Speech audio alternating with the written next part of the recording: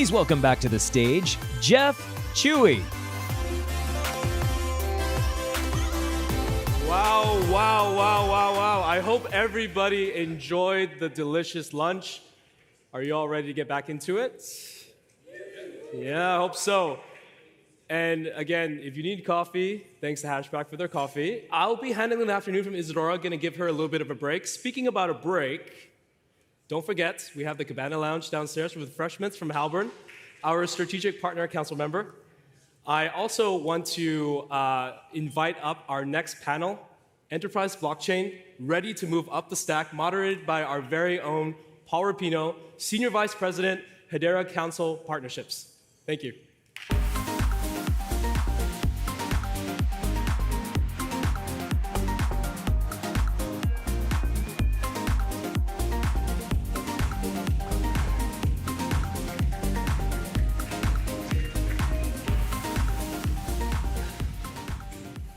All right, thank you all for coming back. Got a lot of questions on Lehman's presentation and Mance's presentation on Clipper, so make sure you stay around. Ask any of us. I don't have my badge on, I guess. Ask any of us to go deeper if we have. If we don't have the answers, we'll definitely point in the right direction. So at Hashgraph, my main responsibility is working with our team to work closely with the Hedera Council members, and that's really understanding how enterprises think about their business problems, how they want to prepare for them, and how they want to go to market. So in the last couple of years, our conversations have really started to turn more toward how is this going to work? We don't really need to talk about the technology anymore. So we've had some very productive conversations there. What we want to do in this session, and I'm thankful to the marketing team and also the GBBC and the network we built there, to get us in the right conversations to address the number one, or the top questions rather, that are being discussed by enterprises both at the council and obviously in the rest of the world. So we've invited this group, and I want to start with a quick introduction, and then if you could say the one thing kind of you're focused on in your day job, and then we'll get into the question time. Yeah, thanks. My name is Seth Wilkes. I'm a managing director at Deloitte. I focus on tax, and so we work with pretty much the entire ecosystem within the blockchain and digital asset tech sector. And so we really are seeing an interesting evolution from our clients being crypto native to now seeing a lot more traditional Wall Street banks getting involved. And so it's really excited to be part of that evolution. Hi, everyone. Wow, that's loud. Sandra Rowe, I'm the CEO of the Global Blockchain Business Council, also known as GBBC, and I am grateful for the support of many of our members, including Hedera and the entire Hedera ecosystem, because here's the reality. We are finally at, or near, I should say, maybe we're not there quite yet, that tipping point where this stuff is getting very real, especially at the enterprise level. So what are we focused on? We're still focused on education after nearly 10 years of educating. We're still focused on bringing together public and private sector convenings. But here's the difference. The emphasis is now on standards.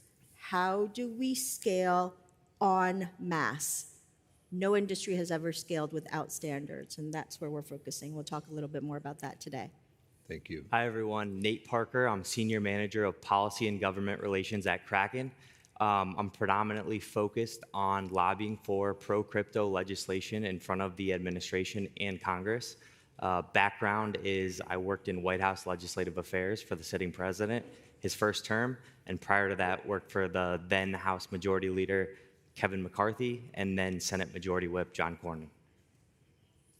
Hi, I'm Dale Christie. I'm Business Fellow, Blockchain Strategist for FedEx.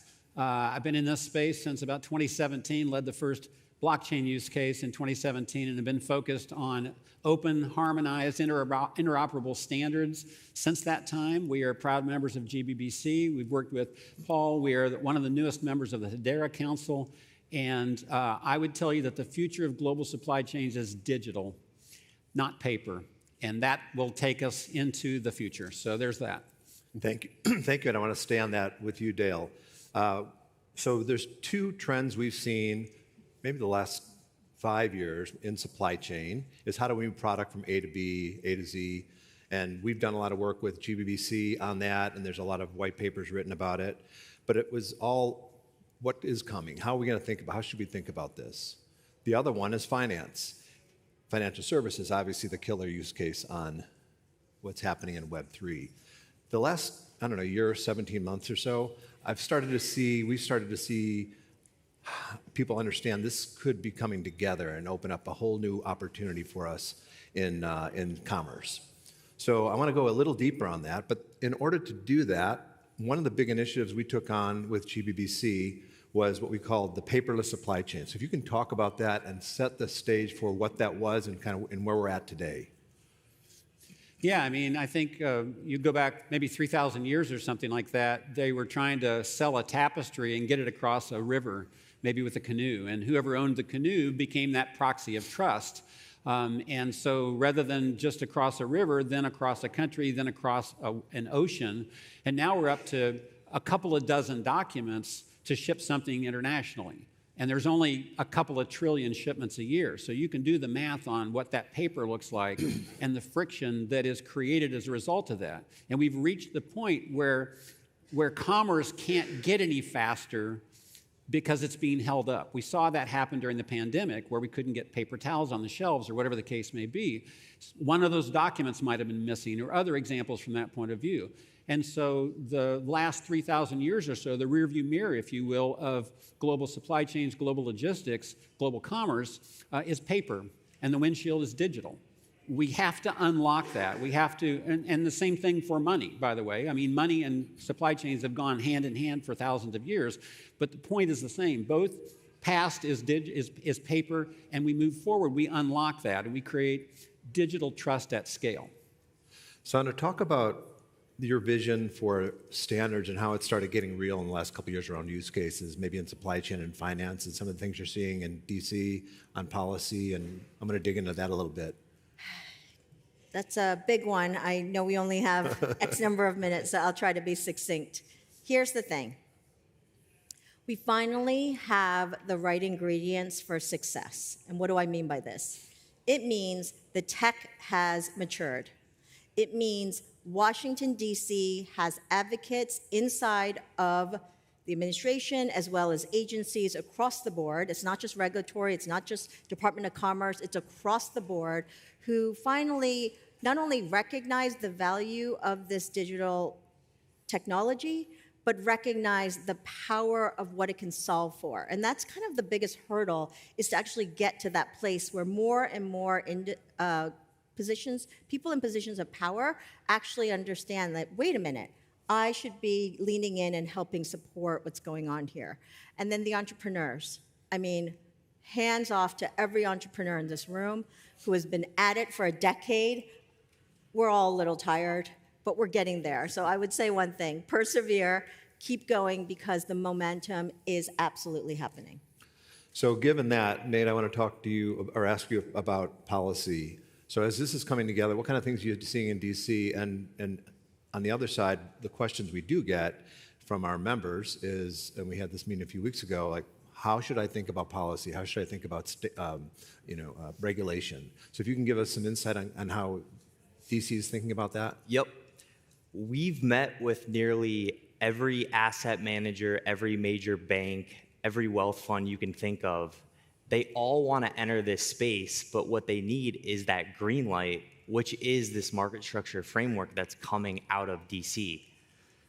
To meet that demand at Kraken, we've launched Kraken Embed, which is a crypto-as-a-service product offering, which allows banks and other fintechs to plug directly into our infrastructure without having to build that infrastructure themselves, so they can offer crypto services to their clients.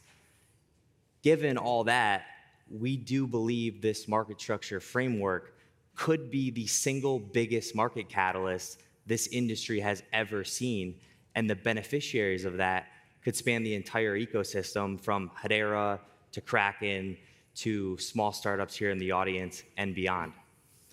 Predominantly, what I think business decision makers should be focused on in Washington is really, now that the bill is largely finalized, turning your attention from Congress to the agencies, because that's where this legislation is going to gain real teeth. Two things decision makers need to be doing. One is responding to these public consultations, and two is going in person to DC and meeting with agency leadership on their specific issues. There is a provision in this market structure bill as written that gives agencies 18 months to propose and finalize those regulations. So it's a really mission critical window for businesses that want to be at the table. So we titled this session Moving Up the Stack, and just to clarify, I mean, we basically want to push the technology in the back. I think Eric mentioned that earlier, in the background, and have the discussion on applications. So as we have those discussions, what we just discussed came up quite a bit, and pointing them in the right direction, pointing our enterprise companies into the right direction, think about the right things is important. But the one that is coming up now more often is, what do we do about taxes if we're going to be using financial payments, rather, or tokenization in supply chain transactions? So I'd love to have your point of view on that, how to think about taxes in the digital world moving forward. Yeah, so it's interesting because when you think about all the products that are being innovated, whether it's supply chain solutions, healthcare solutions, the gig economy, all of that is going to rely on programmable funds. And so that is where stablecoins become incredibly important, and other programmable funds. And so the question that we have to ask from a tax perspective is, what is the thing? What is a stablecoin? And what's interesting is when the Genius Act was passed last year, it was purposely silent on tax. And so there are still rules that need to be made to define what that is. And Treasury issued a request for information from the industry asking, what do we think it is? And in parentheticals it said, like, for example, is it a debt instrument? And so it's important to understand what the thing is, because when you're moving stable coins all over the globe, you are crossing jurisdictions. You have to understand, like, what is the character of the potential income that we're generating? What is the, where is the source? What country should that be sourced to? And so there's a lot that has to be considered. And Nate, to your point about getting involved at the agency level once those, that law is passed and it's gone out, I'll give you a little bit of experience. So I actually was a term appointee at the IRS for a couple of years, and I was hired specifically because of the rulemaking process. They were working on the broker rules, think 1099 DA. A lot of you probably got those this year for the first time. But they had gotten 44,000 comment letters. Okay, and they had to get through all of those, and they wanted to make sure that they had the proper lens of understanding what is something that they need to take seriously versus what not. And so that process, I got to be part of it and see what was going on and see really how thoughtful I think the council attorneys were in that process. And so getting involved is absolutely important at that agency level, because they're the ones who are truly putting pen to paper in terms of, like, what are the rules? How do you follow those rules? Building on that, one of the great things about the council also is the insights we get in a group that we bring to the ecosystem. And Dale, you've talked for many years around the satellite, the space station in the sky. So can you talk about that vision, because it does address the problems you guys have to think about at FedEx with what is a transaction, what's cross-border. Can you talk about that vision and where you see it going? Sure, thank you. Everybody has four walls, right? You're focused on your company, maybe an industry, whatever the case may be. And from our point of view, we go everywhere in the world you can go. We go to 220 countries and territories. And at that level, there are no walls. So the very first slide I would show from a presentation point of view is this beautiful HD slide from space. And I would ask you in an audience like this, okay, look to your left and look to your right. That's actually your teammate in this journey. That's the point that Sandra was making a minute ago. It's all starting to come together.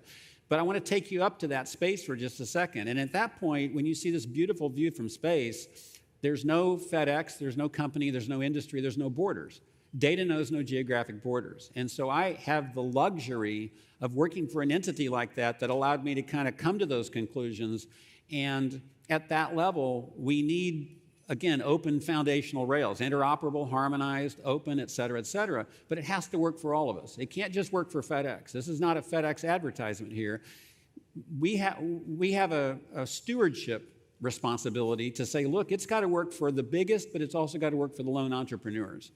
And that connects to the other pieces here. That connects to the comment that he just made about taxes and payments and stablecoins and things like that.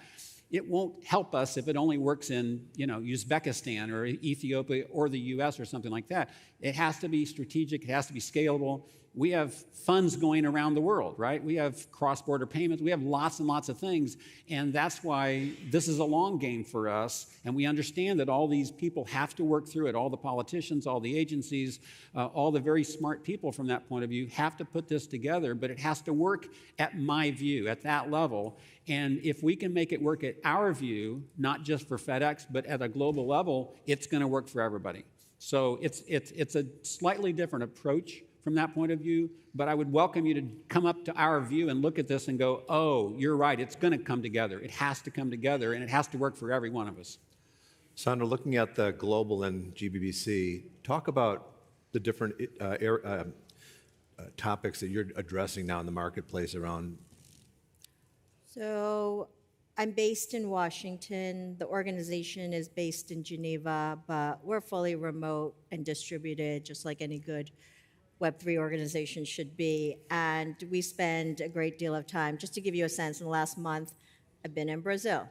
I've been in Singapore, been in Australia, been in Tokyo, and a couple other countries I probably don't remember. The key thing here is that everyone is working on blockchain in some capacity. Here's the rub. Everyone is working on blockchain in their silos. And the key here is to fight the urge to just stay within your confines, as Dale said, within your four walls.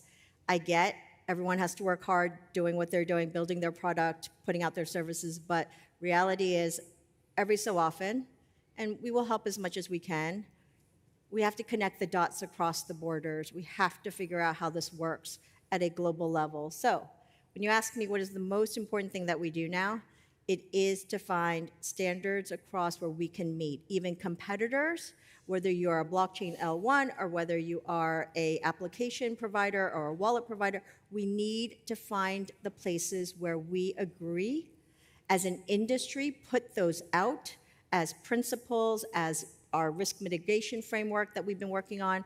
All of these things are incredibly important. Why? Because when we have common language, we have frameworks that we can adhere to, it also helps the regulators on the other side understand where we're approaching things, especially for regulated markets. And so for us right now, number one thing is figuring out the scaling and the standards. So a push for GBBC, if you're interested in supply chain or in finance working groups, please talk to us, because this is becoming obviously a bigger issue than just one company or several companies. It's all thinking and working together. But I do want you to talk a little bit about what you can around the risk mitigation framework that started about a year ago, and kind of where you're moving in that, where you're seeing that gain. I'll try to give you the short version. I always start with, what problem are you solving? Well, the problem that we were addressing is chains, public and hybrid, often are challenged by regulators and regulated financial institutions. Why? Well, they're public. It's a free-for-all. All that transparency is not good for private transactions that I need, and all the other compliance, KYC, AML topics. So we started addressing it. Okay, the trend is towards using public blockchains or hybrid chains of some kind. How would you, as a regulated financial institution or a regulated institution at all, deal with this? And how do we help the regulators get to a place where they get comfortable and don't want to ban the tech? Because that's the last thing we want, right? So we started the Capital Markets Risk Mitigation Framework a couple years ago. It launched the first version, or it released the first version of the framework in July 2025. We just released version 2 in April 2026, last month. It's a gift to the industry. It's a gift to the world regulators. It's gone out to more than 100 different regulators around the world. We've gotten feedback from all corners of the world. And I want to thank Hedera and the core risk mitigation framework folks for leaning in. Because if we don't have groups supporting efforts like this, stuff like this doesn't happen. There will never be any licensing on it, at least while GBBC is supporting it. We are literally putting it out there. Open source, open access, anyone can use it. And it's been great. Do you know why? Because people are getting more comfortable with the concept of using public chains, and there are risk mitigants to how you go about it. This is about risk management. This is about pragmatism. This is about not banning stuff, but saying, how do we deal with the risks? Full stop. So we continue. And the beauty of it is the thought leaders you brought from across the industry just put so much depth into that. Nate, talk about the discussions you're having in DC now versus what you were 2-3 years ago, and what the shift is, where you're seeing. Well, it's obviously been a dramatic 180 shift in Washington, D.C., because we have a Republican majority Senate that can confirm the president's nominees to the CFTC, the SEC, and throughout the administration. We're also seeing a dramatic pivot from the Democratic Party to be more supportive of pro-crypto policies. And from day one, we've always said, you know, this is a completely apolitical issue that should not be politicized. And I think we're getting back to that place, which is great for everyone here in this room. Going back to Sandra's point about on the global stage, the majority of G10 nations are advancing fit-for-purpose rules to regulate this industry. The US is 2 to 3 years behind. Europe already finalized rules, which are live. They're 2 to 3 years ahead of us. The UK is about to finalize rules. Australia is finalizing rules. Singapore has a framework. So it's really critical that the US gets this bill passed in the US Senate in the next 2 months, because if they miss this window, we're heading into a divided Congress in January, and the two parties will not see eye to eye on what that market structure framework looks like, and we won't see one till at least 2028 in the US, which is going to put us several years behind. And it would be a shame for the deepest and most liquid capital markets in the world to miss this opportunity. Seth, can you give us a bit of insight, where you can, on what it's like talking to your customers now versus a few years ago, and the work that's being done on policy? Does it obviously seem to give them more comfort, but talk about the perception and how it's helped you. Yeah, so I think that, again, we're part of an evolution, right? And I think, you know, from an outside perspective, looking at this industry, it's felt a lot like the Wild West. And the reality is, I think that where we truly have matured as really is in the policy space, and is about getting the right voices into the right room to talk about what the real concern is, like, where is the law now, where does it need to go? And so I think that the conversations with our clients are maturing as well. You know, they're moving more towards an acceptance that regulation is a part of life, but how do we build it in a way that doesn't get in the way of innovation? And so it's been really exciting to see that proactive approach and seeing the maturity of, you know, how they are seeing themselves in the market. And again, you know, in the tech sector, we talk about moving fast and breaking things, right? Well, in the highly regulated space of like the, you know, traditional broker dealers and banks, they do not move fast at all.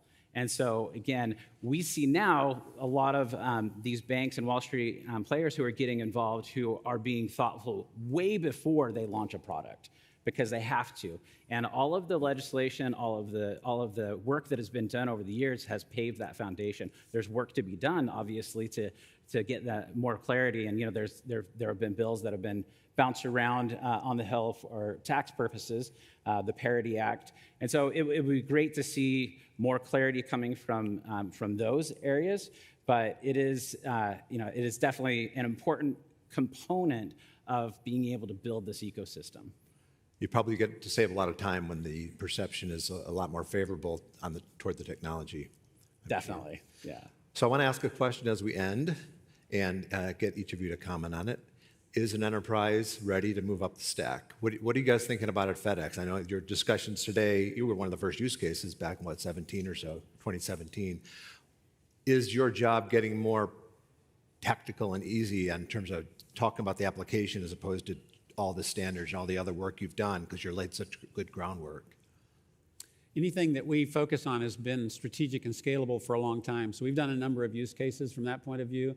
Again, I can only speak from my perspective, which is this big, huge perspective, but we're not there yet. We're not, that being said, I don't want that to be the takeaway. I want the takeaway to be, I think we're at this inflection point. We are at the moment that Sandra just mentioned, which is the planets are starting to align. We've heard this now from everybody on this stage, from their various areas of expertise. We are at this moment in time where many of us have been doing this for a number of years. So if you're new to that, welcome. For the rest of you, we've all got our wrinkles and our efforts and the calluses and everything else to show for that. But we're at that moment in time where we've got to keep pushing through this.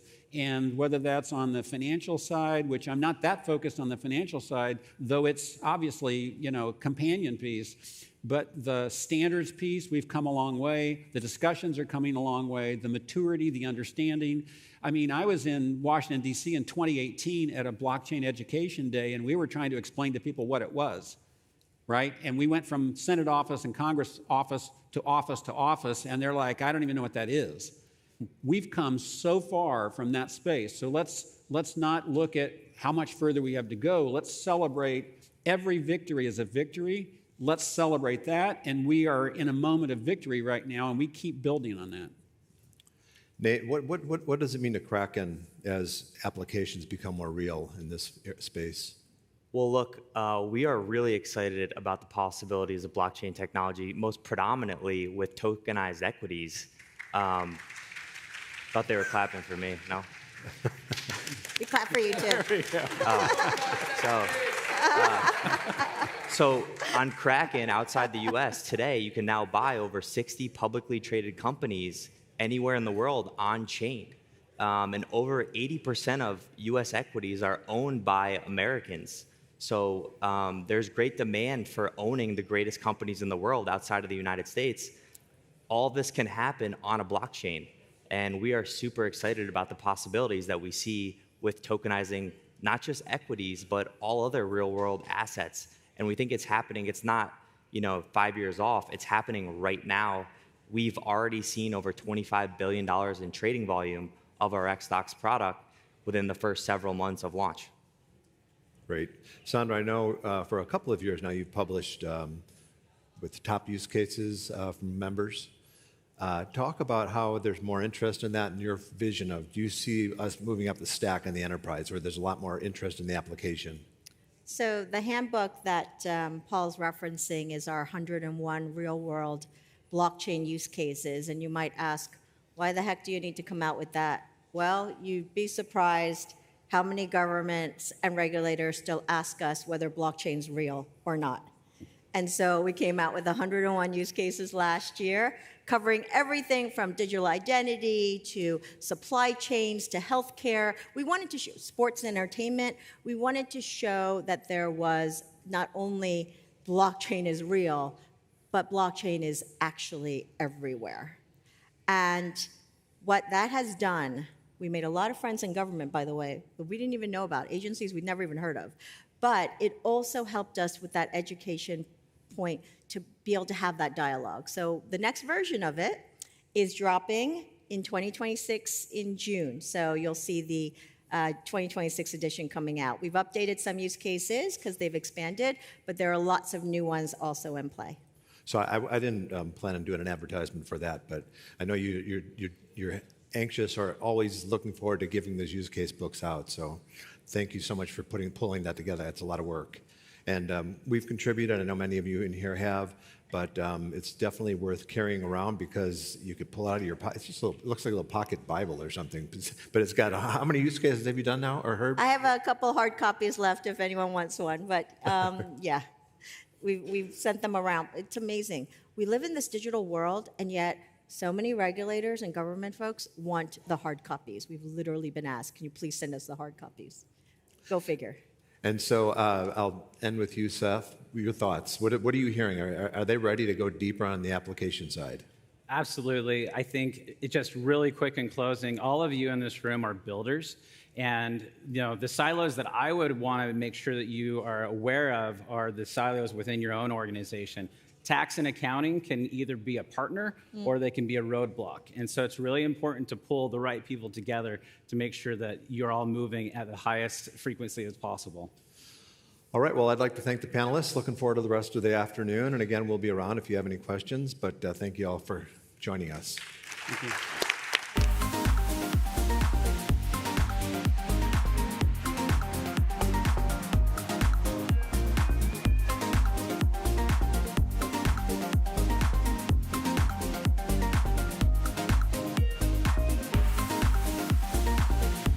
All right. Looks like we got a packed room again, but I do want to say hello to everybody online. Thank you again for joining us. We're not forgetting you. That was great. So we've been moving up the stack, but now we have to actually move on with the rest of the agenda. I'm super, super excited because it's also very rare that we have a group of great panelists who's talking about them launching ETFs with HBAR. And so I'd like to bring up the next panel, the ETF effect, what comes after the first wave. Panelists, please come on.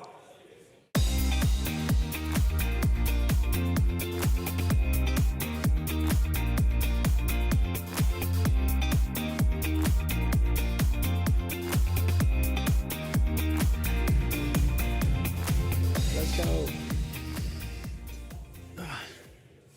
All right. So, the first wave of ETFs proved that we have market demand and we have product fit. The next wave is really going to determine, can crypto ETFs become a core component of a modern portfolio? Now, before we figure out where we're going tomorrow, I think it makes sense to figure out how did we get to where we are today.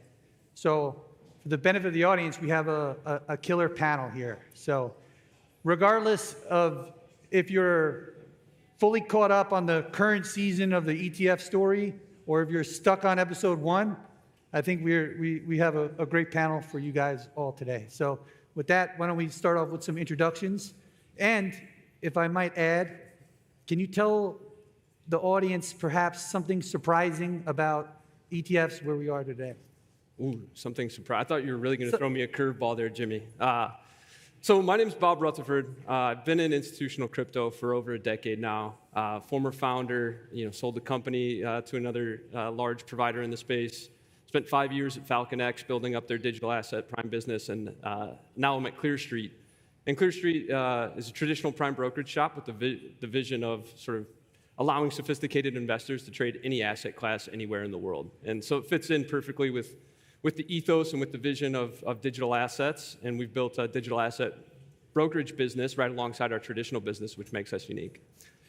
Things that are surprising in the ETF space. I can tell you one thing that surprised me, and that's that many long-term token holders, funds, individuals that maybe had never traded securities or certainly had an aversion to trading securities, have been very active in that space. And I think that's because the utility of ETFs and the ability to cross-margin products at their traditional prime brokerage shop has been a big unlock for them, whether it be yield or risk management or anything of that nature. And I think that development, especially from that subset of market participants, has been quite surprising.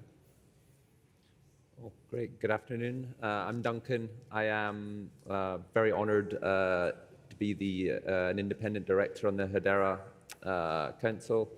And I'm also president of 21 Shares. We are Europe's largest crypto asset manager. We have about $7 billion across the US, Europe, Australia, and Brazil. And we started as a kind of an ETF, ETP provider, and expanded into structured products and now active management.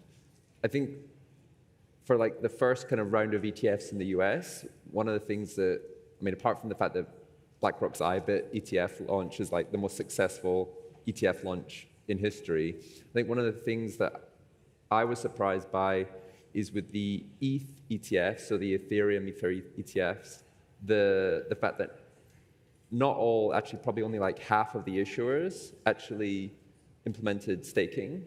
I think it speaks to some of the kind of maturing that still has to happen within this industry, and like a little bit of a knowledge gap and kind of infrastructure gap. Yeah. Hey, I'm Stephen McClurg, the CEO of Canary Capital. We're a fairly new firm. We've only been around for 2 years, but our team has been in either on Wall Street or in the ETF business or in crypto for a lot of years. I was a traditional fund manager that went to the dark side in 2016 to get into blockchain, primarily because I was a bond manager and I saw a massive opportunity to essentially tokenize bonds. And that was about 10 years ago. It's finally starting to happen, which we're really excited about. On the ETF front, what's really interesting is since about 2017, I've been working very closely with regulators in the US on education and trying to get a Bitcoin ETF, which my last firm, Valkyrie, we were one of the many firms that launched a Bitcoin ETF and other Bitcoin-related ETFs. But now that the US is on the forefront of ETFs globally, the biggest shock to me is how many other countries that don't have the ability to access capital markets in their own country for crypto ETFs are investing in US ETFs. And that's been absolutely fantastic to watch. And a lot of the rest of the world is working very hard to catch up. Hi, my name is Doug Jordan. I'm co-founder of YieldFX. We are a programmable multi-currency deposit platform built on Hedera.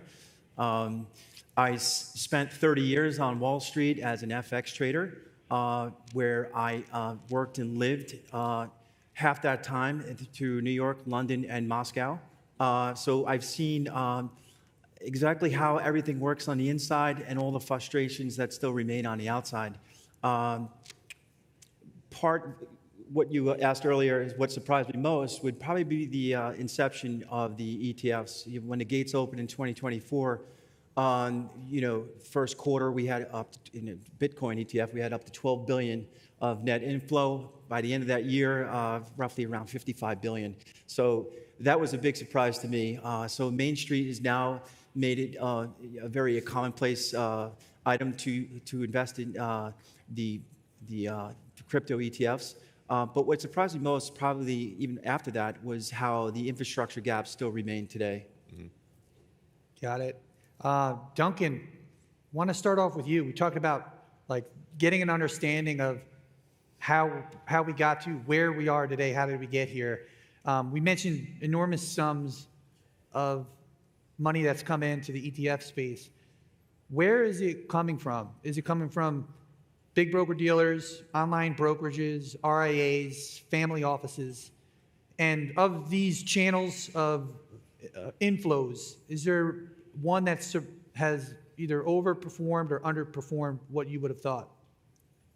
So I guess it kind of depends on who the issuer is. Maybe I should have used that as the one that surprised me, because I don't know, some issuers are very strong with the RIA community. They have big sales teams going out, knocking on doors, picking up the phone. Others have done, let's say like a BlackRock, they've got a whole mix. They had a huge amount come in from Asia as well, like enormous amounts come in from Singapore. And 21 Shares is not as strong with the RIAs. It has much more interest from hedge funds, prop desks who use us for liquidity. So it really depends.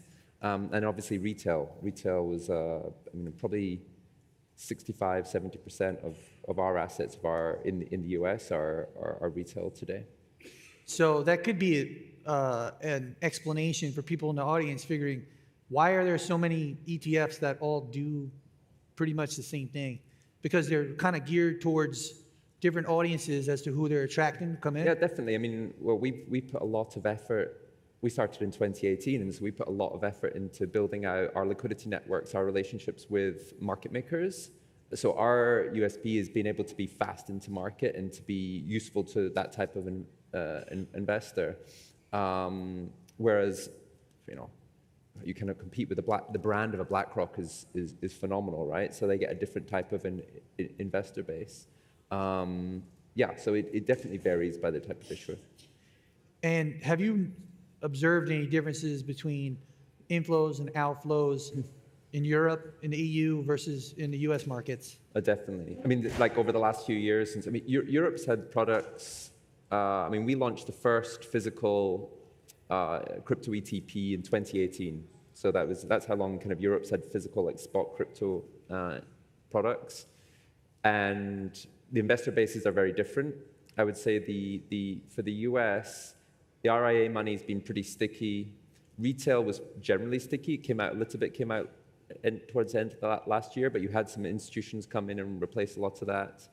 The Europe, it's 50. I mean, we're 50% institutions, so wealth managers, hedge funds, prop desks, and so and they've been in it for a long time, and so they trade actively.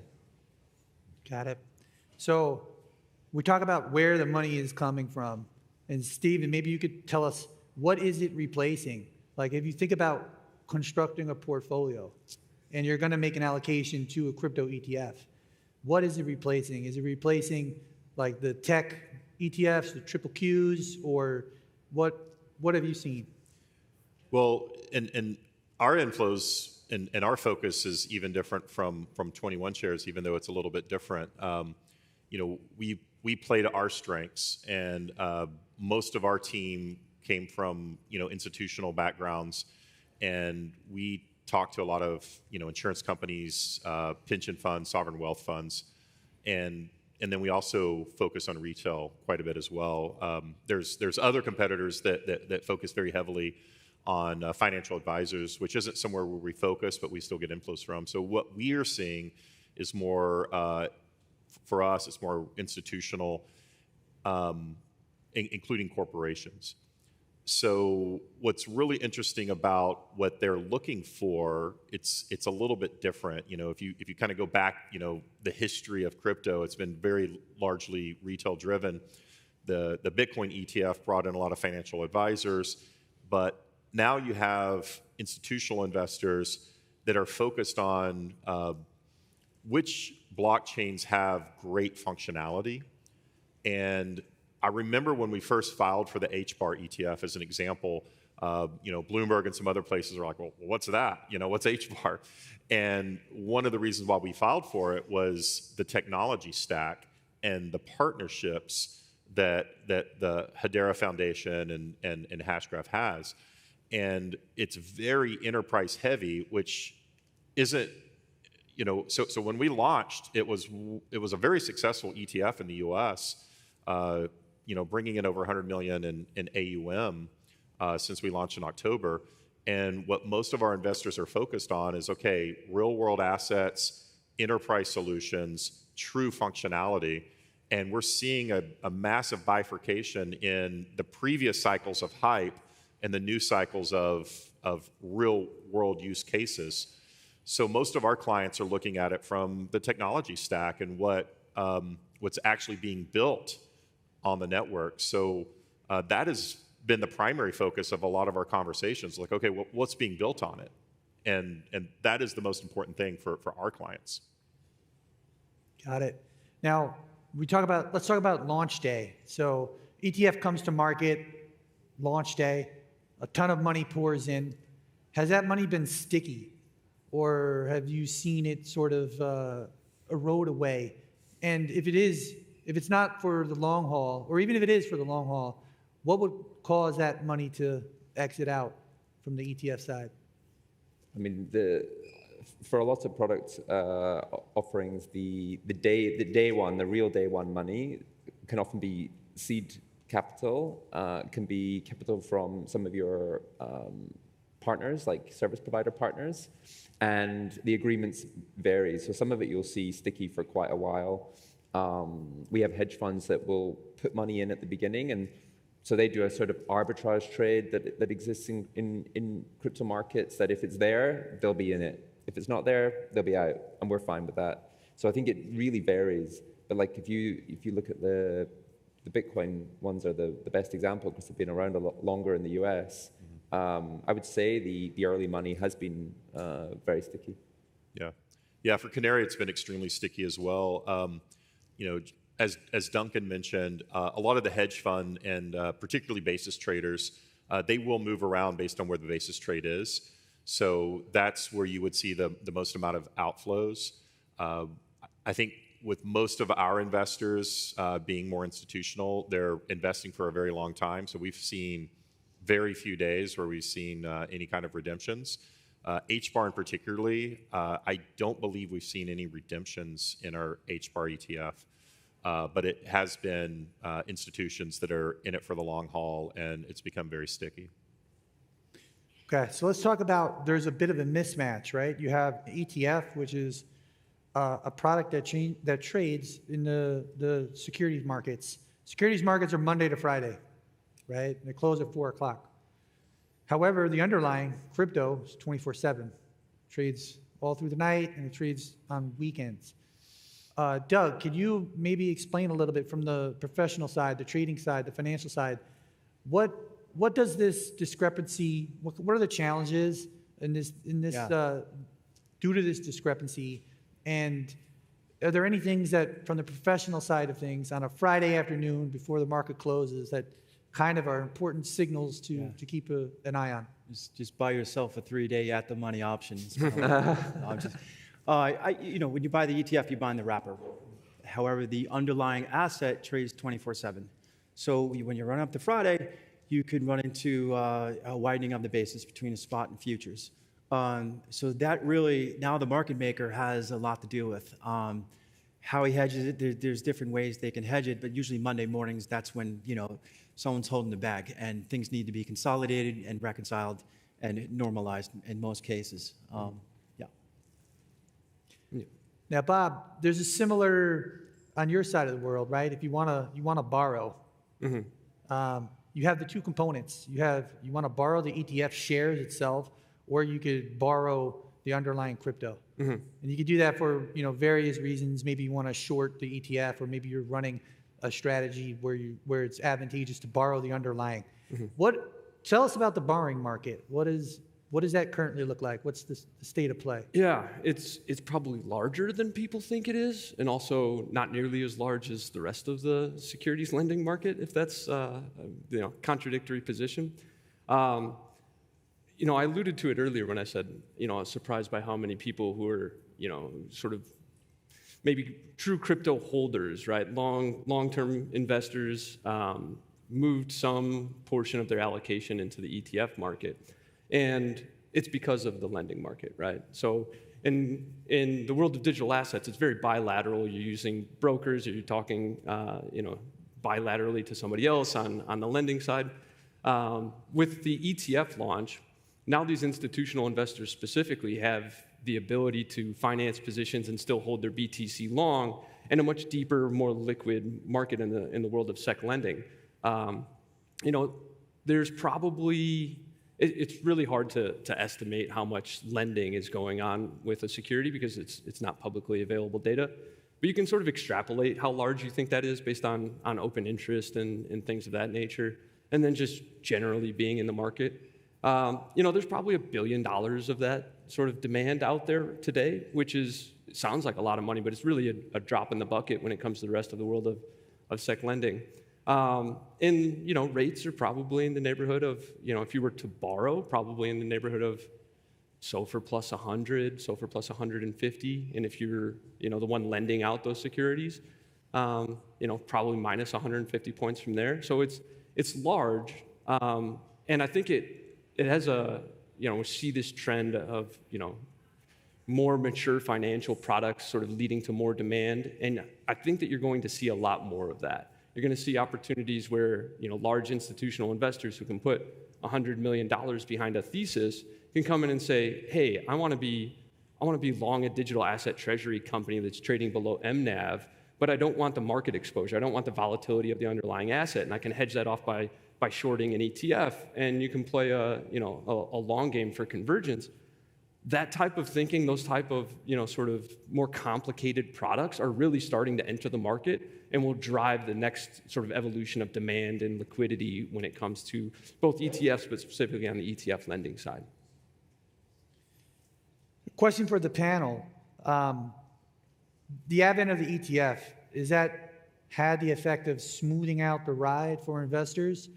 Or has it just sort of transferred some of the bumps in the road to the professionals involved, the APs, the authorized participants, and the market makers?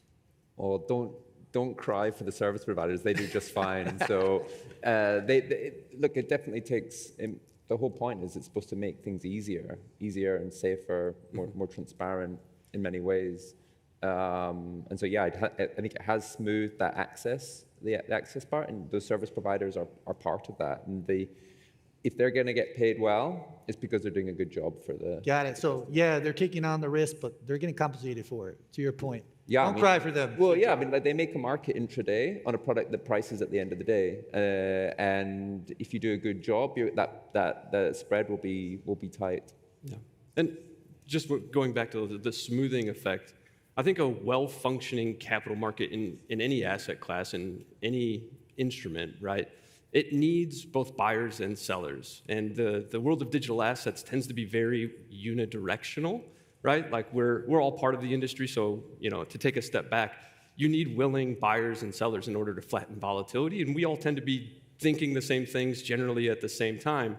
And so opening up the aperture of people who can access this product and express an opinion on it, whether it be selling it, borrowing it, shorting it, whatever, is generally good for a market, right? Yeah. And we should all, our opinions about centralization and decentralization shouldn't play a role here. That's the beauty of blockchains and digital assets, is it's my decision how I access this market. If I want to do it in a decentralized fashion or in a centralized fashion, that's my decision. And the more people participating, the better the market sort of handles that volatility. I was going to say, launch into the hot take, Bob. You set me up. So we have a mixed audience. We have TradFi. We have all types, more on the tech side.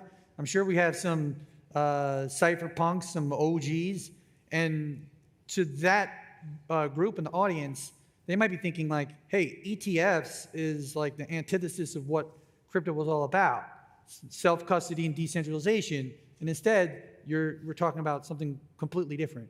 How does that work? How does that all work and fit in?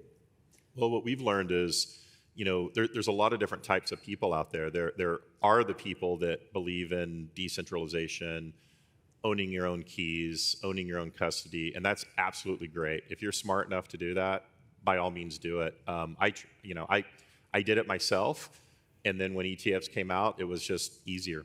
So most of my assets have moved over to ETFs in the last few years.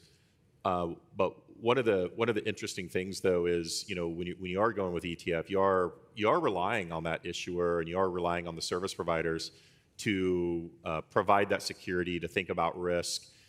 For instance, when we look at risk, we're looking at who are we trading with, who are we custodying with.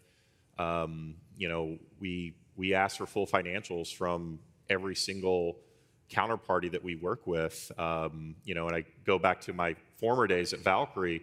I remember there was this company called FTX that we were planning to work with, and we asked for financials, and they said, "Yeah, we don't show that to anybody. There's a line of people wanting to work with us. If you want to work with us, great. If you don't, then go pound sand." And it was like, fine. Well, did they hit you with the "trust me, bro"?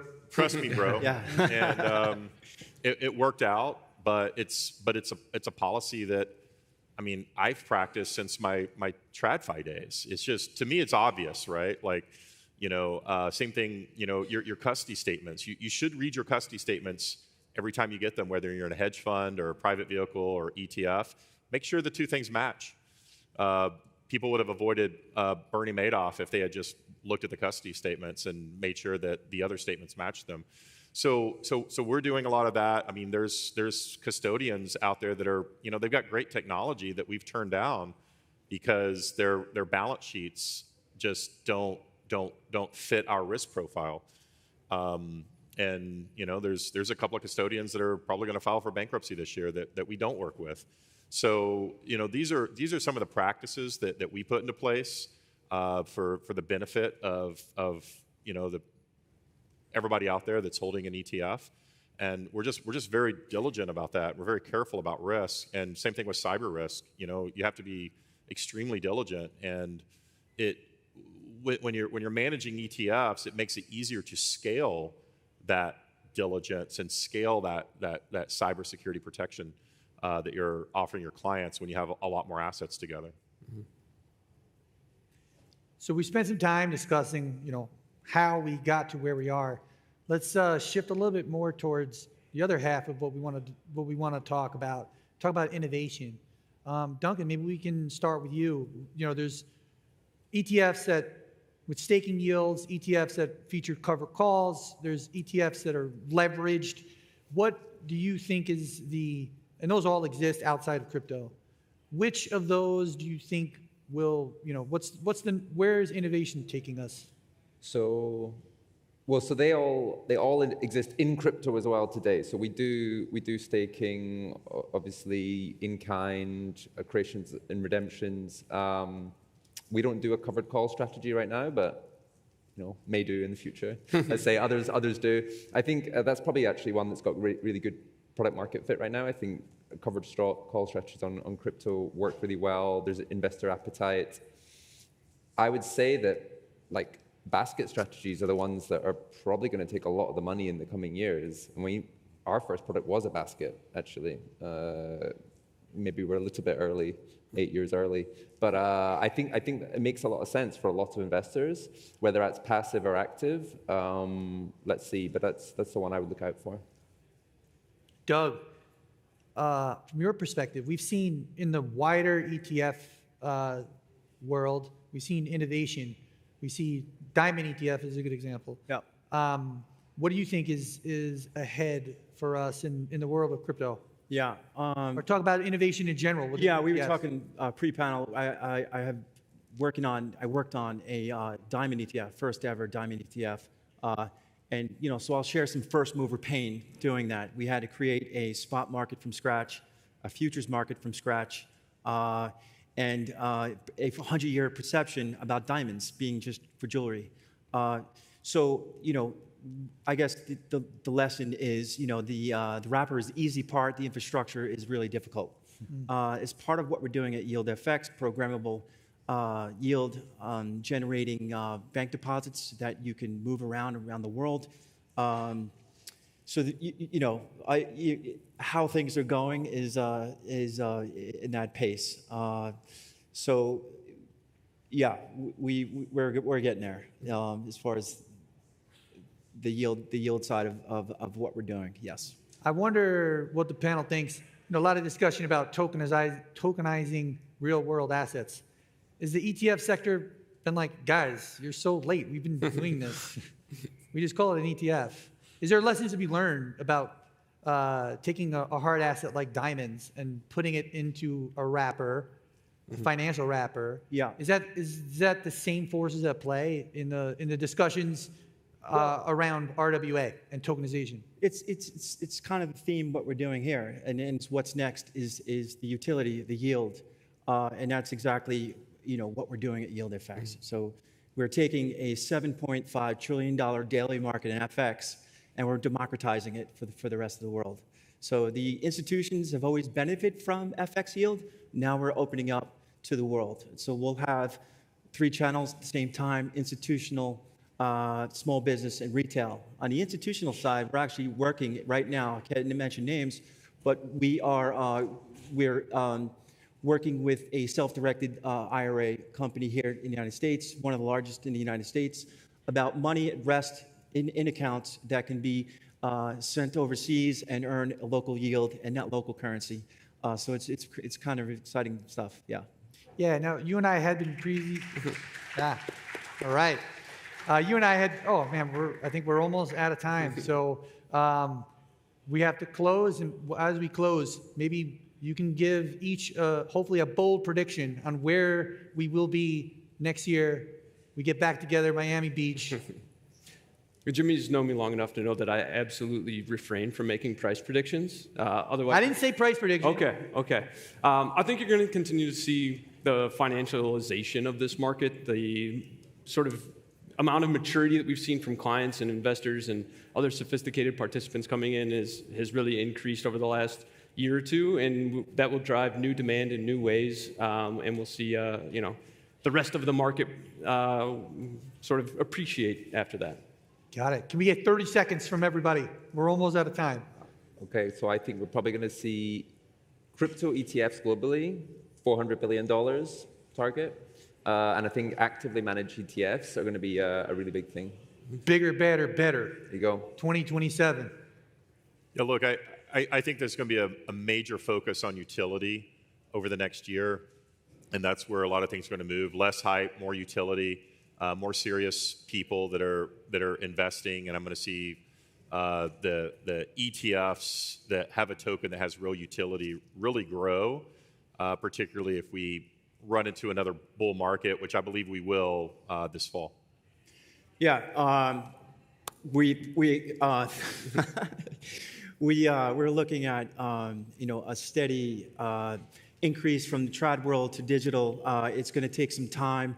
And once the three things I like to look at is cost, speed, and reliability, efficiency. Once that becomes more compelling, the whole trad world will accelerate towards us.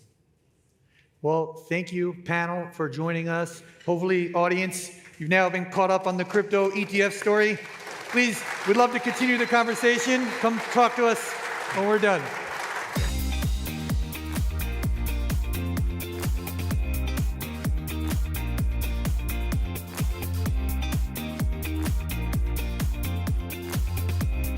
All right. Again, thank you to Jimmy Morgan, General Counsel Hashgraph, for giving us that very insightful panel on the inner workings of ETFs powered by HBAR. Without further ado, we're pivoting from institutional adoption of crypto into new payment rails of tomorrow. Please give it up for our esteemed group of payments experts who are true frontiers in the next generation of cross-border payments without the pain panel, moderated by Alicia Changani from the Atlantic Council. Thank you so much. Panelists, please come on.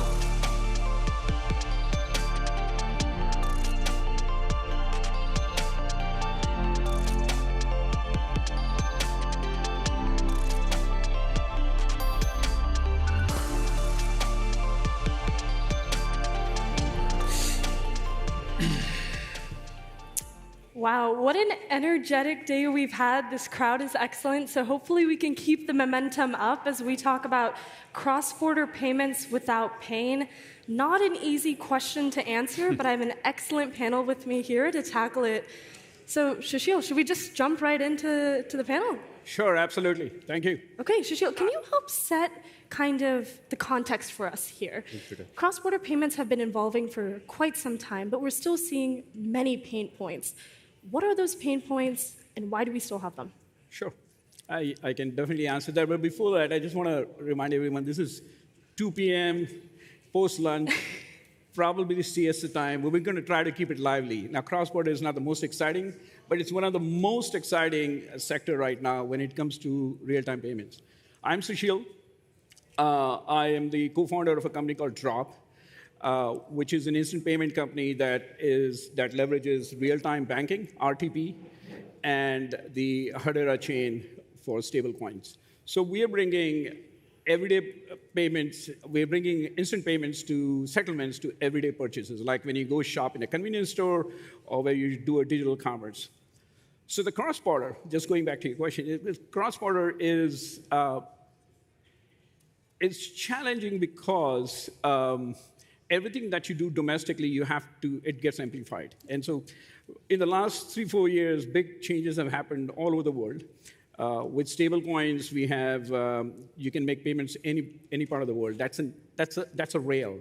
With real-time payments, which is RTP and FedNow, you can domestically pay anyone, and the rest of the world is way ahead of that. I mean, if you go to India, Indonesia, you go to Brazil, they already have instant banking rails.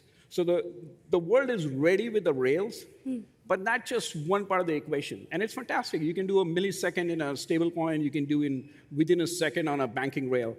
But there's a lot more that needs to be built for payments to happen, which is you need to make sure that and we learned it the hard way, I have to tell you. We were very excited in the first 90 days when we built Drop. But then there was so much we had to build in the next 3 years, which is you need to make sure that your product, your payment platform, really works in the operating environment of a merchant, of an institution. And that's where the challenge is. No one is going to change their infrastructure because you have a rail that is cheap and instantaneous. They love it, but they're not. So that's where the real issue with cross-border and all of these payments is, like, how do you make sure that the two parties are trusted? How do you verify them? The ledger does help, by the way. The Hedera ledger and all the other ledgers do help. You got to make sure that the settlement really did happen, and you need a proof of that. And then you have everything else, because at some point, that token, that currency has to be converted to fiat. So you have all the issues of off-ramp, on-ramp, which you have in a domestic market, but now extend that to globally. So it becomes challenging because you're working with different partners who you have to trust. All the KYC, KYB, which we do domestically, has to happen in the rest of the world. And that is where the challenge is. So we've solved, in the last 4 or 5 years, we've solved the big problem of instant settlement, and it is here to stay. This is it. This is how we're going to do payments. But a lot needs to be built in terms of technology and openness for global payments to really happen, or cross-border payments to really happen. Thank you, Sushil. That was very helpful framing for our conversation. Rob, I'm going to throw this question over to you because, very simply put, how are you seeing digital assets actually solve some of the issues that we're seeing in cross-border payments? And where are we still seeing some of those gaps? Thank you. So I'm Rob Allen. I'm currently the head of the Hedera Enterprise Adoption Team, which gives me the unique and amazing job of working with all the Hedera Council members on their project. So I do see cross-border payments comes up a lot as a use case that both regulated industries and corporates need. Of course, every multinational business needs to move value across borders. They do it in different ways. There's a lot of friction in the system. But it's actually the biggest prize. I mean, it's a huge, huge opportunity with a lot of pain and friction. Depending on which report you read, there's $200 trillion worth of value goes cross-border, $200 trillion. And that is expected to go up to over $300 trillion in the next 5 years or so. It's huge, right? So if you've got a massive pie with a lot of friction, there's a lot of opportunity within it. So your question was, what does... Oh, and by the way, if we're talking about stablecoins, you mentioned digital assets, but actually if we're moving value, the digital asset of choice at the moment is stablecoin, which is kind of forms of tokenized money. If you look at the fact that there are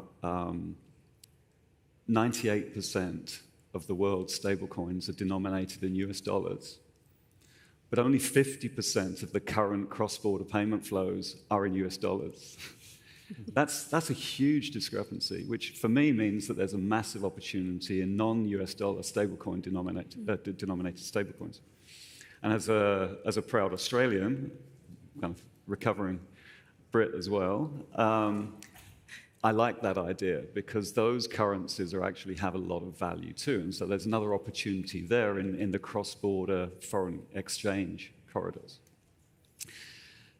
So the question is, how is it solved by this technology? Well, as Sushil was saying, the technology is largely solved. I truly believe the technology is solved. What we don't have is liquidity across the networks. What we don't have is the easy ability to do interjurisdictional movement because of different regulatory treatments. And we don't have consistency in the infrastructure around what's being done. So it's very easy for me to send a stablecoin, USDC, from my wallet to yours. Yeah. But I can't really easily do it unless I'm using Circle to do it via the different chains that they have chosen for me to move between. What we announced today with Clipper changes all of that. So before I hand over to my illustrious panelists, I think that is actually a massive game changer in this particular use case, along with many, many others. Absolutely. And so, Dennis, Rob talked a little bit about kind of the solutions that digital assets can bring to cross-border payments, but you actually work sort of in the traditional space. How are you seeing digital assets integrate into traditional settlement infrastructure? And what parts do you think are equipped to adapt, and where do you think more transformational change is needed? Okay. First of all, with Shinhan Bank, I overcharge of the domestic and global tokenization projects here and there. So as a financial institution's perspective, the integration of digital asset into FI instrument is very crucial. Yep. So I think Shinhan Bank is a very good position to speak on behalf of FI, since we are doing a lot of projects here and there. When you think of integration, people may think of it as a sort of just development work of integrating one system to another.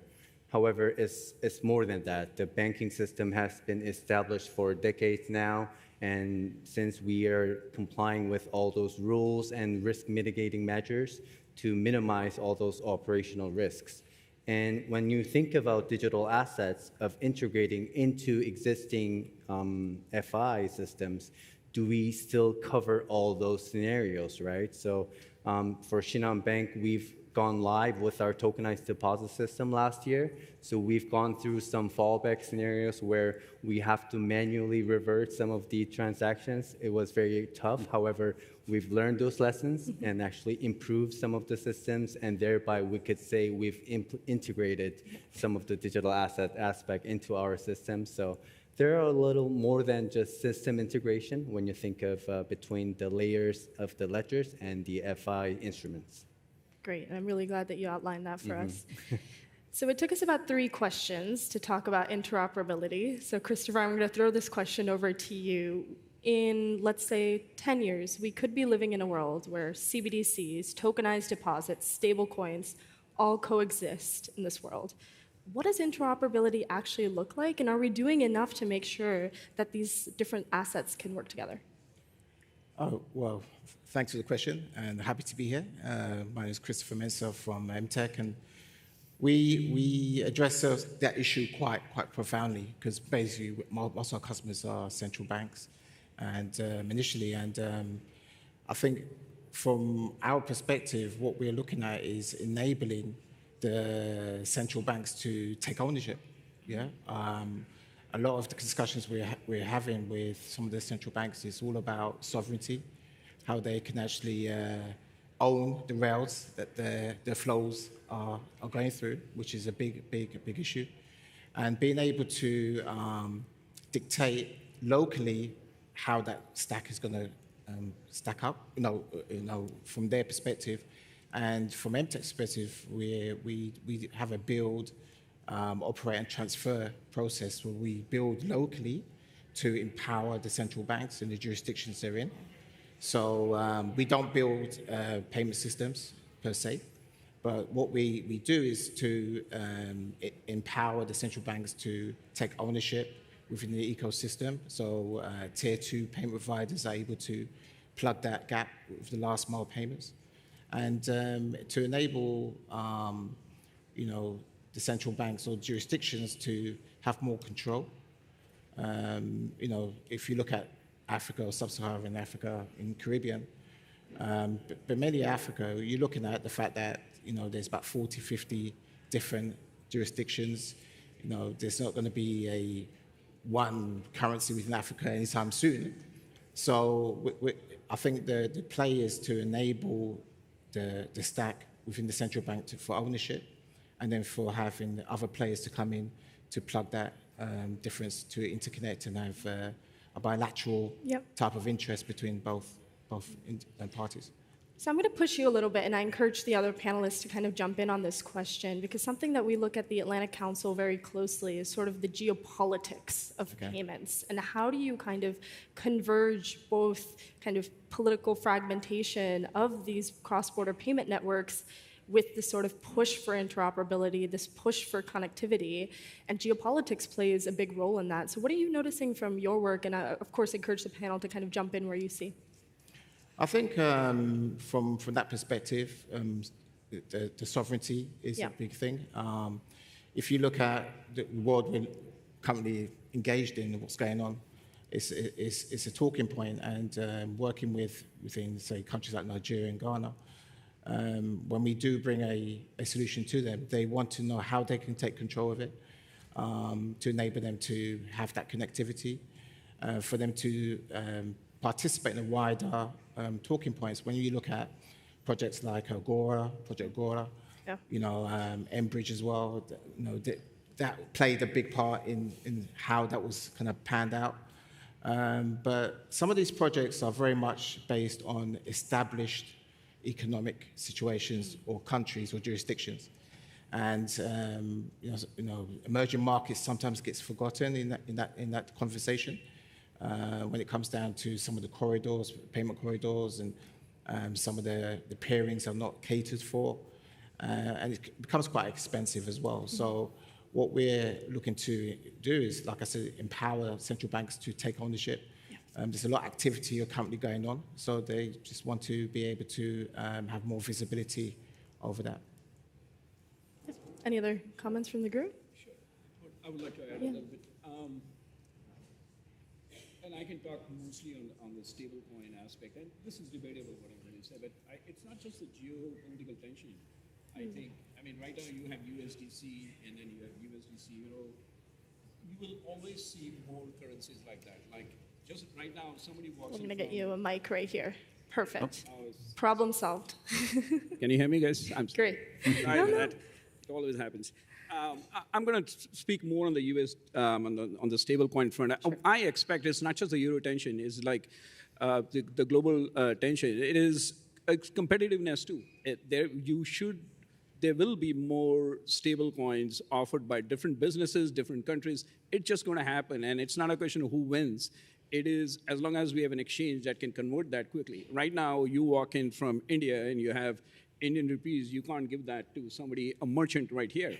What is going to happen in the future is, let's say you have USDC India, they could walk into the 7-Eleven here and it won't really matter because it's been converted. So I don't think it's just the geopolitical tension. I see that all of these can work together. I expect a lot of stable coins right in US.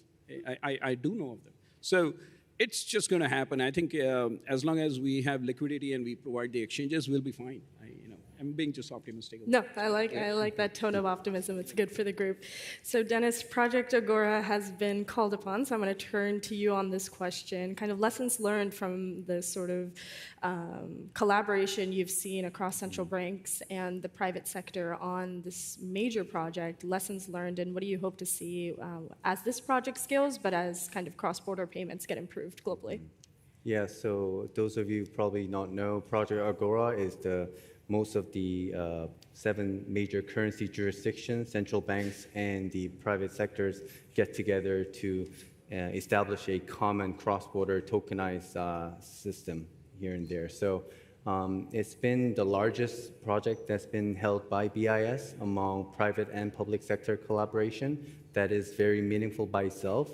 And as a participating bank, there are a lot of lessons learned in the first place. And we've talked a lot about fragmented projects among jurisdictions, and that being very much being solved at the first place, since all the major currencies being get together with private and public sector at the same time, and also the interoperability between all those jurisdictional fragmentation is being considered, which is difficult to solve. However, it needs to be solved at some point. So we're very in an active stage of implementing all those compliance risks and the jurisdictional specific measures that needs to be accountable for the common layer at this time. So those are very valuable lessons for Shinhan Bank, and we hope to build this forward and potentially be a standard instrument for cross-border payment using tokenized deposit and reserves.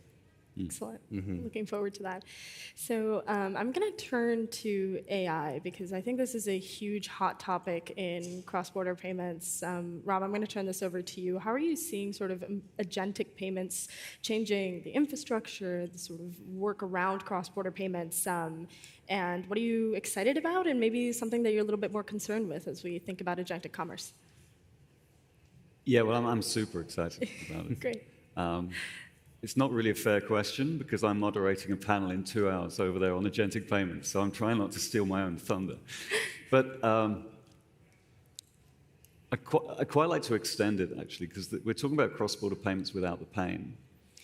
And a lot of cross-border payments so far in this kind of new DLT world, as represented by these gentlemen here, has been solved within the context of existing systems. Right? Quite obviously, we've got regulators, we've got regulated industries trying to implement new technology in a way that solves problems, solves the pain. However, we've got technology that can do so much more. And I kind of refer to the 5 C's of money. Yeah. Central bank money, commercial bank money, community bank, or community money, which is, corporate money, which is like loyalty points and rewards points, which could be, true value transferred. Then community money, and finally, computer money.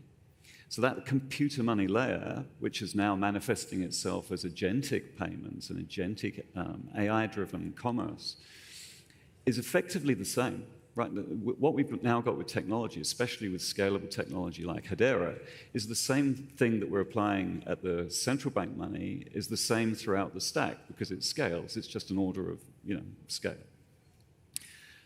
So if you've got the same technology that can implement a CBDC with high value, kind of low volume type payments, and one that can implement tiny micro payments that move at the speed of light across fiber optic, how do you kind of implement the regulatory frameworks, the risk-based frameworks, the infrastructure that prevents all of that going crazy and complete chaos? I think that's the challenge that we have now. We've got 2 or 3 years before agentic payments really kind of hits its stride, I believe, in full adoption. Obviously, we're seeing it now, but full adoption. Part of the problem, part of the solution, rather, I think, is standards. We need to be able to talk the same language. We need to have new standards, but we need to implement technology in the standard ways to be able to prevent this kind of, because the bots will operate at a speed magnitudes faster than we can, and we can't have a human in the loop all the time in order to kind of put the brakes on that. Yeah. So how do we solve for that? And I think that's the pain that potentially we're leading into. Cross-border gives us another layer, right? Because we're talking about interjurisdictional payments, we're talking about the ability to kind of trade FX in real time, between currencies. Yeah. All of that needs to be controlled somehow, and I don't think we've got solutions for that yet. Okay. Sushil, I know we were talking about AI in the back, so I'm going to give you a chance to jump in on the agentic payments. No, I think with cross-border payments, agentic AI is definitely very much aligned with it. I mean, the machines or the agents could be any part. We get requests. We are mostly domestic. We get requests, but we have the same issue. You can do agentic commerce using Drop and using Hedera. But I think what Rob was mentioning is you still have the same regulatory framework because you still need to do compliance with the other party. At some point, that agent is owned by somebody else, by some merchant. So it still needs to come together. The technology is there, and I think I'm going to keep saying the operating layer, how you operate, that's not going to change just because we use blockchain or because we use instant settlement. I still need to know who's the receiver and who's the acceptor. So those are the challenges. I'm wildly excited about agentic AI. I think we started the company as a micropayment provider. People thought it was cute. That was like 3 years back. They said, yeah, you could buy a video. With agentic AI, that's exactly what it is. Buying credits on ChatGPT or something. That's all agentic AI. So I'm excited, but it has the same challenges. Whether you're buying, whether you're doing a remittance cross-border or you paying an agent, it's the same. It has the same challenges, operating-wise. So. Yeah, makes sense. So Christopher, we just outlined where a lot of this is heading. I'm curious where you think, as private sector builds these models, what do you want to hear from the policy community? What do you want to see from policymakers, regulators on these issues, especially with cross-border payments? I know the G20 is heavily involved. The US has the G20 presidency this year, and the cross-border payments roadmap ends in 2027. We're rethinking it. But how are you thinking about what policymakers should be doing to encourage the without the pain that we're talking about today? Well, just based on our own experience when it comes down to innovation and the jurisdictions that we handle, you're getting a lot of fintechs or vast building without actually having the policy or the regulatory framework around it. So, I mean, we build infrastructure to enable policy to be an oversight to manifest itself. So if you're looking at the kind of projects that we're doing is the regulatory sandbox and having a clear path for the private sector and innovation to happen. But at the same time, it's giving the regulator an idea of what kind of policies they're able to implement based on the activity within the actual sandbox. And we're seeing a lot of transactions through risk mitigations and being able to assess exactly what is going to go on in the marketplace based on the sandbox participants, but at the same time, the regulators are able to enforce policy that is fair. And if you compare it to the UK, it's a bit of a different outlook. There's a lot of catching up to do, I believe, for them to actually put the right policies in place to accelerate innovation. Obviously, the recent happenings within the US has accelerated a lot of activity, but having a policy compliance first approach, I think, is the best way, and then everything will start to fall into place. Absolutely. Yeah. So I'm going to borrow a kind of thing we saw in the first panel today, where about some positive headline. I'm not going to go into the sad headline. I'm just going to stick to the positive headline as it was outlined this morning. 2 years from now, what do you hope we've accomplished in sort of the cross-border payments debate, hopefully without the pain that we're talking about today? Dennis, I'm going to start with you, and I'm going to go in a weird zigzag to wrap us up. Well, personally, 2 years from now, I hope a little more legal framework being cleared out in Korea, in my jurisdiction, regarding stablecoins and digital assets. So for us like FIs to have more business out of it. And to be more of a serious answer, I think 2 years from now, I want to see more of a cross-jurisdictional projects that's being initiated and developed, and alongside with those public sectors heavily engaged. So me participating in Project Agora, what sort of got me is how public-driven projects can be sort of very conservative. However, it's very well established from the beginning. So I think when you talk about the cross-border system, you have to think about both parties at this different jurisdictions. So there are a lot of areas to be considered. So I'm expecting to have more of those projects and initiatives going, and looking forward to share more of that in the later stage. Excellent. Meaningful public-private collaboration. Okay. Push for it more. Rob, over to you. Yeah, 2 years is really quite a quick period of time, but it's also a very long period of time in this space. So I think we'll get, and I hope we'll have global clarity on treatment of stablecoins, because that will enable us, even if they're different within jurisdictions, that will enable us to define how the interchange between those currencies, those stablecoins will work. Stablecoin interchange is really important because that allows not only the interoperability between all of these networks, but also the liquidity to flow. So interchange with clarity around stablecoins and other forms of tokenized money. So tokenized deposits in private chains with stablecoins in public chains interoperating like we saw on Clipper. I think within 2 years, we're absolutely going to see that. And then the FX element will follow as well. So that 200 trillion or 300 trillion prize is actually within reach then for this new technology. It won't be there yet, but it will be there. The second part answer is that in 2 years, we'll have a far greater idea about how agentic payments is going to transform everything. And as someone who tends to the utopian rather than the dystopian future, I think that will make a massive difference to everything that we're doing. Absolutely. Christopher, over to you. Well, I think, obviously forecasting, one thing I would like to see is a standardization of how CBDCs across the world are created with central banks, because, if you're working in silo, Thank you. Excellent answer. Wonderful. They like that one. Great idea, great idea. Yeah, so having that standardization will enable frictionless interoperability. It will enable even CBDC reserves against stablecoins, which I would like to have brought that up as well, how that works, create more liquidity in the market, trust, and so forth. But standardization, absolutely. Great. Shashil, close us out. Yeah, sure. We have, I'm speaking for Drop here. What I would like to see in the next 2 years is us doing digital commerce, in-store commerce between US and Canada and Mexico. Okay. And you should be able to do it seamlessly just the way you do it here. The second goal, and after listening to Clipper today, I'm hoping to have access to the liquidity pool from all the other chains in USDC. So that's our goal. Very optimistic note for us to end on. Thank you all for joining. Can I get a round of applause for our great panelists? Thank you.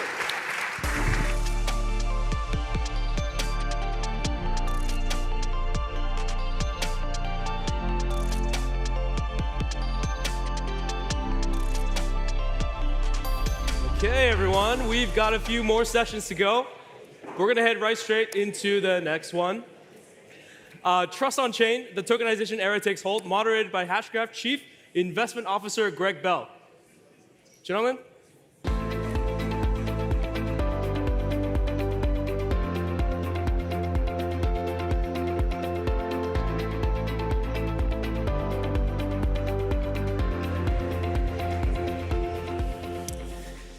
Well, today we have an absolutely fantastic lineup to talk about tokenization.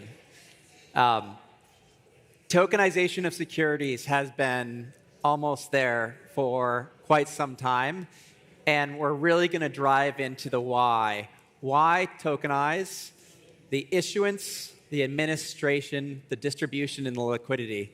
So I'd love to introduce the panel here today. Next to me is Alan Trimmer from Aberdeen. Aberdeen, as you know, is the world's UK's largest asset manager. Next to him is Don Opera from Red Swan. Red Swan Real Estate is a tokenization platform for commercial real estate here in the United States. We have Dennis O'Connell, the president of the ERC 3643. Association, which is really focusing on the standards that are being developed for tokenization. And then Simon Barnaby from Archax, the UK's premier and one of the globe's premier platforms for tokenization and custody. So thank you, gentlemen, for joining me today. Alan, I'll start with you. There has been the topic of tokenization has been coming for a very long time now. What have you found today that has made it more tangible for your firm and for your clients? Thank you for that. I guess by way of introduction, I head up our product team at Aberdeen, focused on the alternative side and also digital lead. So tokenization is my sweet spot in terms of both of those roles. I think what really excites me at the minute is we're starting to see this convergence of activity across client, regulatory, and also in terms of people understanding the benefits of tokenization and the utility that that brings. We tokenized our first money market fund in conjunction with Archax and on Hedera 3 years ago now, realizing the benefits that that can bring to clients, and we'll continue to build and extend our product range in terms of tokenized access for our clients. I guess what we've seen over the last 12 months in particular is those factors coming together, especially from a European and UK perspective, where we've started to get much greater regulatory clarity in terms of how you treat these tokens. Clients were concerned, especially our institutional clients, what's the tax treatment? Will it be treated as the equivalent of a share? And now we're getting that clarity starting to come through, and that really helps people to kind of grow that confidence level in terms of starting to invest and allocate through tokenized exposure. I think the fact that we're starting to see the benefits of once you've tokenized a fund or an asset, the utility that brings is really important as well. Once you've got the tokenized money market fund, we did an FX trade last year with Lloyds Bank in the UK, fully collateralized on DLT, on Hedera. And the benefits that really brought and the efficiencies that you gain from doing that was quite eye-opening for our exec and other people in terms of the benefits, in terms of reduced operational costs, the autonomic settlement, the fact that you're reducing your counterparty risk, genuine benefits. And then we'll probably come on to other bits about fractionalization and customization. All of these points are really starting to drive this forward. And I guess a final point before we move on is really we're now seeing clients coming and asking us for this, which is really powerful. When you're going out trying to get investment to build and to develop tokenized product, the exec are always going to ask you, well, where's the clients, where's the money coming from? And in the last 6 to 12 months in particular, I think because of all the regulatory change that we've been seeing, we've actually got clients proactively wanting to invest and take tokenized exposure rather than coming in through traditional shares. Well, I learned something backstage just a moment ago, and this is a special thanks to our Brits, because today is a bank holiday. And I think when you have a bank holiday, it really gets to the point of what you can do when you tokenize an asset. When you can move value and move value faster, you're reducing risk. You're reducing the counterparty risk throughout the system, making it available to be more productive. And so that's an incredible opportunity for the capture of value. So turning back to the US, Dennis, what do you see has changed now that's making this more tangible in tokenization today? Absolutely. Well, first of all, thank you, Greg, and thank you to Hedera Hashgraph for having us today. It has been a fabulous event, and I've enjoyed the panels tremendously. The association nonprofit that we run is called the ERC 3643 Association. We are the largest RWA standard in the world. We have over 160 institutional members. We're regulated in 25 jurisdictions. We have 12 different working groups with everyone from BIS to ISO. And we continue to innovate on RWA standards and digital securities. This year has been our best year by far. The standard was approved by the Ethereum EIP process back in December of 2023. And for nearly 2 years, as we built the standard and the association, we sort of hovered around 12, 15, 20 billion in assets tokenized using the standard. I'm happy to report to you that just this month alone in April, we had over 112 billion in announcements publicly this month alone. We are seeing a hockey stick that most people teach in business school in real time. And I bring that to a few key metrics that we're seeing.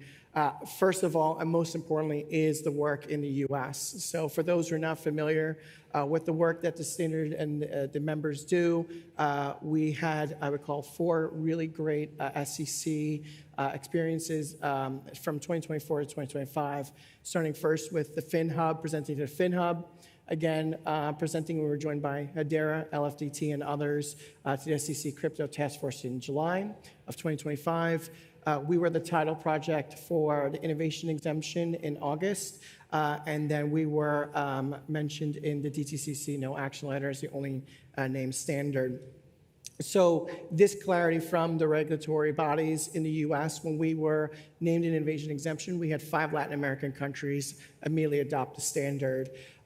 It clearly shows that all the years working with regulators, finally getting to the SEC and giving clarity on what we now call digital securities. So when we think about RWA as real-world asset, we view that the association is any asset that is a non-crypto native asset. So for example, a stablecoin is an RWA, but it's not necessarily a security. Where we come in is in digital security specifically. And so that combination of the regulatory bodies globally coming in and giving the pathway has greatly incentivized our members to move forward at speed. And we've seen now a contagion effect globally on this. I think it will continue. We estimate at the association internally that we will have over 250 billion in digital securities issued by this time next year. And now we feel that the temperature in the room and the environment as such where People have done pilots, people have done integration, it's been building. We're now seeing that moment collectively come together, and now we're seeing it in the metrics, which is the most important thing. Well, standards are so important for interoperability. They're so important for the compliance features that they enable across the securities market. And I think when you utilize Hedera's high-performance EVM layer, coupled with the embedded regulatory compliance that you have with an OFAC-compliant network like Hedera, you really have the ingredients for, as Larry Fink is saying, the tokenization of everything, right? If everything is, all financial products are going to be tokenized, the infrastructure has to be there. The regulation is not going to change to enable banks to, avoid sanctions, nor is that desired. There has to be the right infrastructure in place, and Hedera really has that. Let's move on to a little bit of distribution question. Don, how are you seeing distribution today, and maybe specifically for the real estate market? Yeah, sure. So at Red Swan, we focus on tokenizing commercial real estate. What we've learned over the years, we've tried a lot of different things. We've concluded that ultimately, underneath everything, quality of the underlying asset is really one of the most important factors. People want to invest in high-quality real estate with a good yield. So the model that we've ended up with is what we call GP-led funds. So we are looking to work with very large asset owners that have strong operating history, strong brands within their sector of the real estate market, to create these funds, which are then attractive to institutional investors that go after high-quality products. And so it's really sort of that matchmaking around quality has been key. The other point I would make is that on the investor side, in terms of distribution, we've noticed a couple of key groups. There are folks who are very comfortable with owning digital assets, many folks in the room here, but maybe not so familiar with digital real estate. And so that's sort of the additional opportunity to say, well, digital real estate provides this hedging factor, provides more stability, it's yield-bearing, and so it can be a very interesting tool for you to balance the rest of your digital portfolio with something that's a bit more steady and predictable. And then we have another category of folks, say like a more traditional family office or a pension fund, who's very familiar with traditional real estate, less familiar with digital assets. And so it's a slightly different hurdle to cross there. But again, I think the general awareness in the market, led by things like BlackRock's Biddle and what Alan is doing with Aberdeen and what Franklin Templeton has done, that has created much more awareness and I guess comfort that institutional tokenized assets are something that people can rely on. Well, awareness definitely comes when you tokenize a building on the skyline of Manhattan. I know Red Swan really led that effort earlier this year in making some new products available. Anything coming in Miami or already here? We'd love to do something in Miami. So yeah, watch the space, I'll say. There you go. Well, what's incredible is that we are moving away from the conversations of some of the underlying technology and returning to the discussion of the financial product itself and the attributes of the product with new functionality. Now, Simon, you've been driving new functionality for years now, and some really exciting innovations from synthetic pool products to payments, and expanding the network of assets that you have tokenized on Hedera. Of course, there's been the relationships with Aberdeen. There's been tokenized products from State Street and from BlackRock and Legal in General and others. So tell us a little bit about some of the innovation that you're seeing. Thanks, Greg. Yeah, great to be here today. Sacrificing my bank holiday, I might add, be here today, but all the same.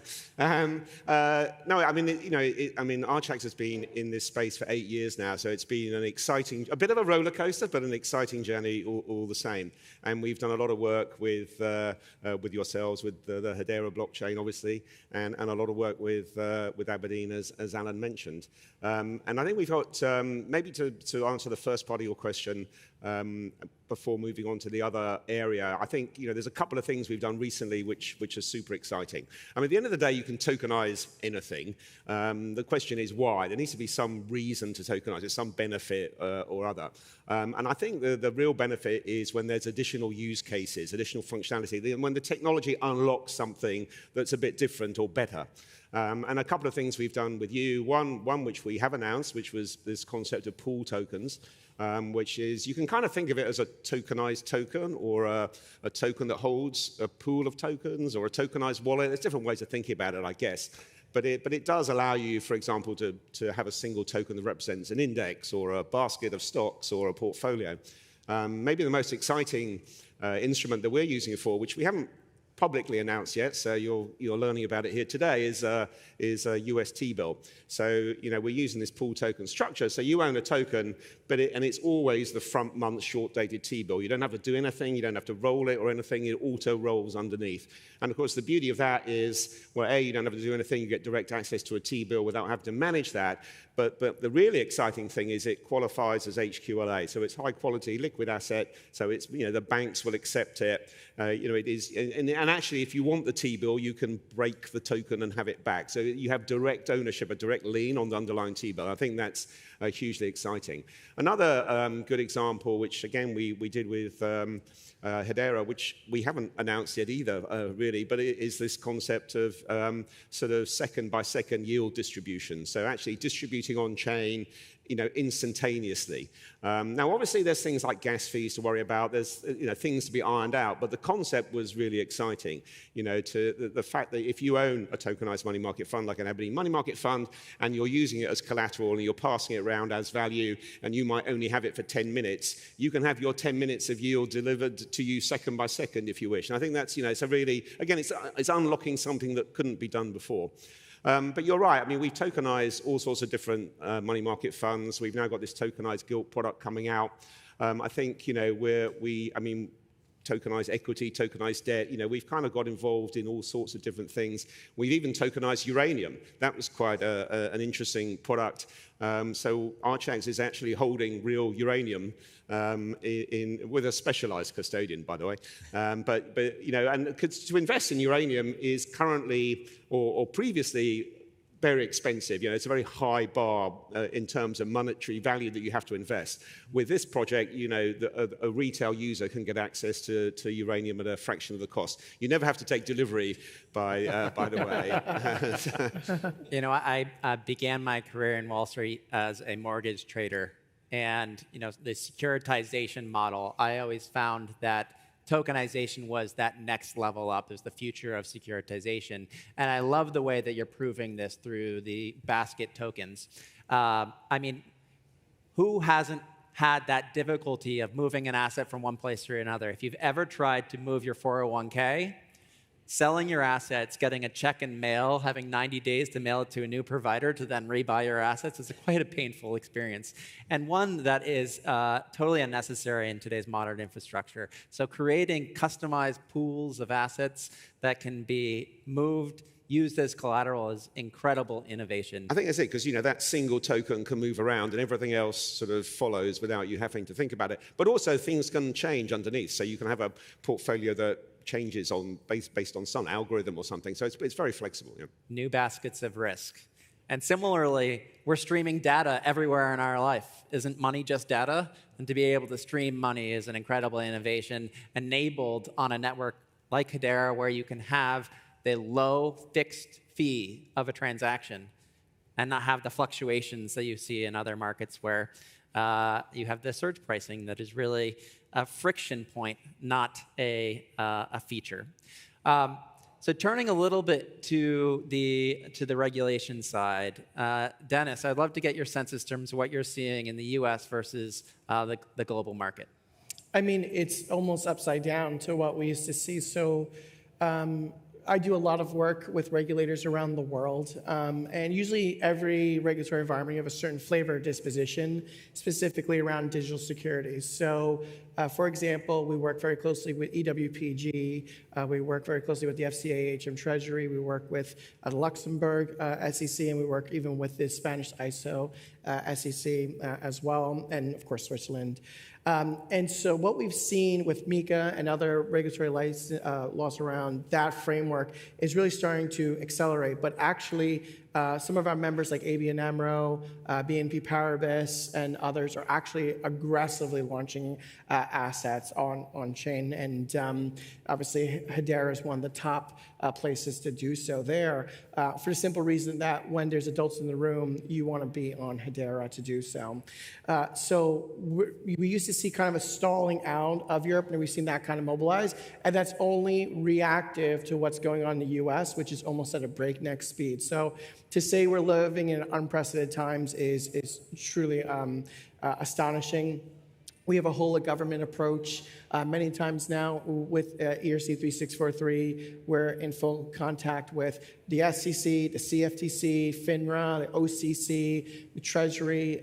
It is nonstop. We actually were selected for an NGO project that involved 5 different parts of the US government. So we're seeing a lot of work with NGOs, sovereign initiatives, even I call it a new term called conflict tokens, which is an entirely new thing where people want to use tokenization to effectuate a geopolitical outcome. And we're seeing some examples of that in Latin America, which is really fascinating. So the Americas as a whole is much broader. Even now, Latin America coming up with their approach, really followed by one of our members, the Inter-American Development Bank. We're seeing a massive acceleration there that really are almost locks up with the SEC. So what's new for us is that we're so used to the SEC being the laggards that now with the combined of the SEC and CFTC, they're now starting to push, and that's starting to now encroach both Latin America as well as Europe to actually get almost a parity to where we are in the Middle East and Asia. So it's a huge dynamic. We're not used to having this many concurrent working groups of regulators as we are now, and we're trying our best to keep up. But ultimately, we really see Europe actually accelerating their issuance around money market funds and digital securities. We're seeing a lot of interest in the Swiss model as well. And then in the US, as I'm sure everyone saw the news today, digital securities on chain is as hot as it's ever been, and we're going to see a massive expansion of that. Alan, what are you seeing in the UK market as it relates to some of the regulation that's coming?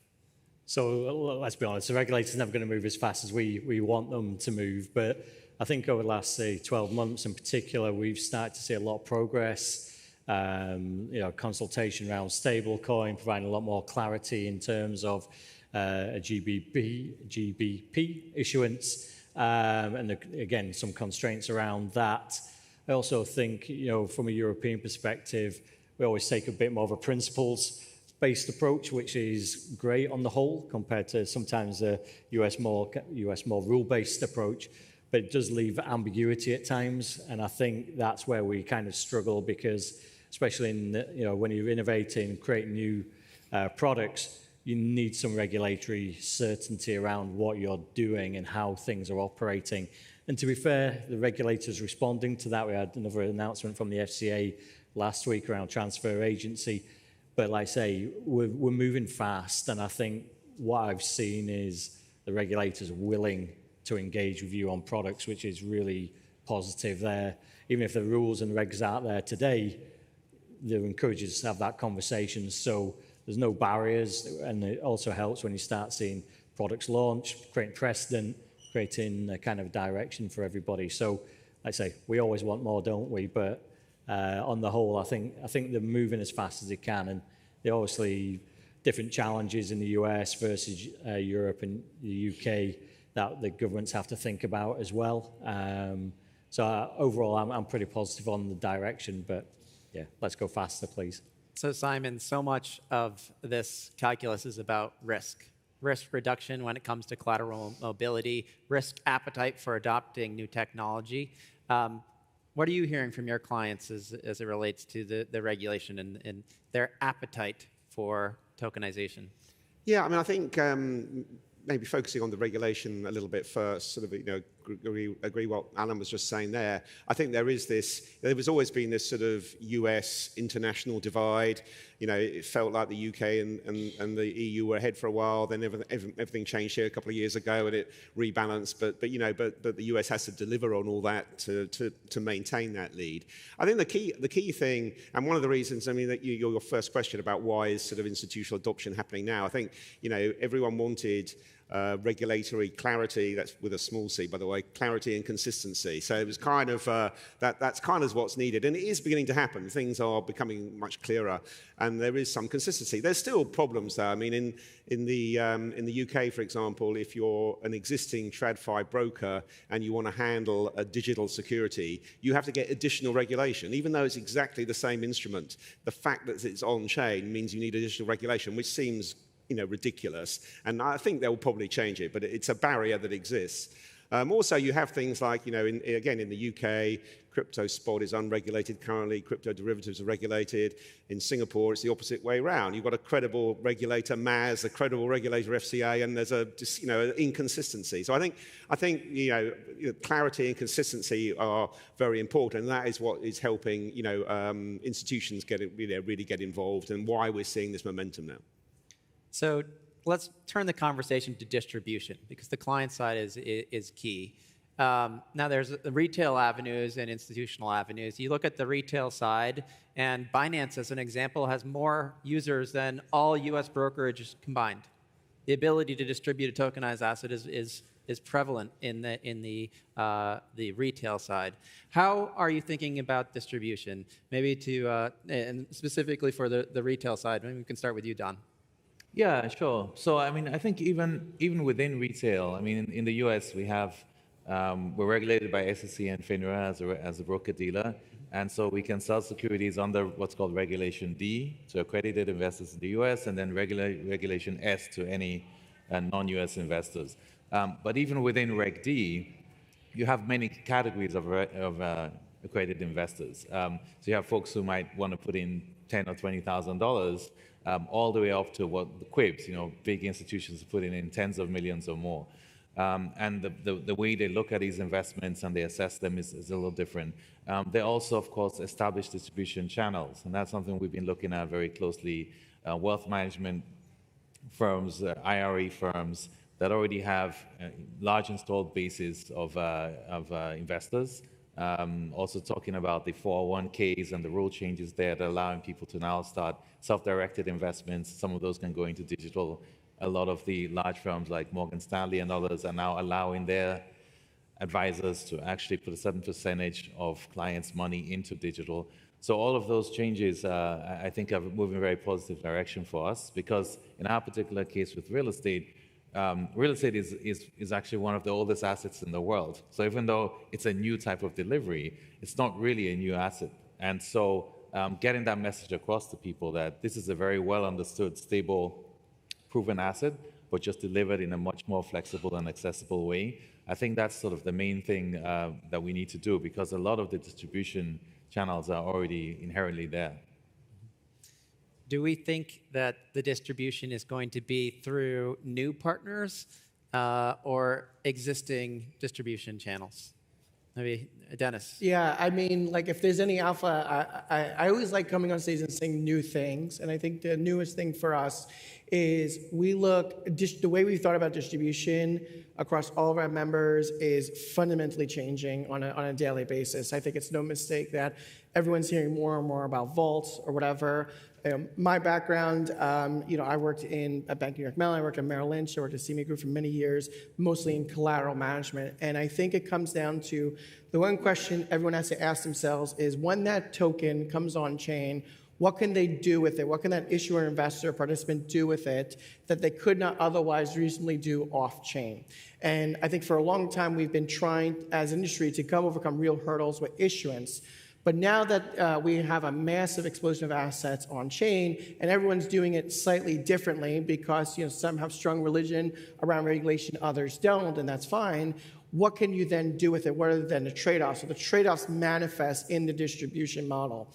And so we've seen now a much bigger encroachment of on-chain finance or institutional DeFi, where now the activity happens on-chain, but both sides are regulated. And we've seen a much bigger convergence of DeFi, where one side's permissioned and the other side is permissionless and bridging into that. So at the association, our main focus now as we look forward into 2027 is, okay, regulation is there globally, issuance is there globally. Now, how do we look at this from a second wave? And that primarily is a collateral basis operation, which 80% of trades in finance on a given day are actually collateral, they're not actual exchange. So we are looking at 5 different flavors of collateralization in that capacity, and we're very excited about that future. Well, so are we at Hedera, because Hedera is uniquely positioned for the tokenization of financial instruments, addressing the risks of financial firms throughout the issuance and administration level. So I want to thank all of my fellow panelists here. You are the ones that are at the cutting edge, driving the tokenization of the future. And so thank you for your hard work and your comments today. Thank you very much. Pleasure.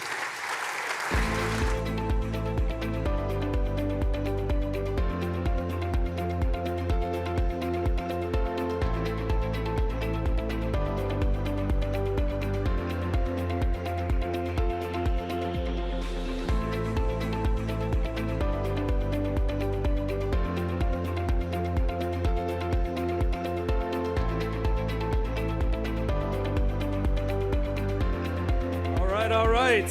How's everyone doing? Can I get a hands up if you're still awake? You are. Great. And hello, everybody back home. Okay.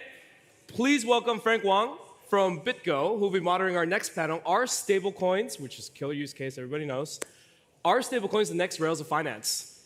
This is the last session before we go on our afternoon break. So enjoy. Frank?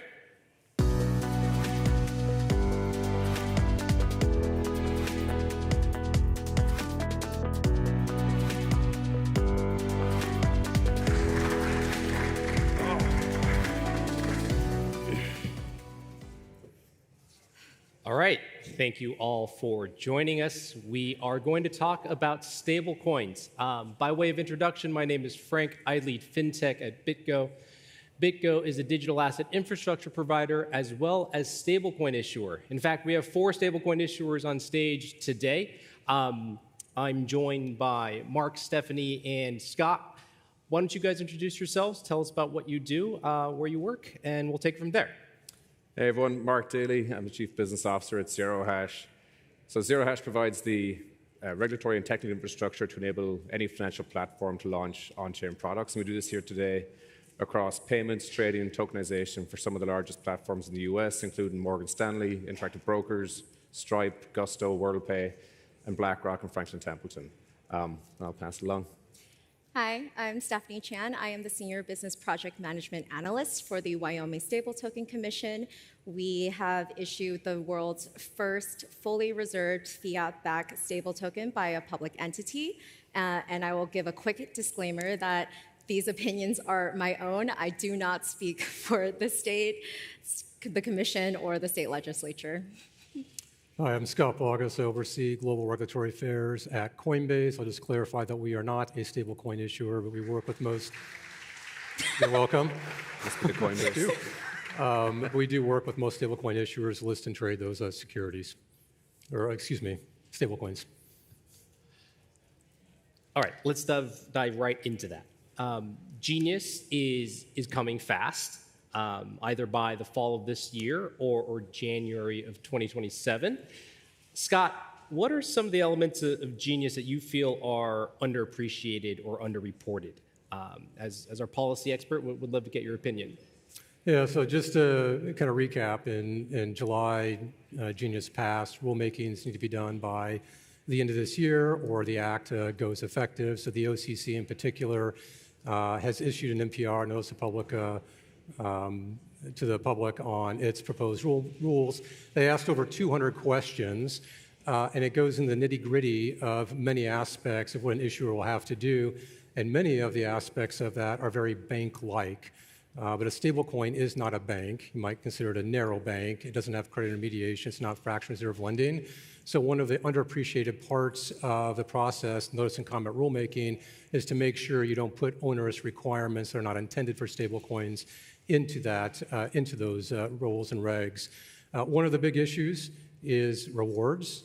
Genius had a compromise whereby issuers cannot pay interest, but platforms like Coinbase, in order to promote them, could.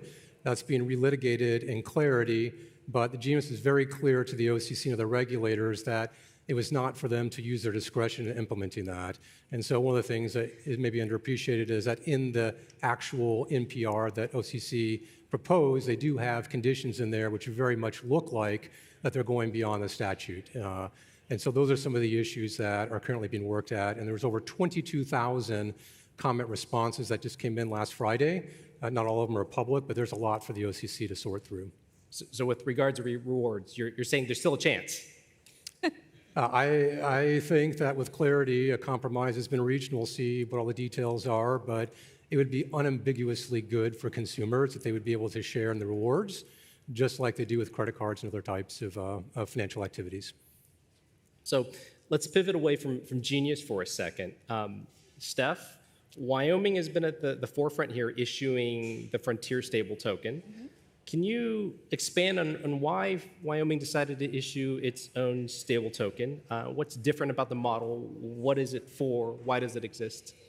Yeah, so Wyoming's been on the forefront of digital asset regulation really since 2016. The state's enacted over 50 bills in the last decade, one of which was the Wyoming Stable Token Act. The main objective of that was revenue diversification. Wyoming is a very large oil and gas state. It is a finite resource, and for them, having a stable token is a way to have revenues and maintain the state for future generations.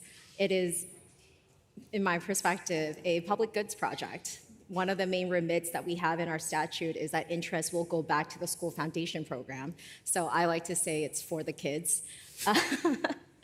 And comparatively to some of the private issuers, we're a lot more transparent. Everything that we do is done in a public forum. The rules that we promulgate has public commentary periods, which allow the general public to chime in and kind of give us their opinion on what they think. We have a very interesting kind of remit where our token is for any lawful use. So some of the private issuers do have some regulations and stipulations about where and how you can use your stable token. For example, buying prescription medication or paying taxes. There are issuers that does not allow that, but for us, we can't contravene someone's constitutional rights. And so for us, it's any lawful use. And I think that kind of opens the door a lot for different industries in the world. So you've mentioned transparency, the opening up for feedback. I note that the Wyoming stable token is not Genius compliant, and I think by design. What is the interaction going to be with Wyoming saying, hey, I'm not a PPSI or permitted payment stablecoin issuer according to Genius, but hey, I'm a state issuing my own stablecoin. What's that interaction going to be in the future? I think it's still to be said. There's a lot of moving pieces. Currently, yeah, it's my personal belief that we are not Genius compliant because we don't fit into the definition of a person under Genius. However, there's a lot of similarities between, the freeze and seize capabilities, the attestations, the reserves that are backing the stable tokens are more or less the same. And so I think there is enough similarities that we're Genius-esque, but we don't necessarily have to comply, at least today, at where it stands. And as a follow-up, there are many stablecoin issuers out there, and we talk to a lot of projects who want to issue their own stablecoin. How is Wyoming going to encourage use or broader adoption of the Frontier stable token? Yeah, so we've been having a lot of discussions with a lot of different states, a lot of other countries that are interested, a lot of government, non-NGOs that are more willing to work with us because of the structure that we have. We're transparent.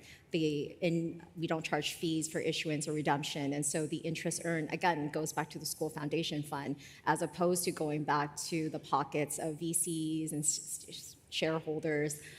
There are certain stablecoin issuers that have never been audited, and you don't really know where the tokens are going or what's backing them.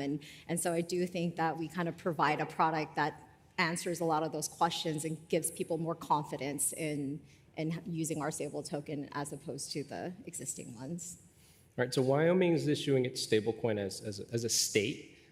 There are multiple regulatory paths one can take to issue a stablecoin, whether it be a state chartered trust, potentially a SPDI, which is a Wyoming special purpose depository institution, an OCC chartered bank like we are. Mark, you guys are also regulated. Tell us about how you guys are approaching this, and what is your advice to how companies should think about which regulatory path to take as they think about stablecoin issuance? Yeah, so Zero Hash is heavily regulated. We're money transmitter state by state. We're a BIT license holder in New York. We're a state chartered trust in North Carolina. We've also applied for our OCC charter as well. And ultimately, on our side, as the issuer / the infrastructure layer, it's important for us to be as regulated as possible to also give our customers and partners the level of regulation that they require for their business. Like, we work with major companies that are also federally regulated. They expect to see you on par with them. I think for a lot of the participants that you see in the marketplace today, the question isn't necessarily like, what regulation should I have? It should be more along the lines of, who should I partner with to bring these products to market? And that's ultimately what the conversations that I'm involved in more directly on a day-to-day basis is not necessarily about advising firms on how to get regulated and spend 18 months or 2 years, 3 years going to build this out. It's more about how can you partner now to go to market, to launch a product, to leverage a stack, and really have them in play within the next couple of months, as opposed to getting bogged down in the regulatory status, which I feel as issuers we're very comfortable to get in and do. But as customers and partners and folks you see in the market today, be it in payments and trading, that's not necessarily their wheelhouse to go and build all that. So much of my conversations are more focused on getting to market, launching products, doing that securely, and ultimately doing it there not just in the US, but globally as well, through our network of regulation around the world. So touching on that build or partner sort of decision, I think you and I are both talking to a lot of banks who are trying to figure out stablecoins, whether to issue their own stablecoin, whether to accept a stablecoin, whether to engage in tokenized deposits, or doing both. At the same time, I see banks have a lot of misconceptions about stablecoins, especially around things like deposit flight. For Mark, what do you think the banks are getting wrong about stablecoins? I think, I have a lot of empathy for the banks, first of all. I think they look at this space and they think crypto, 2017, and everything else, and it all gets bundled into one. But fundamentally, I think a lot of these groups are wrong on this position. I think there's been a lot of contradictory information delivered into the market, fear over deposit flights, fear over customer losses, fear over crypto itself. And I think if you address each one of those, you can ultimately see that that's not necessarily true. We haven't seen massive deposit flights over the past number of years as USDC and USDT grew. I don't think that's going to be something that you're going to see going forward if you also have interest being paid and yield being paid on stablecoins. We're looking at a lot of the activity that you see in stablecoins today is non-US activity as well. So these are dollars entering the system. It's not necessarily dollars coming out. So when you think through sort of that metric of maybe those 3 points, one, are we looking at deposit flights? I think no. I think you're taking dollars from Bank A, holding that with Bank B, which is the issuer. I think those customers are actually seeing more and more non-US funds coming into the system and being put into treasury bills and money market funds, which is ultimately recirculating back into the system as well. I think one of the big points you see too then is that, is yield on stablecoins going to compete against banks as they are today? The average rate of yield that you'll see on deposit bank accounts today in the US is, anywhere between 0 and 1%. I think the average is like 0.39 or something like that. And your competition at that point in the market isn't, an issuer going and launching a yield product. It's every other fintech out there that is trying to capture those deposits and is offering a higher rate of yield than you are today. And so I think the third point then is ultimately they see this as a crypto contagion or contamination risk. A lot of the use cases that I'm involved in and that I work on day to day at Zero Hash is not with crypto companies. It's, infrastructure providers. It's also issuers. It's also payment companies, brokerage platforms, neobanks, remittance platforms are looking to enable these use cases to service their customers and partners.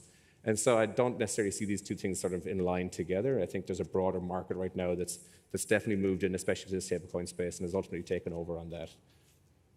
And Scott and Stephanie, do you have any thoughts to share about what you think the banks are getting wrong?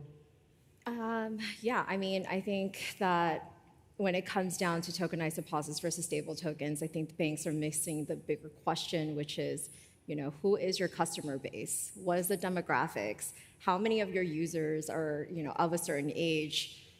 Most Gen Z, millennials, Gen Alpha probably don't even have a bank account, probably never even stepped foot in a bank, right? And they are going to other fintechs for those. And I think a lot of people currently bank on mobile applications. And so it's like, what are you doing to address that market? And I think that if, tokenizations are great for banks that want to incorporate blockchain technologies into their existing infrastructure, but it doesn't change how the end user is engaging with the bank. It's still fiat in, fiat out. And I think that, exploring stable coins, having a model that incorporates both could potentially address some of the younger age users and maybe get them back into the more traditional finance realm. Yeah, I think banks are going to have their stablecoin strategies. We've been through this rodeo before. 4 decades ago, money market funds were going to kill banks. Now they're over $6 or $7 trillion of government funds in the U.S., which are structured very similar to how a stablecoin would be structured. Banks all have their money market strategies. It didn't kill banks, just in case you missed that. And stablecoins aren't either. They're going to lean into them. Deposit tokens are not interoperable. They will never work the same way a stablecoin does. Stablecoins really are the payment future, the settlement future, the collateral future, and the banks that are going to be around 10 years from now are going to figure out how to adopt that in their strategy. So we've talked a lot about the U.S. and the regulatory environment here. For you, Scott, like globally, where do you see the most interesting movement in terms of opportunities for stablecoins, whether regulatory or otherwise? Yeah, so I mean, clearly right now, cross-border payments is the use case everybody's been talking about, and you don't need to talk about that anymore. But where it's going to be the most impactful is intra-corporate transfers across borders as a settlement instrument, as collateral. As soon as you can move fiat digitally on-chain, you can start doing it 24/7. The biggest problem institutions have today is holidays and weekends. If you have a risk event and they always happen on a weekend, how do you move money around? And right now you can't do that with the banking system. So that, I think, is going to be the big opportunity that we're going to see. And it's not going to be the consumers that get the high AUM or the velocity. I think it's going to be institutions. What about this fragmentation of regulatory regime? So the U.S. has Genius, and we have a couple of 3 or 4 letter regulators who have their opinion on how stablecoin should behave. Europe has MiCA. Is there a risk of fragmentation of stablecoin regimes? Do they work? Are they going to work well together, or do you see that as a risk? I think they'll be solved. There is some challenges today. MiCA didn't contemplate substituted compliance because no other regime existed, and clearly now that the Genius Act is out, Europe's going to have to figure out a way to recognize Genius Act stablecoins. There are technical issues about how they issued their regs that are going to have to be modified into MiCA 2. These things are imminently doable, but the one thing to recognize is now that the U.S. has adopted Genius, that is a template for every other jurisdiction to also follow suit, whether it's the UK, APAC, elsewhere. And it's the international standard-setting bodies or the regulators talk to each other and jurisdictions talk to each other, where that is going to be the conduit for making sure that we get regulatory harmonization globally. So we heard a previous panel talk about cross-border payments, and it's a topic you can't escape if you're talking about stablecoins. For you, Mark, you see a ton of use cases in your seat, and you probably have projects coming to you all the time. What are the more interesting use cases for stablecoins that have come across your plate? Yeah, so we've over 100 platforms today that use Zero Hash as their core infrastructure provider, and that's across payments, trading, tokenization use cases. I think one of the more surprising products that we've launched recently that I find incredibly interesting is our account funding product. So this is a way for any broker-dealer platform, prediction market, any front-end application for customers to let these users fund their accounts with stablecoins or crypto. Predominantly, it's stablecoin activity that we see on these rails. And if any of you have used Calci or an Interactive Brokers customer and funded your account, you probably use this product today. But in our stablecoin momentum report back in January, we showed that there was a 4.5x increase in non-US customers. And when we look at these products in the market, we pulled some data recently. Average transaction size is north of $3,000 per transaction. You've got users porting onto these rails In the US, as soon as the bank hours have closed, so weekends and evenings are a massive rail for this opportunity. And then for non-US customers, we're seeing even a higher rate of average deposits where customers in the UAE or Asia are funding with clip sizes of 10, 20, 100,000 per transaction. So we see a massive skew in terms of the type of profile of customers that are using these rails today. I think what's really interesting is the use case here is that they want to get funds from outside the US into these US platforms so that they can trade US financial markets, which is, I think, a great use case ultimately to have in the market today. These are dollars flowing into the US financial ecosystem. For me, it was one of the more surprising ones, where ultimately you're starting to see real action in the market where users actually want to use stablecoins because they're faster, cheaper, 24/7, and ultimately can let these users trade these markets whenever they want. So this concept of faster, cheaper, more accessible funding methods, payment rails, I think is well established. What's missing? What needs to be built or what needs to be done for us to get widespread adoption of stablecoins? Is it acceptance? Is it infrastructure? Is it both? Is it regulation? Open floor. I think recognizing decentralized protocols as a settlement instrument is critical. This is, I think, the brilliant aspect of stablecoins is that anybody in this room can interact directly with me on a protocol, and we can settle that in USDC or some other stablecoin, and I can trade an asset. And we need global regulators to recognize that individuals can self-custody and engage in those transactions, and that is going to be the catalyst for greater adoption of digital assets. So something like Clipper, what was announced today in terms of interoperability, seamless interoperability between coins on chain. Steph, what about you? I honestly think it's acceptance. I mean, I think the technology stack is there from an end user use case. There is a little bit of education that's still needed. There's, from coming from Wyoming, the state itself incredibly permissive in blockchain technology, but a lot of the constituents still have a lot of hesitation about actually using it. And so I think that, the more rails that we can turn on, the more we obfuscate some of the, scary blockchain technology, the easier it's going to be for like an everyday end user to actually adopt. Yeah, I think, it's all about making it easier to move assets cross-chain, cross-instrument, and bringing that more into the front end user experience that you have today. I think those sort of products and use cases that we see in the market that are solving for those problems are ultimately where we see more and more utility, giving customers access to stablecoins and saying, okay, pick your asset, pick your chain, go to market. I'm never sure if that's like the right move for, I think back, are my parents going to use this product? Probably not. We still struggle on cell phones at times. But I think if you start to take that away from the end customer, make it more back-end infrastructure and plumbing, you get a really interesting user experience that you can deliver. So more use cases like that are ultimately what I think we need in the market. You've touched upon, I think, a theme that's been maturing over the last couple of years, which is abstracting away the complexity of digital assets or stablecoins from the end user, right?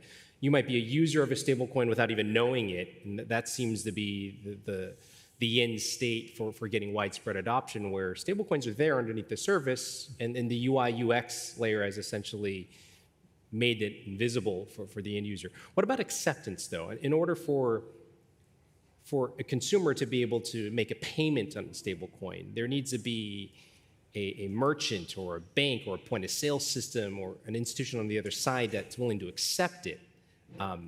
We see interesting concepts like stablecoin clearinghouses like Ubix show up to enable this. How do you think we solve this problem? Well, I mean, it goes back to peer-to-peer. If you can self-custody this, you don't need a payment mechanism to do that. But at the same time, you think of like a Venmo or a Zelle, which is probably the least efficient way to transfer cash. Because it's all abstracted away from the user, they think it's brilliant. If it's simple to use and it's easy and they can't see the risk on the back end or the complexity, it doesn't matter. So it's the same thing with stablecoins. If you're in the business and you're all teched up, all you want to do is talk about the technology and how cool it is, but nobody cares. They just want to know, will this thing work at the end of the day? And as soon as we stop talking about all the cool things about stablecoins and you just start using it, like that's when it's going to be adopted. I think we're in a really unique position as the state of Wyoming. Something that we've been having discussions with is other state agencies about how we can incorporate stable tokens to make tax payments or your car payments or these types of things at a state level, and allowing the constituents to engage with the state to kind of have better rails. We had a county treasurer provide a testimony at one of our public commission meetings where he said that they collected millions of dollars in taxes. Constituents paid over $70,000 in fees. If that was on stable tokens, that is more money back into the constituents' pockets, and I think that has a real impact for everyday use. And so because we're a state agency ourselves, we are having a lot of those discussions about how do we integrate with, the titling aspect, and how do we integrate with, thinking about ways of maybe putting voting on chain, right? Like that's much further thinking down the road and connects with digital identity, but these are kind of avenues that we can tackle at the state level to help end users actually be able to use the technology. Okay, so let me double click on that real quick before we get the mark. The idea of paying your taxes and maybe saving a little bit of money by paying your taxes in stable coins or paying your licensing fees. Yes. That means the consumer needs a wallet. Is the state of Wyoming going to issue wallets? How do you get people on chain? That's a great question. I mean, we aren't building a wallet ourselves, right? We do believe that everyone should have their own opinions and choices when it comes down to wallets. And it's one of the many reasons why the stable token today is deployed on 8 different blockchains. It's because we want optionality. We want people to make those choices themselves. We can't.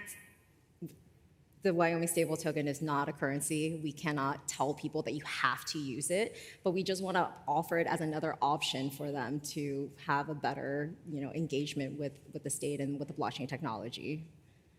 Okay, more? Yeah, I think for like every payment company that's out there, it's too good of an opportunity to miss right now. And I talk to most of these guys, and they're all working on products to service, stablecoins as a rail as part of their business, and that could be from the card networks right on down to the PSPs to the banks that are also working with them. And you can, listen to the earnings calls that you probably heard over the past couple of weeks. Everyone's talking about stablecoins as part of their strategy into the next year and beyond that as well. So I think a lot of these problems that you're seeing right now in terms of acceptance and adoption, it's more of just a lead time as to these groups coming to market with products. But you're going to see that across the board from every single part of the value chain, especially in payments. And I'm sure Zero Hash will have lots of announcements in the next couple of weeks that might address that as well. Yeah, the 2 to 3% interchange fees that credit cards charge. You're in a restaurant, your margins are 3, 4, 5%. That's a huge part of potential profitability. So in terms of merchant acceptance, once they realize that they can save money in this way, that's also going to drive adoption. Well, in order for this vision to happen, I think everybody needs infrastructure. So good time for us to be selling infrastructure is what I'm taking away. Right business. In the last couple of minutes we have left, what excites each of you in this future of moving money on chain, stablecoins being the next rails of finance? What excites each of you individually? I think of it as a coin. One side is digital fiat, and the other side are the RWAs. The last panel, I think, really excited me in terms of, tokenization of assets, tokenization of securities. Everything is going to change, and everything that we have in financial markets today is going to be on chain, and stablecoins is the other half of every single one of those equations. On-chain settlement, decentralized finance, self-custody. These are the things that are going to actually fuel all of the companies like Coinbase is having that ability. Personally, aid distribution. I think that, there's a lot of places in the world, even within the US, that needs support, needs financial support, resources, supplies. And what we see today is a lot of those funds are making many jumps and losing money along the way before it reaches its final destination. And stable tokens and blockchain technology allows straight peer-to-peer transfers and allows the resources and supplies to reach where it needs to go faster, cheaper, all the reasons why blockchain's great. And it also provides a level of accountability and transparency for donations and aid. And I think that goes a long way in ensuring that, if I'm making a donation, it gets to where it needs to go. Yeah, I think maybe just on some of the use cases I've seen more recently, definitely looking at programmability closer in terms of machine-to-machine payments, I think is something that is super early days just yet, and we kind of haven't scratched the surface. Trying to avoid AI on this panel, but I had to slip it in somewhere. But I think for me, that's the one that really is super interesting at this point in time. And we're working with a number of partners right now on how you can take that there to market. Ultimately, when you have agent-to-agent transactions, a lot of things change from like compliance responsibilities, transaction monitoring, and so how do you do that there securely and scale that in the US and globally? And so for me, that's like a really interesting project right now to work on to ultimately solve and bring to market. But I think ultimately, for all of us, we've been in this space for quite a while. It is incredibly refreshing to be in a market where you have every possible tailwind that you can think of, be it regulatory, be it technology, and to be operating in that. So that's ultimately what's truly exciting on my side. Excellent. Thank you, Mark, Stephanie, Scott. We are out of time, and thank you all for joining us. Thank you.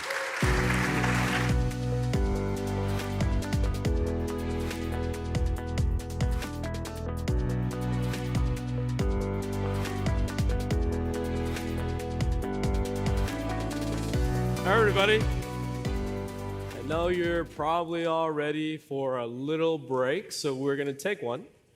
I got about 30 minutes. Please go downstairs. Again, the Cabana Lounge is being sponsored by Halburn. Please be back by 3:45 sharp, and looking forward to seeing you back here in a little bit. Thanks.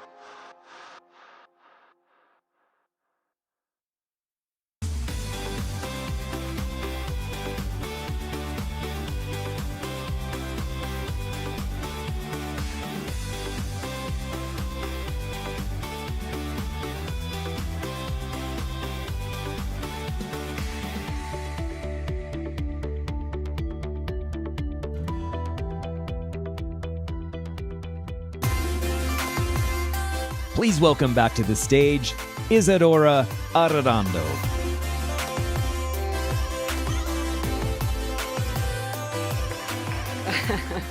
Hi, everyone. I'm back, and it's my pleasure to introduce Chief Policy Officer Nilmini Rubin, who is going to be moderating another timely policy panel titled Digital Assets as Financial Infrastructure, the Policy Debate. Please join me in welcoming her and the excellent panelists.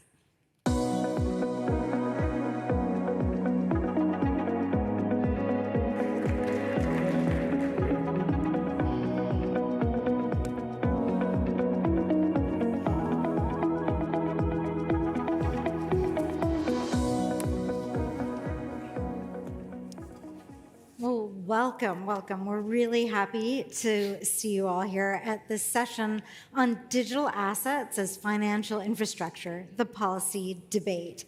Today, I'm with an esteemed panel of policy leaders in Washington, D.C. I'm going to start at the end with Cody Carbone, the CEO of the Digital Chamber. Hedera is a member of the Digital Chamber, and one of the reasons we joined was its extensive advocacy within the US, but now also globally and within the states. They're very, very impressive. We also have Seth Hertling, the global head of policy at Ledger, who is a leading attorney in the digital asset space and also has served on numerous boards of some of the most important trade associations for the crypto industry. And we have Harry Jung from the White House. He is the Deputy Director of the President's Council of Advisors for Digital Assets. And we got to know each other when he was the Acting Chief of Staff at the Commodities and Futures Trading Commission. And then to my right, we have Ji-Hoon Kim, who is the CEO of the Crypto Council for Innovation, which is the premier global alliance for digital policy, and is also a leading legal expert for crypto policy. So thank you all for being here. I'm going to start off with a question for G. Do you think the US is currently leading or falling behind in building digital assets as financial infrastructure? I'm very curious, especially to hear how you think the global policy landscape is shaping up. Yeah, you're going to get me in trouble with Harry with my response. The short answer is neither. There's been a lot of focus on domestic milestones, as there should be, but the rest of the world is moving at an incredible velocity.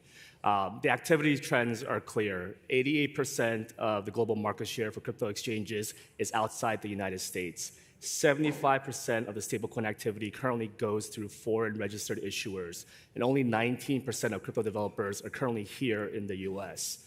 That said, it's not all dire, to be clear. The US has always had the most deep, liquid capital markets. We have the best human capital, tech talent pool across all jurisdictions. But for talent to stay here in the US, to want to come back to the US, they need a permit to build, and that's where regulatory clarity is so important. We need comprehensive market structure legislation to unlock this innovation and leadership in the US. I call it the global race to the top. Obviously, the EU has MiCA already in place. The UK, which has been relatively quiet up until recent, is now laser focused on a comprehensive lifecycle regime by early 2027. Japan, Singapore, Hong Kong have licensing frameworks already in place as well. So it's important for the US to take the next step to build on this. One interesting data point from Q1 of 2026, there's a split between stablecoin infrastructure and usage. In Q1 of this past year, the US led when it came to building out the infrastructure, distribution, the issuance of stablecoins. But the actual activity all happened in Asia. About 60% of the activity was Asia-based, where they were actually using payment stablecoins for remittance purposes, transfer settlement, and much more. We're building the tools that other jurisdictions are leading to modernize their economies. And again, this is where we need market structure here in the US. This will bring that market share back to the US. A lot of credit should go to Harry and the White House, not only for the Genius Act, but for leading on market structure as well. But that will be the unlock in order for the US to lead on next steps when it comes to crypto policy across the world. Does anyone else want to hop in on that?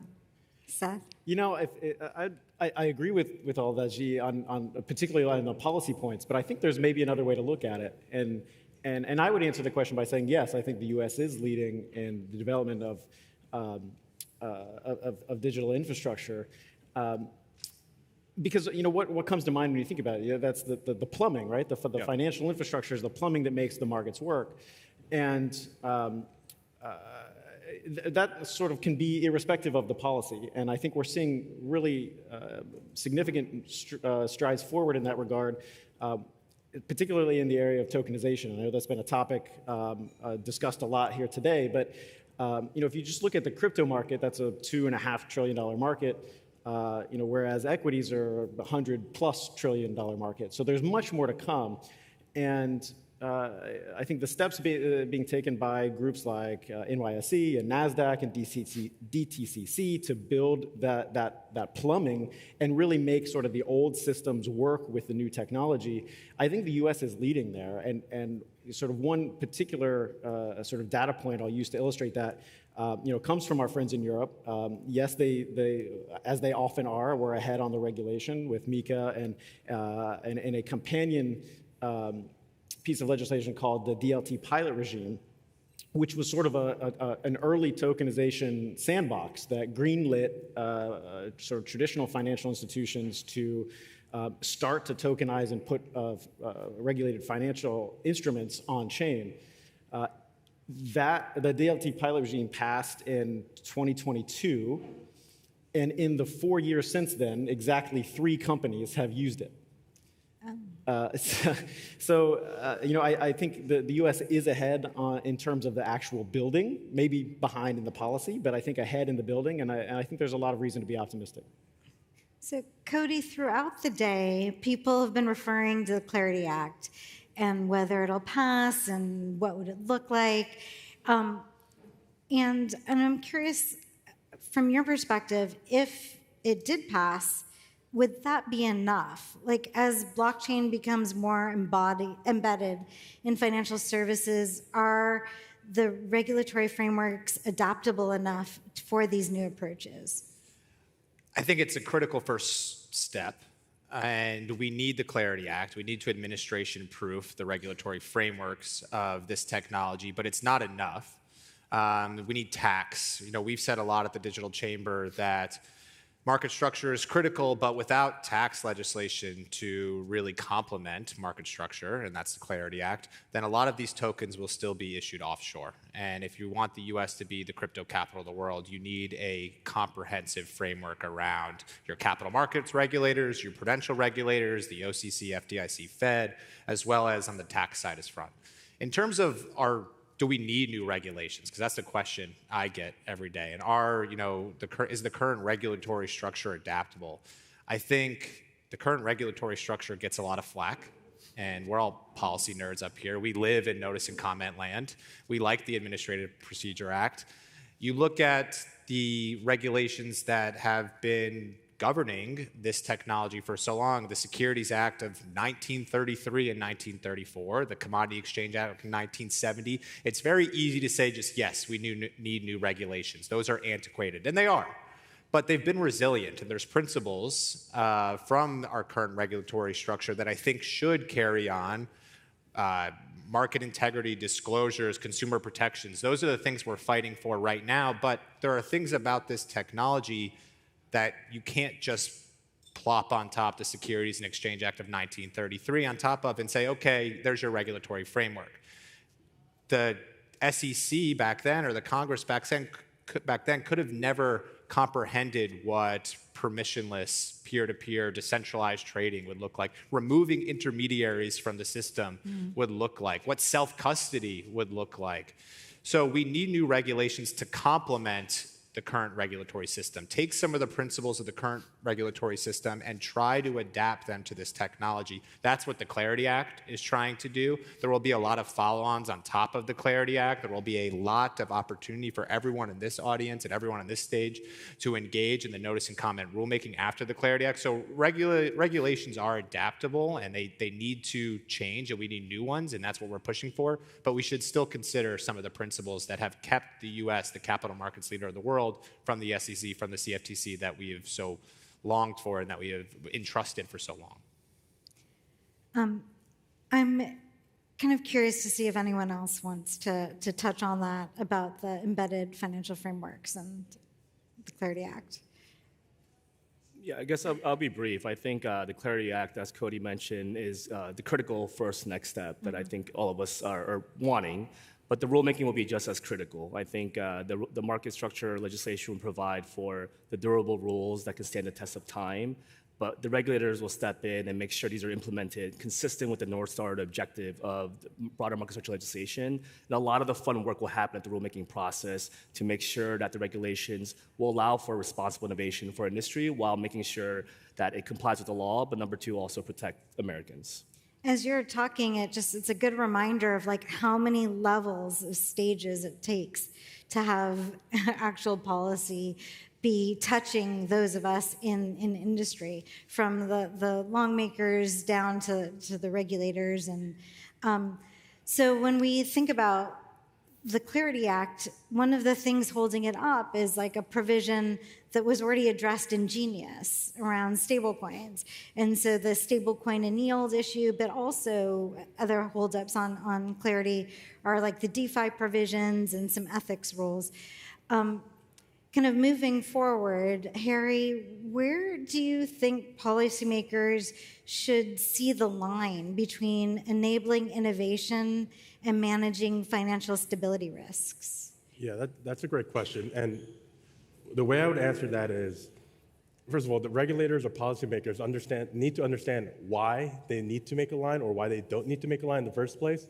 And I think especially with the turn of the administration in January 2025 last year, you know, DC folks, I mean, there's plenty of folks here, we say like personnel is policy.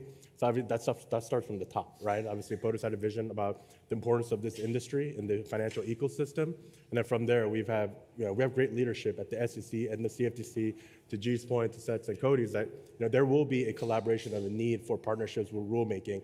And obviously, we need to codify the law itself. But as G mentioned, there's a lot of the groundwork that needs to be happening once this passes will be at those agencies. And I always did an analogy of like, you have a football field, right? There's that the boundaries of the football field is the regulatory perimeter, right? Mm-hmm. And there may be the offense, for example. There's always innovative things that offices do, whether you're running RPO, spread, or whatever. And the game emerges, and the games change, right? There's a new dynamic. However, the rules are technically the same, but if there is a need when the rules have to be looked at to better promote the game and to make sure people are playing fair, that's where things like rules and regs and laws come into play. That's an interesting analogy, the football analogy. I think that a lot of us are thinking about whether the game we're thinking about is even the same game as some of the regulators or the policymakers are thinking about. I'm kind of curious to the panel, like when you talk to policymakers, do they seem to even understand that we're playing football? So I think personally, trying to deal with market structure for I don't even know how many years. I mean, came from like Fit 21 days during my private sector days, and we are back in 2026 on this very same topic. So this has been like engraved into my like memory for a long time. It did take a good education piece, but we've had great leaders in associations, with Cody and G, that did the educational piece to these policymakers to get them smart on why this is important, and ultimately that blockchain technology. And I think I was joking with Cody the other day was, I still remember this as like DLT, distribution-led technology, right? So that sort of dates you. When folks use DLT, they're like, oh, I know what era you were trying to do this at. So the education piece has happened. Policymakers are a lot smarter. And then especially with this administration, that we have good leaders who actually did this in the private sector. So they've been through the different generations of the ecosystem of trying to do market structure. So I think we're at a good place. That's good to hear. Cody? Well, I would say, to Harry's point, we've stopped trying to go in and educate about like different offenses in football. And we've stopped talking about the technology, because we would for years go in and try to explain how the underpinning technology would work, and it would go over people's heads. We started going in and talking about use cases, talking about the national security advantage for the United States, the economic security advantage, especially when you talk about stablecoins. It was easy. Dollar dominance, making sure the dollar remains the world reserve currency. That's when the light bulbs went off. When you go in and you start to explain the technology, it can get very wonky, and it can be very hard to take someone who is hearing blockchain technology for the first time and be like, okay, yeah, I want to support this bill when I still don't understand it. That could take months, if not years, of meetings. And a lot of the lawmakers and the regulators, to their credit, have gone through that education journey over years to now get to a point where they're champions.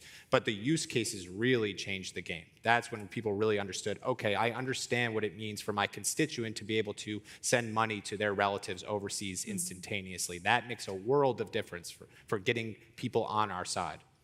That really connects to something the co-founder Mance Herman said this morning on invisible ubiquity, really, that these are the underlying, this is the platform, and it's those use cases that are really compelling. So Seth, if blockchain becomes core financial infrastructure, what should governments actually do in operating it versus supervising it? Is there a tension there? What role should government have in operating the financial infrastructure? Ideally, as little as possible. Historically, governments have an abysmal track record of managing and building infrastructure. It's just not what they're good at. If you look at all the big sort of infrastructure builds in the country's history, starting with the canals in the 18th century and the railroads in the 19th century and telcos and finance in the 20th century and then the internet today, all of that was built, owned, ran by the private sector. I mean, that's what markets do. If you think about examples of where the government has tried to intervene directly in the market as a participant, the examples that come to mind are the Postal Service, Amtrak, neither of which would exist without taxpayer subsidies. Right? The government just isn't good at that. So I think, as I said, as little as possible. Of course, there is a role for the government in making sure that the markets sort of don't go to excess, and that could be things like antitrust and sort of the basic policing to make sure that that the markets are fair for competition for people. But I think as this technology further embeds and ultimately replaces a lot of the legacy financial infrastructure, that should be left to the builders to build. I think it's the same game plan as we saw with the internet itself. In the 1990s, right? The U.S. government made a very smart strategic decision then to just step back, and that's the reason that America won the internet. Mm-hmm. We have the opportunity to do that again, but we have to choose to do so. Yeah, I agree with many of Seth's points. I'm going to make a slightly different point, which is I do believe that for governments, particularly regulators, it's important for them to understand how this technology works to properly supervise it. So I know we talked a lot about how members of Congress now understand what the football game or field, or whatever analogy we were using, actually works. But I think it's important for regulators to understand how the tech works. We're just talking about basketball behind the stage. It's like reading a book about how to shoot hoops. You have to go out there, practice, shoot a basket, on the basketball court to really understand how to do so. And it's the same with technology and regulating it. I know public-private collaborations are extremely important. All of our organizations do a lot of educational workshops, helping regulators understand how to send crypto from one wallet to another. And that will be key as the builders continue to build, as Seth said, but sort of regulators to understand how this underlying tech works to really be able to properly supervise and oversee it. So Harry, do you agree? Yeah, and I think to Seth's points about like the race for the internet, right? And I think that's a key example. If folks in here, and especially in this industry, view that there are other regions who are, as G mentioned, a little bit more advanced framework. They've rolled their framework out a while ago. They want to win the race too, right? So everybody's part of this race. U.S. has always won the race, whether it's the space race, the internet race. And then, we've seen the benefits, for example, the internet, right? Our daily lives, the use of just regular day commerce, when that went online to the internet, right, that became BAU for us. One day, this industry itself, like the blockchain technology that's behind, our transactions, we go to the store, it will be sort of, to your point, like that invisible layer, and then the UX on it will be so seamless, more efficient, and that'll be the norm eventually. So I've had the chance to see many of you at different global events. So the World Economic Forum or the World Bank IMF annual meetings or different events. And I'm always struck by the difference in the conversations between the crypto industry and the traditional finance or TradFi industry. And of course, no one in TradFi calls themselves TradFi. But so I'm curious, when we think about financial infrastructure, are they thinking about financial infrastructure in the same way? And is there something that we need to kind of resolve with the TradFi community? Cody? I think the digital asset industry is forcing their hand. I think when they start to hear from whether it's some of their retail consumers or some of their investors or other institutions that, wow, there's better options out there for settlement, for 24/7 trading, for more opportunities to get liquidity. That's forcing TradFi's hand when they say, okay, there is innovative opportunities out there where we could better our business, where we can better our offerings. That's happening in another industry right now. How do we compete? So it's all been about competition. The banks want the Clarity Act. There is a Title IV in the Clarity Act of permissible banking activities. That is huge for them. They want to compete. That's what the stablecoin yield argument or debate or negotiations was about forever. It was about competition because they are hearing from institutional investors, again, retail users, that there is a better way to do business, the better way to operate from the entire tech stack of their business, and that is forcing their hand. Mm-hmm. Absolutely. So I'm moving on to the last question I would like all of you to answer, would be 5 years from now, we've been asking kind of forward-leaning questions as our last question. What will people be surprised to learn is already running on blockchain infrastructure? And I'll start with you, G. Sure. If we accept the thesis that the blockchain is a better underlying infrastructure, which I do, then I believe that this will be the ledger, the rail for all financial transactions in the future. I'm not going to speculate as to the exact time horizon.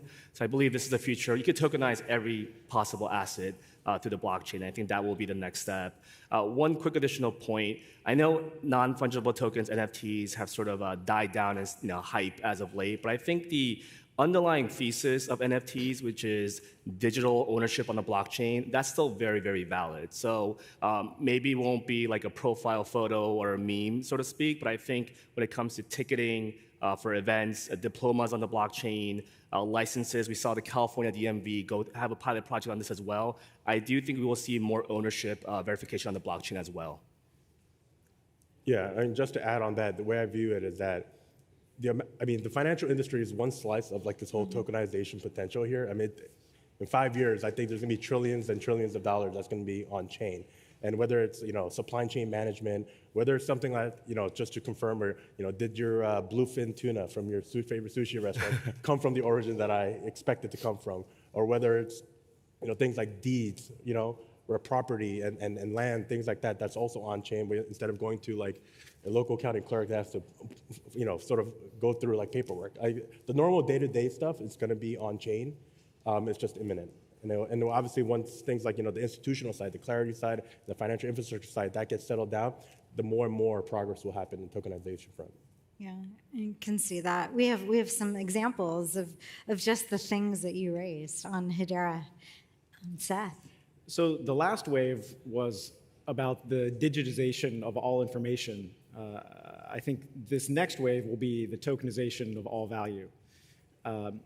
And if you think back to those early days of the internet that we've been referencing, even sort of before and leading into the dot-com craze, the internet was viewed as a sector, a unique sector of the economy that did internet stuff, and it was separate from all of the other companies, right?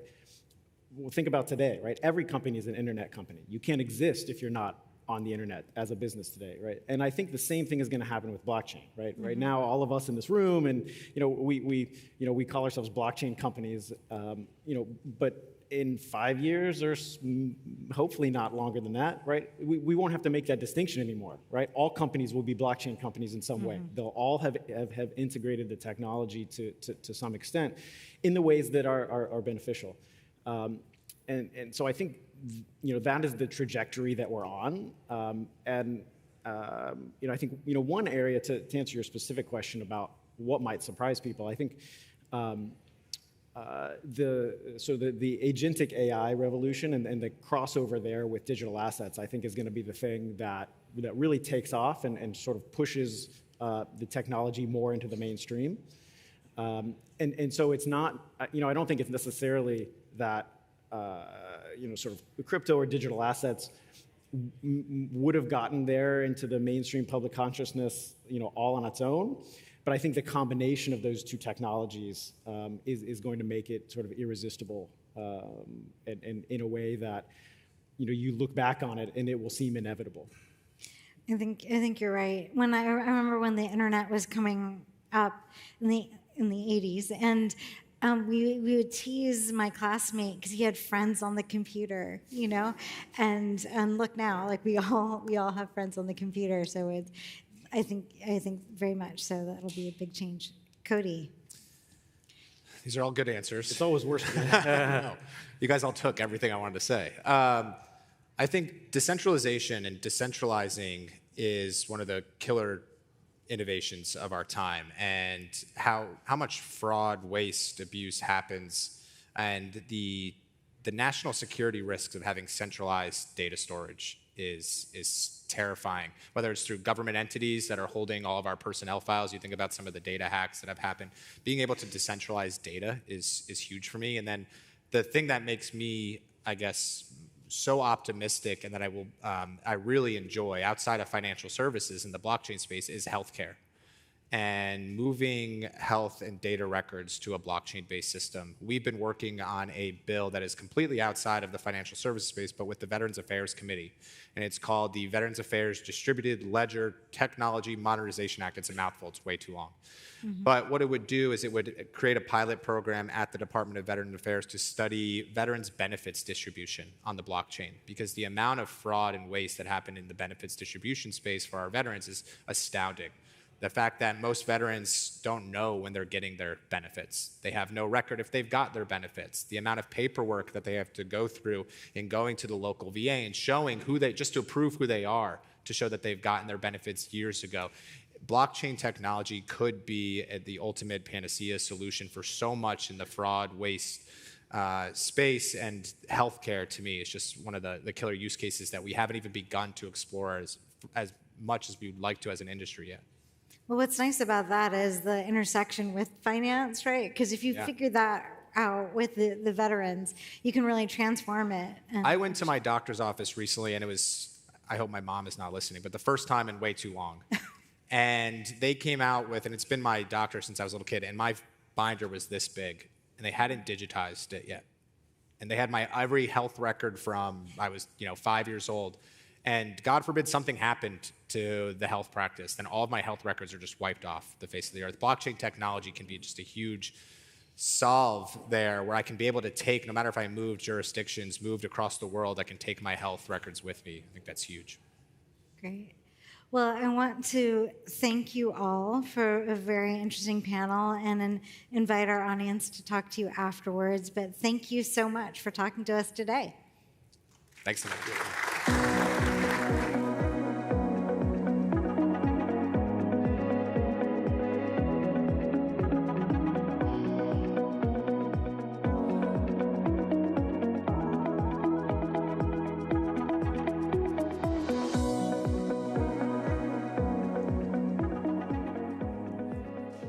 Hi, everyone. Thank you to the excellent panelists. Without further ado, I'll pass it over to moderator Tony McLaughlin from UBIX, who will be leading a discussion with the individuals who are shaping the future of financial market infrastructure in a panel called The New Global Rails, Rewiring Payments, Settlement, and Trust. Please welcome the panelists for me.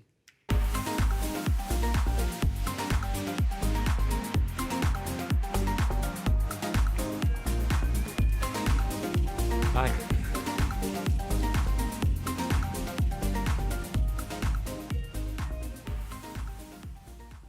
Hi, everyone. My name is Tony McLaughlin. I'm the CEO of a company called UBIX Inc. Its mission is to bring about ubiquitous acceptance of tokenized money.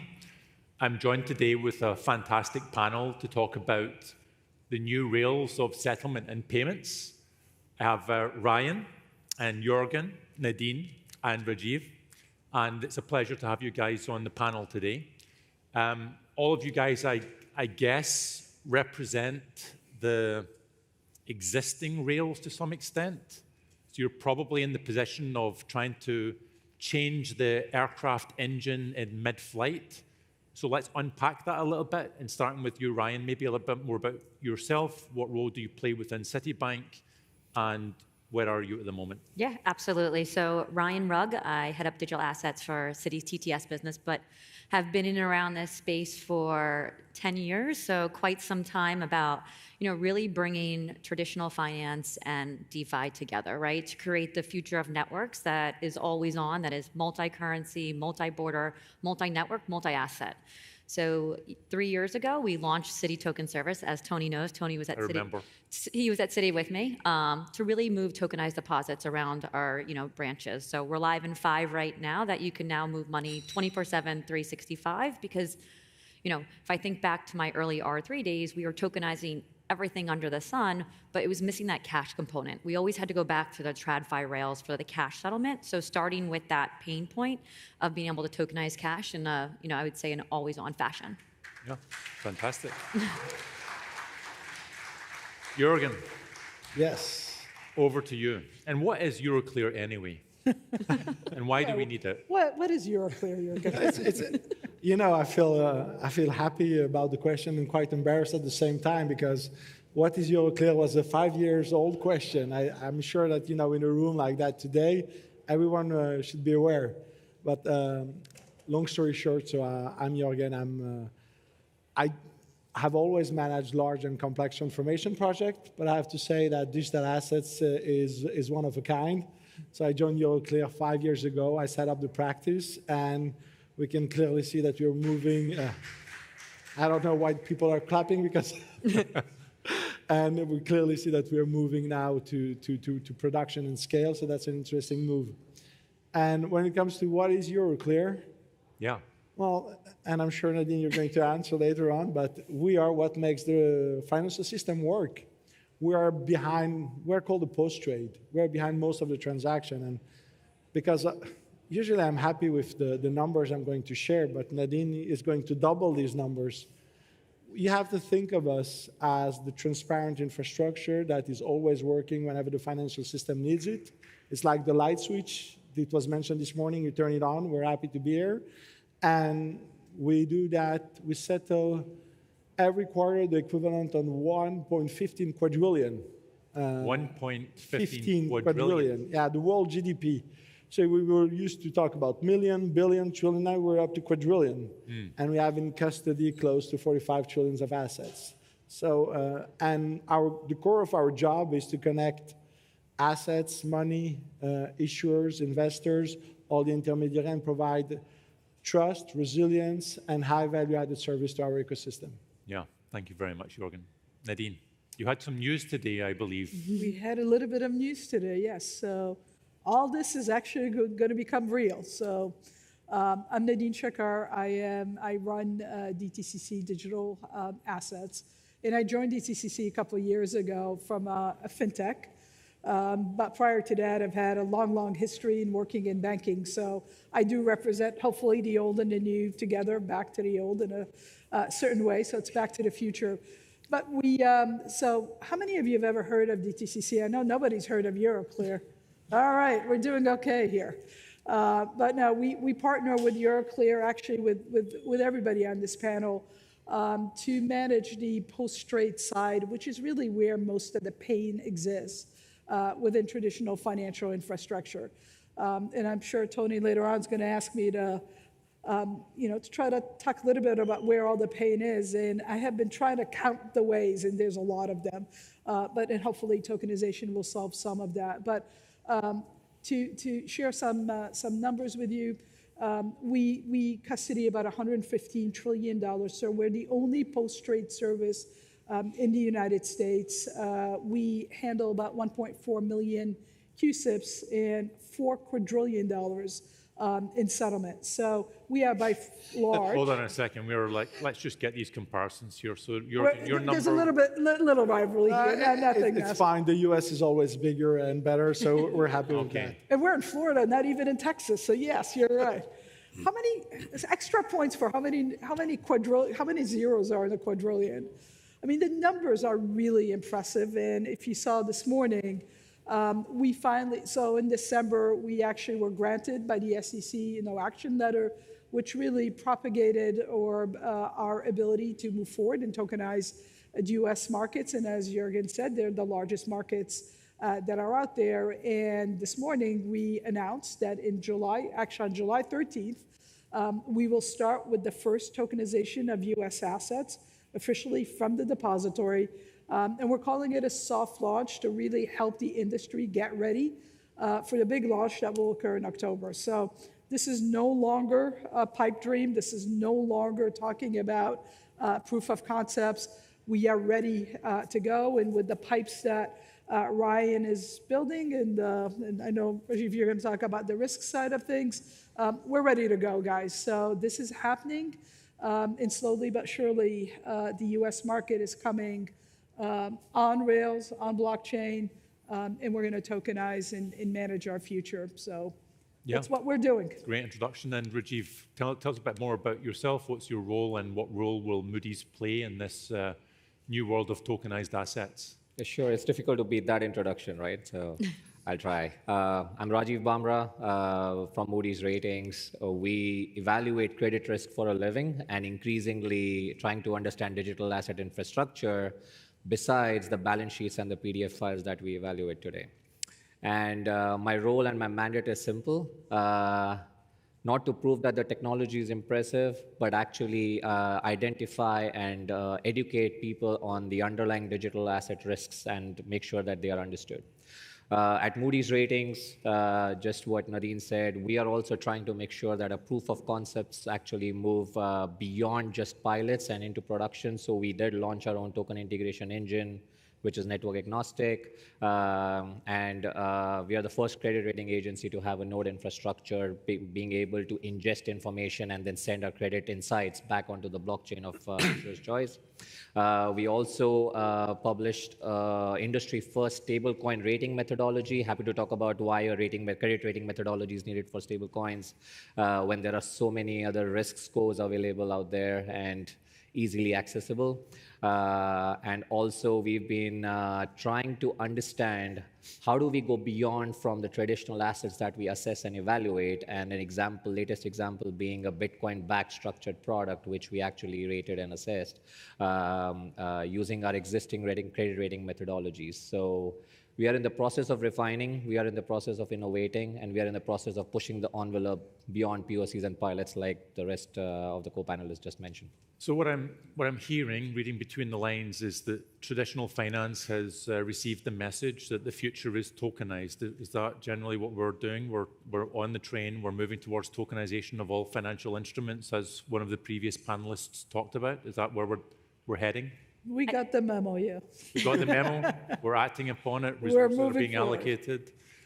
I mean, Ryan, when it comes to Citibank, one of the great things about Citibank, I'll plug it as an alumni, is branches all around the world plugged into all these different value transfer mechanisms, moving, what is it, $4 or $5 trillion a day. So what's the driver for tokenization for Citi? Is it client-led? Is it fear of what JP Morgan is doing? What's the impetus? Yeah, it's definitely client-led, as you know. We view that digital assets and RWAs are just another tool in the toolkit if our clients want to use them.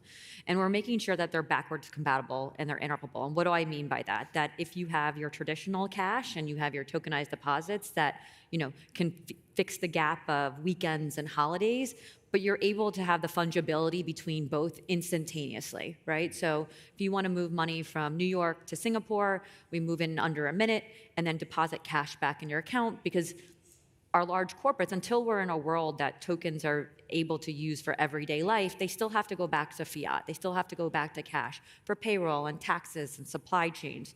So it's really important to be able to have that fungibility between our traditional rails as well as digital asset rails, but to make it seamless for our clients. Like if we think about the large multinationals and corporates that we serve, they've had these treasury ERP systems, as you know, for decades. Yeah. It's hard for them to even put in a new currency in, let alone a token, right? And they're still on batch settlement. They're not real time. So what we've tried to do is obfuscate the complexity of digital assets and blockchains as much as possible. Clients don't have to open new accounts. They don't have to have wallets. They don't have to manage keys. They just actually get the underlying utility of being able to move money, as you mentioned, kind of across the globe. We're live in 5+ branches with new branches coming on.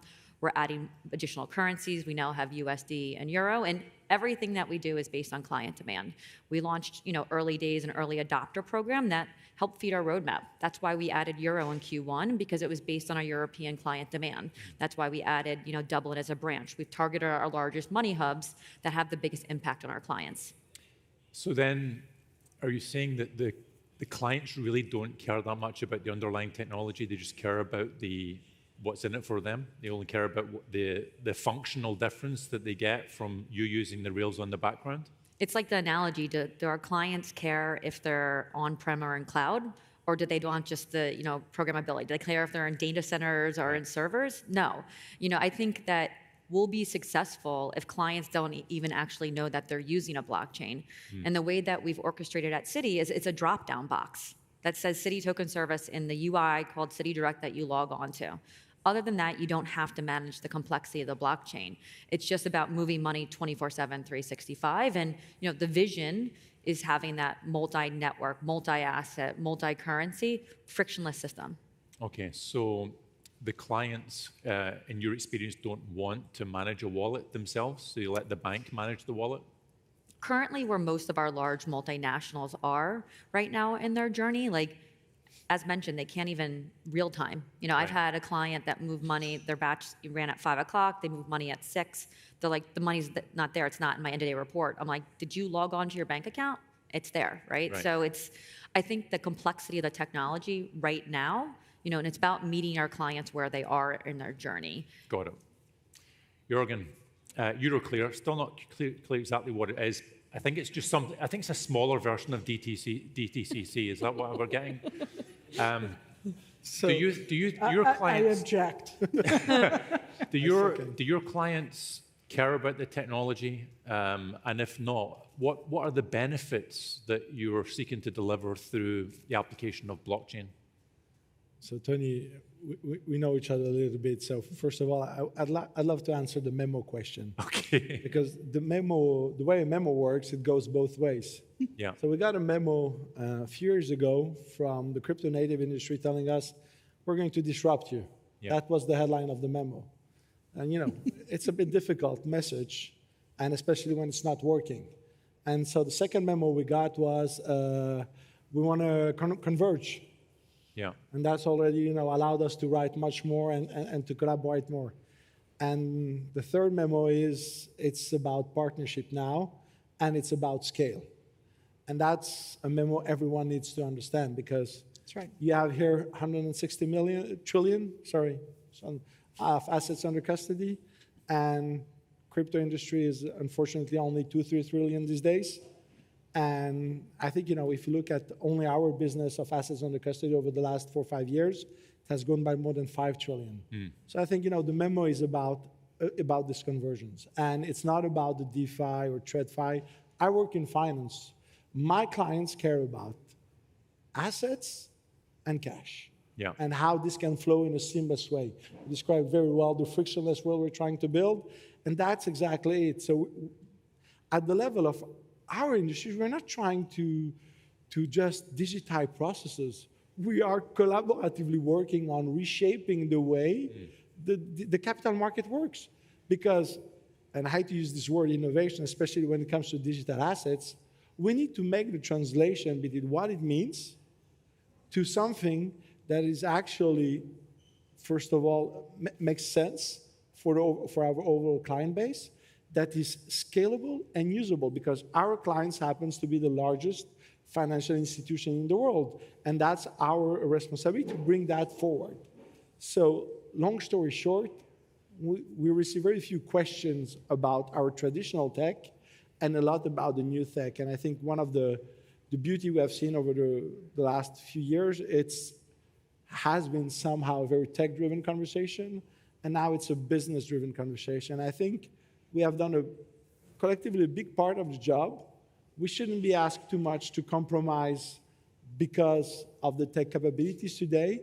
We should be able to say, this is what our clients want. This is what our regulation requires. This is actually what it takes to settle a few quadrillions a month collectively. Yeah. And volumes, regulation, technology maturity, and client demand and client value has to come together. So you're going to let me ask you about one of the other memos that got sent. There was a memo that got sent called trustlessness. Where did that memo end up? So, interestingly, blockchain was created to disrupt trust, transfer value in a trustless environment. And hopefully you'll be able to build on that as well, saying that we are brought back in the game because we provide this trust. There's a reason why you still have millions and billions on-chain only, because the trust component comes at a cost. And because of what we have built over the decades, has shown to the market that whatever happened, we were created like 60 years ago. And look at all the innovation that happened and all the crises. Guess what? We have always been at a meeting point and able to support the growth of the capital market. And that doesn't happen just with fixes and patches. It happened because we have the ability to transform ourselves deeply from the inside. And so we are doing that currently for what's coming next. And that comes a lot with the trust as well. And talking to the work that we have been doing on the digital asset securities control principle, it gives a framework that builds on trust about the regulation, the legal compliance, the asset safekeeping, and everything that our clients expect from us. Right. So there's no escaping counterparty risk when it comes to financial markets. Trust is an asset that has a lot of value, and we are banking on it. Yeah, great. Anything, can you expand a bit more about, again, your announcement today, where it leads to? I think you said there was an initial stage and then a follow-on stage, but you really, is everything in DTC going to have a digital twin? Is that the way you think about it? Are they going to be able to trade either in digital format or in traditional format? What's the... That's correct. So think about it as it's a three-layer cake, for lack of a better term, right? So first of all, it starts with an aggregation of various L1s and L2s, Hedera and others that are out there, EVM, non-EVM, what have you. Again, they'll be driven by client demand, and what DTCC will do is we're not using bridges. We're building an orchestration layer around that. So think about it as shared infrastructure, and that's the beauty of blockchain, is that you can have shared infrastructure, and we're starting with that component. The second layer there is a tokenization service where any DTCC participant can give us instructions to convert from the legacy format to digital format, and going back and forth. Now, the beauty of this, yes, we are using a digital twin, mainly because these are existing assets, so we can't natively issue them. But also, we're going to go through a period of time where we need to make sure that investors can tap where the liquidity is. So if there's liquidity on the traditional side, they can go there. If there's liquidity on the digital side, so we can flip-flop wherever. We'll put them in the wallets, and then from there, as long as DTCC recognizes the wallets, these wallets can be used anywhere, in TradFi, DeFi, 24/7, interacting with each other. So that's the second layer. And the third layer is, I often, so fine, we've tokenized 115 trillion, and the question is, so what? Yeah. Right? So if there's no value to these tokens, so we are building a coalition of the willing, for lack of a better term. So it's a Web3 ecosystem where I'm sure a lot of you and your firms are part of these conversations, And then DTCC tried to deal with the biggest pain point and probably the biggest use case that we can see in the market today is collateral, right? So what we've done is build a collateral app chain because we believe a lot of the pain points, whether it's digital or not, still relate to the data, right? So it's that fragmentation of data. It is the inconsistencies of data. I'm setting you up here, so you'll be able to take it from there. But what we've been able to do is you'll be able to take your DTCC tokens or non-DTCC tokens and then be able to create shared pools of wallet that you can move your collateral anytime, anywhere that you would like. Want to be clear, we're not doing collateral management. We're just providing that shared infrastructure to do so. So then I guess the thesis is that once you've got the same group of assets and traditional books and records and the same group of assets on digital representations as tokens on chains, that over time, the tokens have more functionality than the traditional books and records?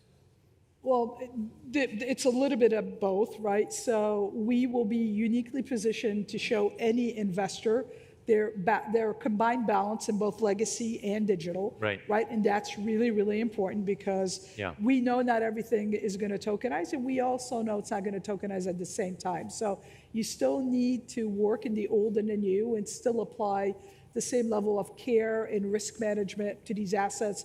It doesn't matter what form they're in, right? We're still stewards of these assets and need to do that. But we are setting up new books, digital books and records for DTCC. We'll be able to track the ownership change of that token in quasi-near time, right? There's always a lag because I can't control how quickly the consensus on any chain occurs, but we'll be able to track that ownership. We won't know who it belongs to, but we know it's a good token, not a forged token or not like a nefarious country coming in and doing bad things, right? With that. So we're pushing through on that sense, and we believe hopefully that should open up the tokenization, and anybody that wants to execute on their digital strategy, there should be no more excuses, right? You've got the largest depositor in the world that's making those assets available to whomever needs them. And then now you've got tokenized deposits, you've got stablecoins, you've got tokenized money market funds. All those can be used now to initiate a DVP process and push forward. So we're hoping not only are we trying to fix and try to provide a shared infrastructure, but also working with pretty much everybody in this room plus more to create value for these tokens, because with no value, what's the point? So Rajiv, turning to you, I guess the digital token of an existing instrument isn't rated anything differently from the traditional representation. So what's novel in your space when it comes to tokenization of financial instruments? Yes, great question. But before I answer that, I wanted to go even beyond what Jürgen said. The entire narrative started from disintermediation, then changed to disruption. Now we are talking about convergence, right? So the market has evolved, and we are at a place where we can now start seeing the nuances and the differences and the novelties that digitalization brings with the assets. To Nadine's point, I would like to also add, we believe that the operational and cost efficiency will come when the assets actually become more natively digital than digital twins themselves. So there is that nuance that in our research also we found that the efficiencies are far better in a native asset than a digital twin aspect.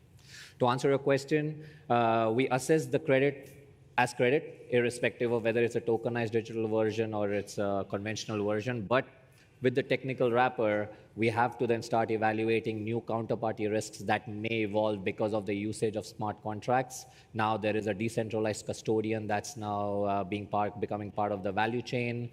The entire legal structure or framework hasn't been tested at scale, so we need to evaluate and make sure that legal frameworks exist.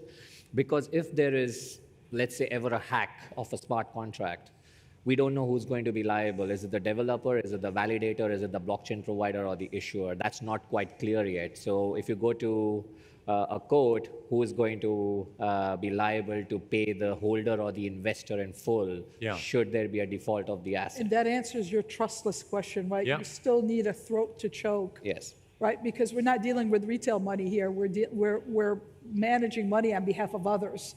right? You still need a fiduciary somewhere in that chain. But we've Sorry to interrupt you. stumbled on something novel because, and again, please feel free to push back, but in the case of when you're using a blockchain, especially a public blockchain, there are things that can happen on that infrastructure that are not in control of the users. So those are novel risks that you might not get if you fully own the infrastructure. Is that That's a good point. correct? That was going to be my following point, that liquidity sits on permissionless public chains. We all know that, and that's the end, that's the destination to get onto public chains. But permission private chains are not going anywhere because accountability, trust sits there. Yeah. And institutions need that walled gardens, so to say. And the previous panel I was hearing backstage called it invisibility layer, and that's going to be how the ecosystem is going to work with a layered structure and architecture where compliance, identity, verification, accountability, the trust, the credibility will all sit in that permissionless, and then the required public information will be shared on permissionless chains to democratize the investment or reach out to more retail investors than just institutional. So that's the aspect there. From a risk perspective, an analogy that I generally use is, consider we are driving on a highway full of traffic and physical speed bumps. There's a lot of friction. That's our traditional rails. We know there is friction. We've already priced that risk into our models. We know how to deal with it because of the decades of data that we have and collected. Now, if that highway is if those speed bumps are now paved and the highway is really smooth, if you are driving at 200 miles an hour and you hit a pothole, there's a catastrophic accident which needs to be understood and mitigated beforehand, and that's where the control, the governance, and the credibility and trust comes into play. In the first half, where there are speed bumps, we know insurance will kick in if there is some default. An institution will make sure there are other ways of paying the investor in full should an asset default. There are other mitigants around that, but in the more permissionless, decentralized ecosystem that hasn't been tested at scale, which is where a lot of risk lies. So the risk is actually between the lag of that friction and not really the rails. The rails are doing the job. The technology is tested. We know it has benefits. It's just how do you now make sure those benefits work in your favor to fill those gaps that are known in the traditional world. Yeah. I know Nadine doesn't want to use the word plumbing, but that's No the plumbing. best way to No plumbing, only No rails. plumbing. Yeah. But I'm hearing that there are, for these benefits of blockchain, there are some novel risks that we have to be aware of. And you know what, we've got like a minute and a half left. I'd like us in this next minute and a half to solve interoperability once and for all. Can we do that? Piece of cake. Ryan, how do we solve for interoperability? Because we've been in this situation where lots of firms are doing their own things. How do we make the financial system truly interconnected? So this has been the million-dollar question since I've entered this space, interoperability. And from a Citi's perspective, it's broad. It's not just interoperability with other blockchains. And first off, we wouldn't have built Citi Token Service on a blockchain if we just want to stay within Citi's four walls, right? We always had intention of going externally. That's why we are on a private permission version of Ethereum, EVM compatible, that we have that ability if and when legislation and regulation and safety and soundness are in these public networks, we're able to do that. But it's also important to have interoperability with traditional assets, like we're talking about here, where if you want to be in the traditional form or in the digital form, you have that fungibility and optionality to go back and forth. A tokenized money market fund for collateral management that now you can earn interest hourly, and there's no that. So I think the word interoperability gets thrown around a lot, and it's extremely important, but it's not just with public blockchains, private permission blockchain, it's also with the traditional, and I think that's what we're all kind of pulling through up here that's really important. Well, I would have loved to have solved the interoperability problem. We have a way. Please. There's a breakfast on Thursday morning organized by DTCC, Clear 7 Euroclear, together with the Boston Consulting Room, on our latest white paper on moving forward with interoperability. So Fabulous. It's a good way to start. Great. Well, people can approach you later on and be invited to the breakfast. Well, and with that, I'd like to thank my panel very much. I think we've reached the point of view that you guys all got the memo, you're acting upon it, and the future is tokenized. That's right. Thank you. Thanks, Tony. Thank you for having us. Thank you.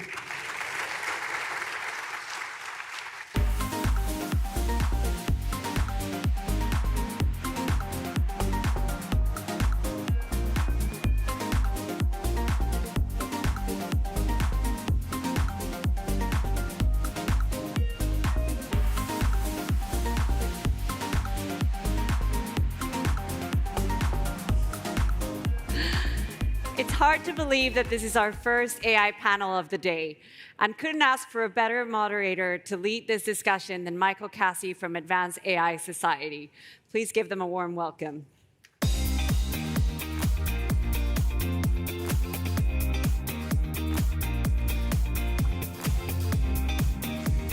Okay.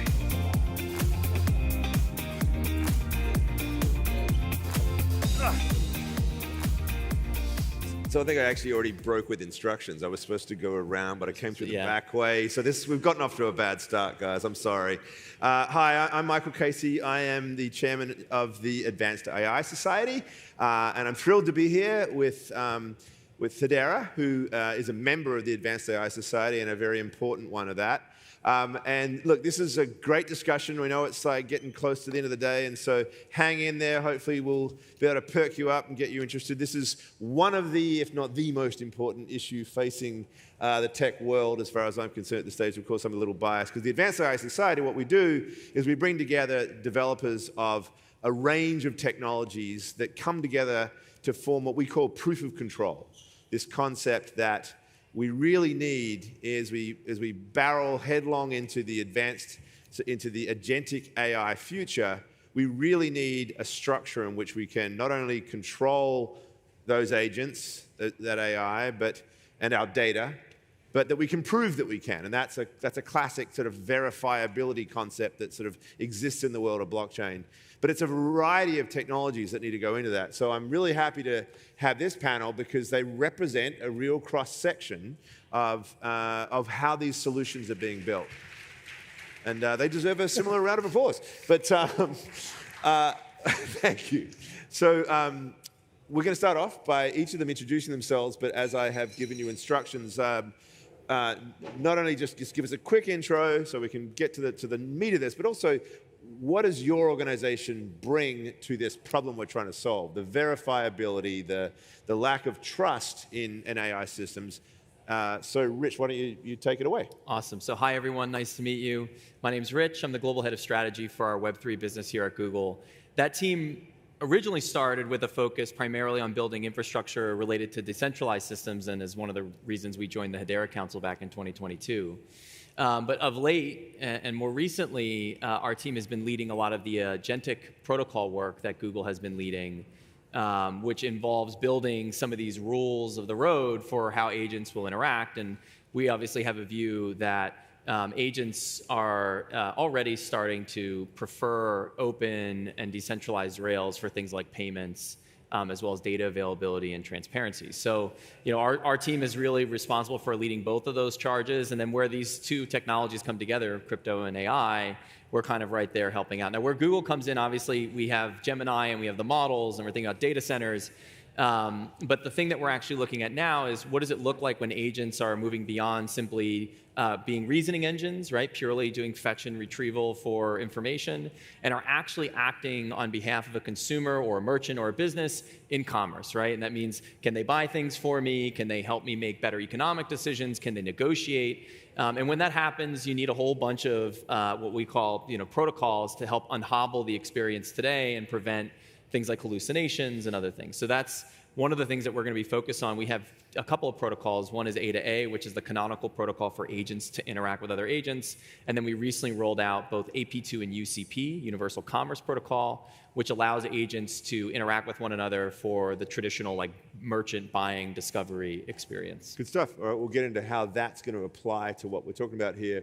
Brian, Accenture, I learned from our conversation, I didn't realize the biggest employer in the world, is that right? So great to be here. My name is Brian Rich. I lead AI for our government, defense, and health practice globally for Accenture. We are the 4th largest company in the world, I think, by headcount. By headcount.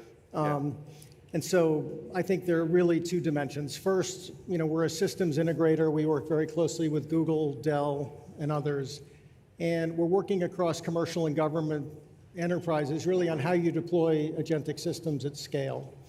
And I think that everybody understands kind of the value and productivity gains that you can obtain. I think the technology is there, but what we're really seeing are constraints to adoption that are based on, especially in government, they haven't really resolved clearly what the policies they have around data, compute, AI models, and then you're seeing emerging markets like sovereignty and even space tech, right, which is like a very weird and new market.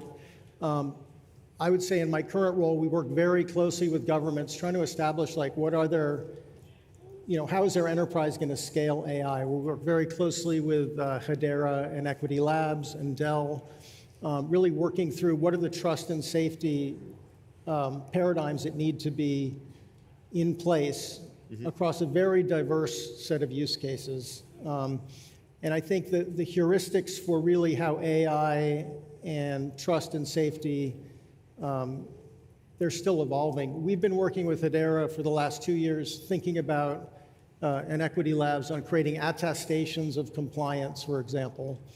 And now that's evolving into attestations proof of work, which is how you start to value the productivity that's being generated. This is really important. I think it's going to be an important emerging dimension because a lot of productivity gains are occurring, but how do you capture the value of that productivity? And just like trust and safety, you're going to need attestations that are only really going to be able to happen with AI because it's beyond human scale. Yep. And so I think there's this really big nexus between It's nice AI to hear a positive take on why we need these proofs, right? Not just so that something went wrong, prove that there's actually some gains, some productivity. Yes. It's a good way to frame it. It's one of those things that helps drive adoption as well. David, why don't you bring us what Dell's role in all this is? Sure. So David Futura, thanks for having me here. This is a great event. So I work for Dell, and my responsibility actually straddles two sides. So I work for the CTO, and I look at future technologies and work with strategy to figure out where we will go and what we bring to market.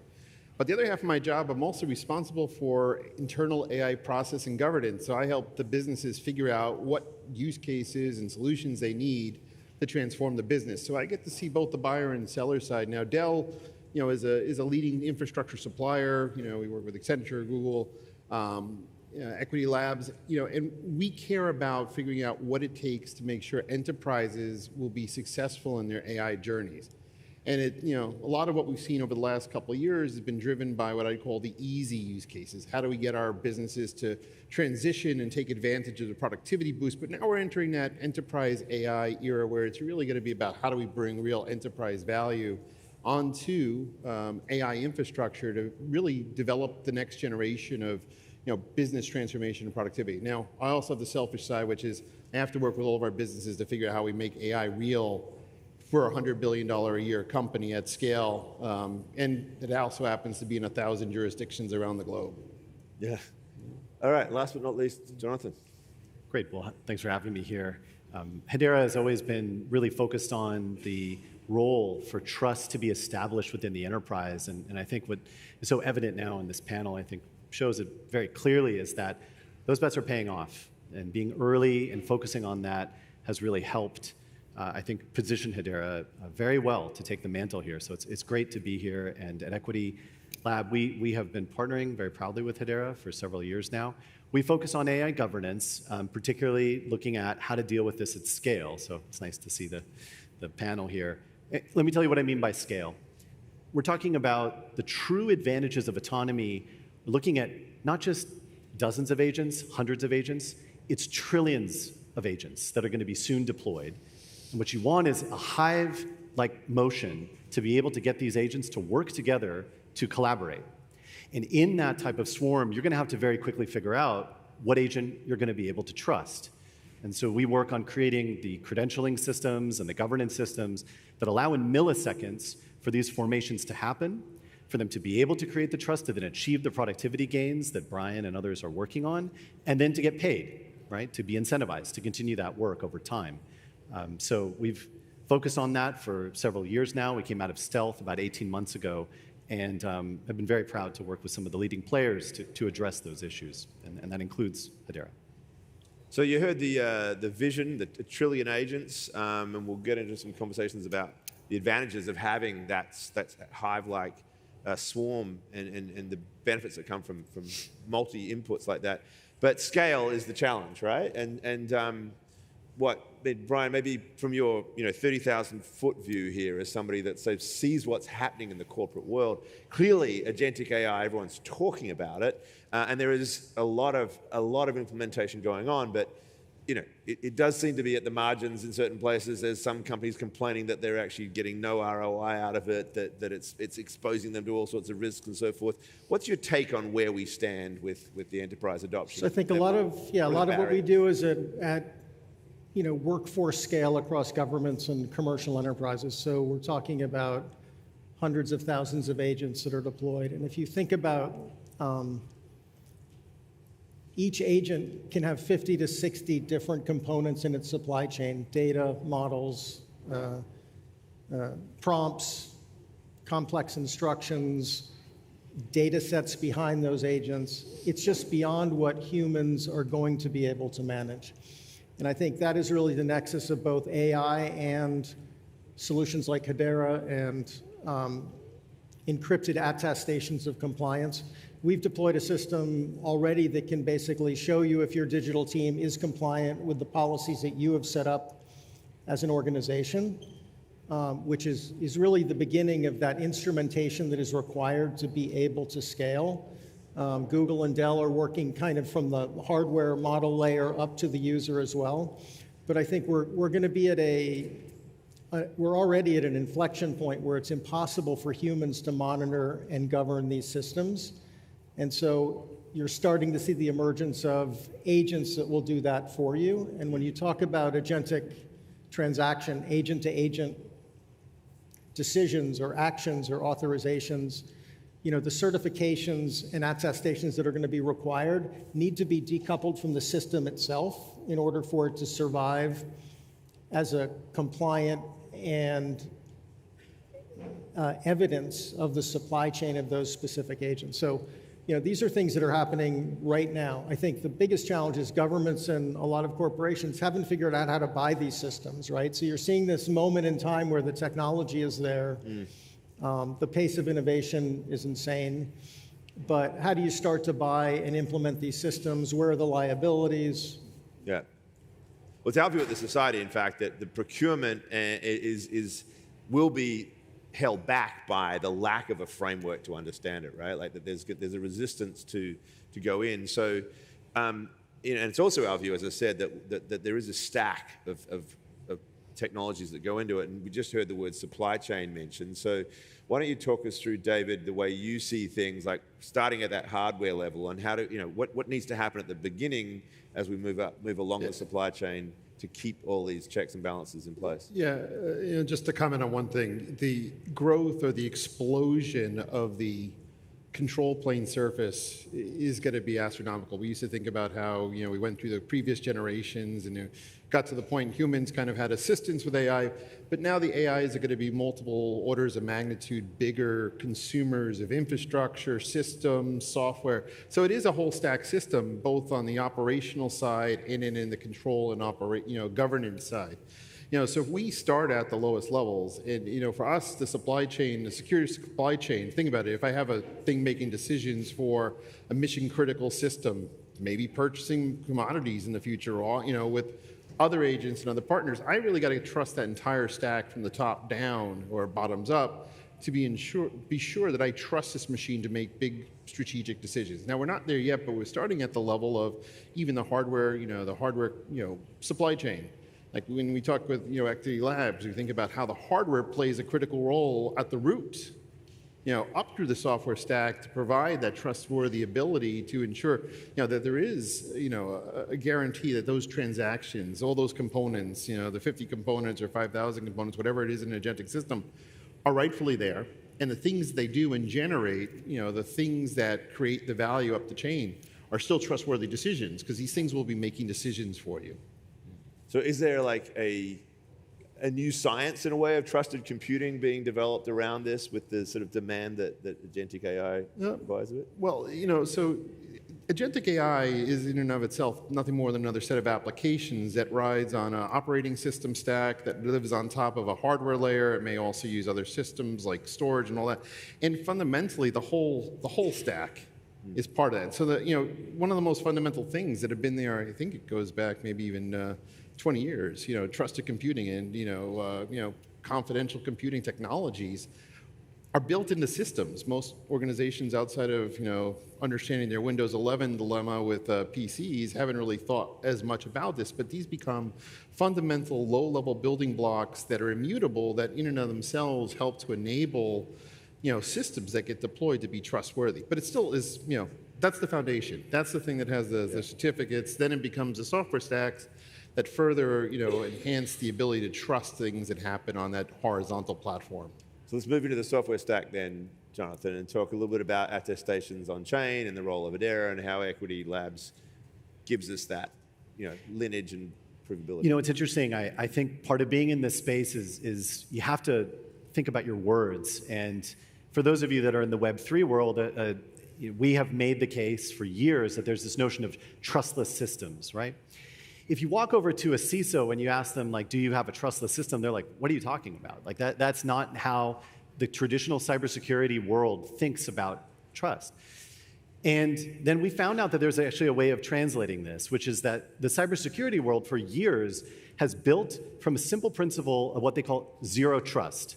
What that means is that every system operates at a default that it trusts nothing, right? Zero. And then you have to enable systems, or in this case, agents, to bring credentials that prove to the system, or let's say the enterprise firewall, or even the entire cloud infrastructure, I am trustworthy, and therefore you should let me in, or you should give me access to this resource.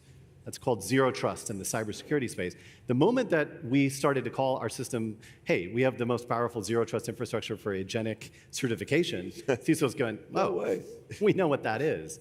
Now, the question is, how do you establish that certificate so that it can be presented to that gateway and be trusted? Now, if an agent says, oh, here's who I am, well, that's suspicious. And the reason why is because agents are goal-seeking applications. They're going to lie or do anything that they need to do in order to just say, hey, this is what you want to hear. I'm going to tell you what you want to hear. And our way of saying is we need an independent witness to be there to observe that the model was trained this way, the agent was configured this way, that it was been evaluated by not just 3 tests, maybe 1 million tests, and then boil that into a single certificate that in milliseconds can be verified. And so that's what we have built as our zero trust solution. And the witness that we have chosen is the processor. And the reason why is that that processor is, you can think of it as a common denominator. Every agent operates on a processor, and there's only a handful of them in the world right now. And so we partnered with NVIDIA and Intel and AMD, and we found a way for them to act as an independent witness to attest to the fact that this certificate is in fact hardened and intact, seal it, and then send it on its way to a firewall or to other decision points within the network. And the moment that Brian and Dell and working on some things with Google started to adopt that type of paradigm, it has been a much easier conversation. And in my case, you've been at this longer than I. It's now suddenly a way of the payoff for all this hard work that we've done of socializing these notions around control and trust. Just call it zero trust, and people perk up.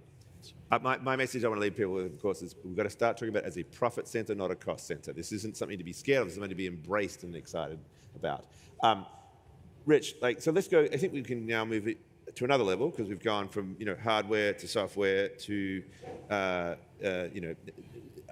what I think now could be this sort of agentic interaction piece. So, we were talking out back about how, you've got this another layer now. You can sort of look at how well our model is performing, but how do this agent and that agent interact. And so how do you view that from the perspective of the protocols that you're building and as a security? Yeah, well, I think there's a couple things. There's certainly a technology problem, and that's what we've just spent probably the bulk of the time talking about. I think the other challenge is that there is kind of like an operational counterparty risk problem, right? So you can have, all the best software layers, you can have all the, bells and whistles and transparency and visibility, but, ultimately, if the standard that you've set or the protocol that you've built out doesn't have buy-in from stakeholders within the ecosystem, it's going to be very hard for them to trust it, even if the protocol is as good as it purports to be.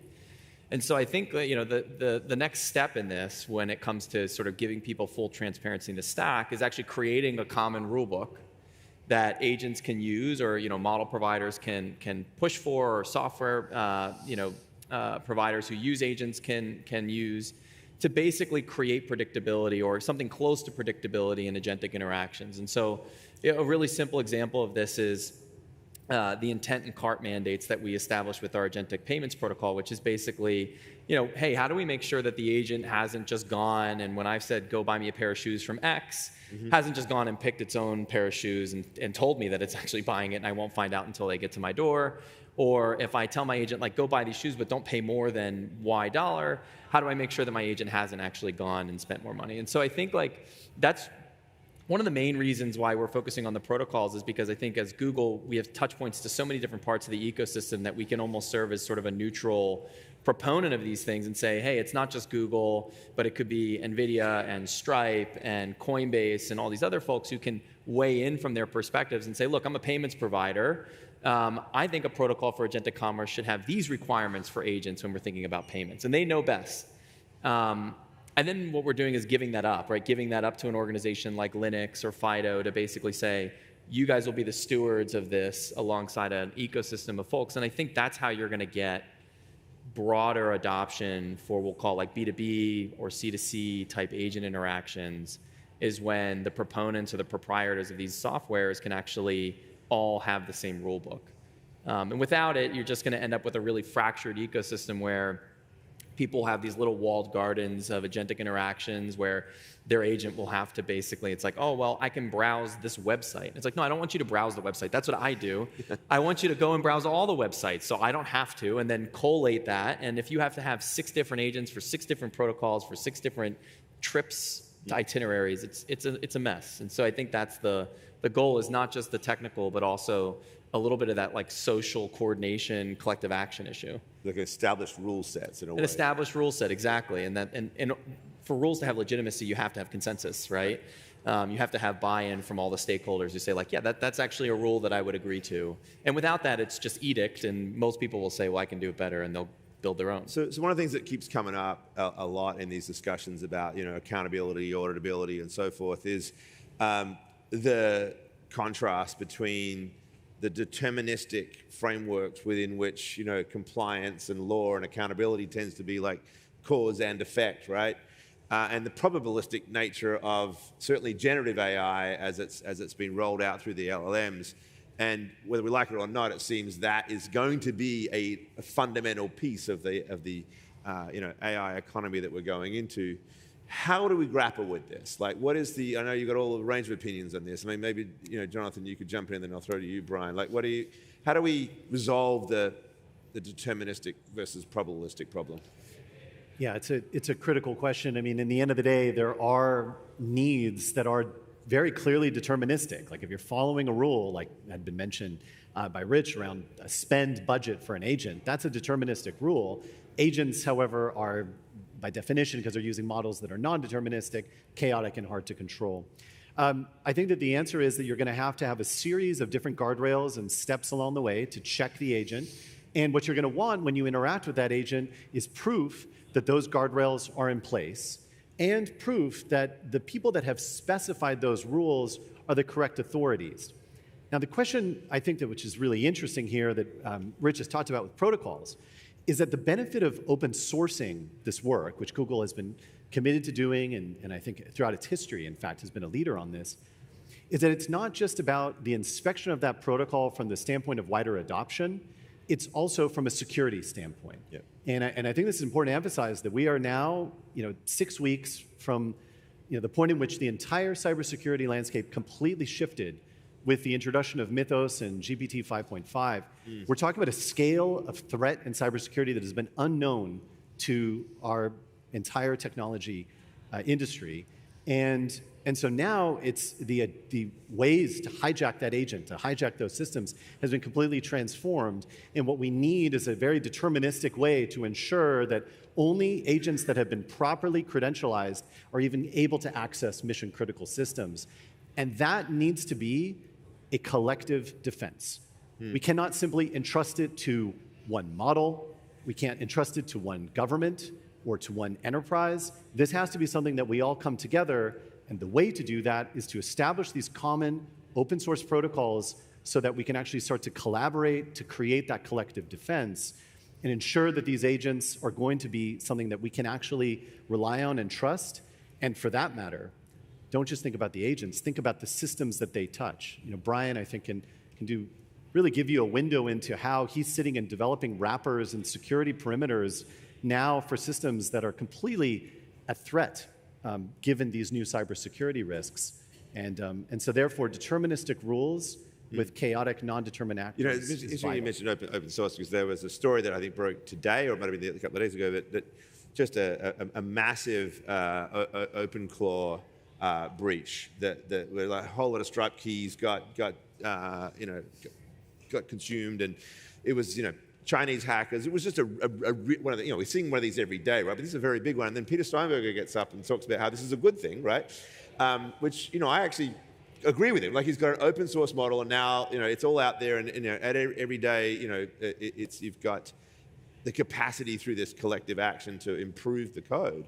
But it's pretty scary at the same time, right? The scale with Mythos coming in of those hacks is and to think that we have to basically just swallow that and then focus on all the good information we're going to get from it to actually make the system stronger is a very hard thing, specifically for governments to deal with, right? Who very much like to have everything buttoned down so that they don't have any liability for this.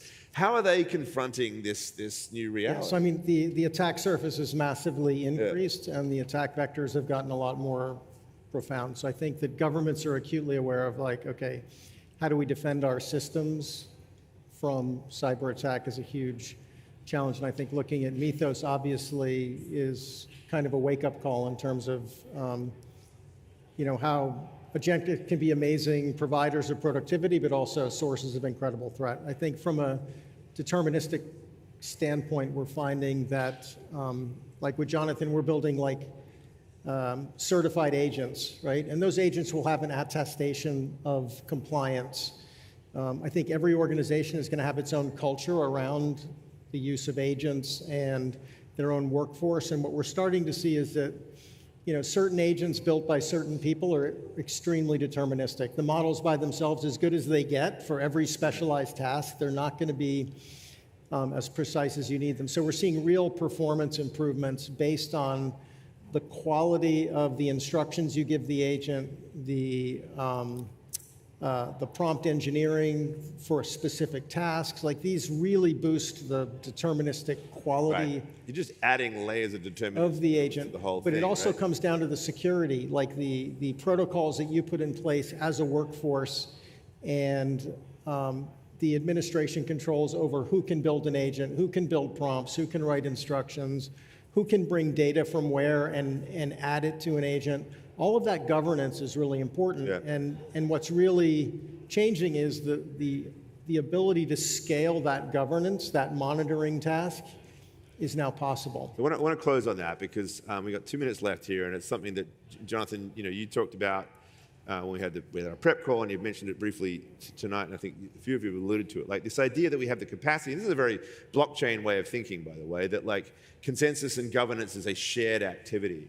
And that we are just better off if we do that. I worry that as we evolve in this AI economy, that sort of like, and I'll look at Google on this one, because I know you're a multifaceted organization, but you are a single, very powerful, centralized entity which has its own goals and objectives. And then the governments that you deal with, Brian, are similar, right? There's this whole sovereign AI process underway, which might mean that we end up siloing. We don't. So how do we? And we've got only 1 minute to deal with this very big question. Like, wait until what are the main principles that we need to get to so that we actually sort of can see this sort of agentic AI economy emerge as something that's a collective benefit for everybody, and we don't sort of go back to the same siloing threats that we've had in place for some time? I think there's a couple ways to deal with this. The one way that we're dealing with it, the strategy we have, obviously we're going to continue to develop and try and build the best models and build the full stack, right? We have TPUs, we have Gemini, and we have our cloud business. But I also think that one of the things that you'll notice is anything that we have done has generally been not Gemini only. So we could have done, hey, we have this guardrail for allowing agents to interact in commerce. You've got to use Gemini in order to get that guardrail. That's not what we did, right? We basically said, bring your own model, bring your own identity, bring your own form of payment, right? Which is why we integrated both with traditional payments and crypto. And I think we're going to continue to do that, is basically try to create those open forms. Certainly we're going to innovate. Everyone's going to be innovating. It's a race. But I think creating that open, neutral forum is an opportunity for others to play a role and let competition happen in the market. 2 seconds left. You nailed it. Well done. Okay, a round of applause for the panel. Thanks a lot, everybody.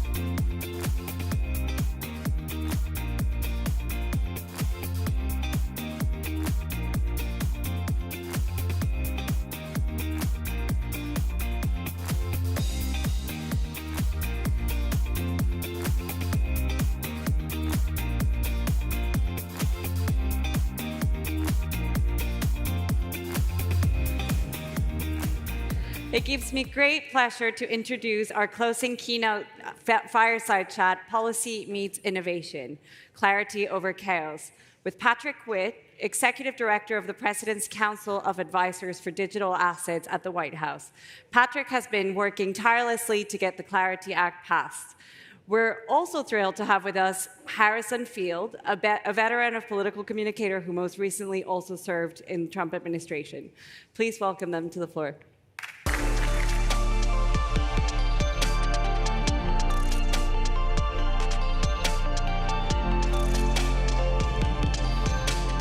How's it going, everyone? It's good to close out HederaCon. I know we are the two people holding you guys up from a rum bar and a stone crab bar, courtesy of Kraken. So we're going to try to stay within this 20 minutes. We're just happy to have Patrick Witt here. Came down from DC, my former colleague at the White House, now executive director at the White House Crypto Council. There's no one more involved in the success of digital assets in the administration than you. The president has extreme confidence in you to make sure that we get this critical policy across the finish line. And we've seen in Washington, D.C., a lot of talk about what this looks like, what this ecosystem looks like. But now we're finally here. It's no longer a conversation, it's actually action. So I want to open it up to talk about clarity. Obviously, we've been talking about it all day here. And at a fundamental level, my question to you is, what is broken in the current system that this piece of legislation is trying to address? I think it's no surprise to anyone. We saw for the previous administration for 4 years a war on this industry and a politicization of a technology. This bill is it's important right now, but I think it's more important beyond this administration. This is putting in place rules of the road so that market participants know exactly where the lines are drawn. Am I going to be classified as a commodity and regulated by the CFTC? Am I going to be classified as a security regulated by the SEC? And then what are the expectations and the obligations for me as a market participant with these different technologies and assets that I might be handling, trading, underwriting, you name it.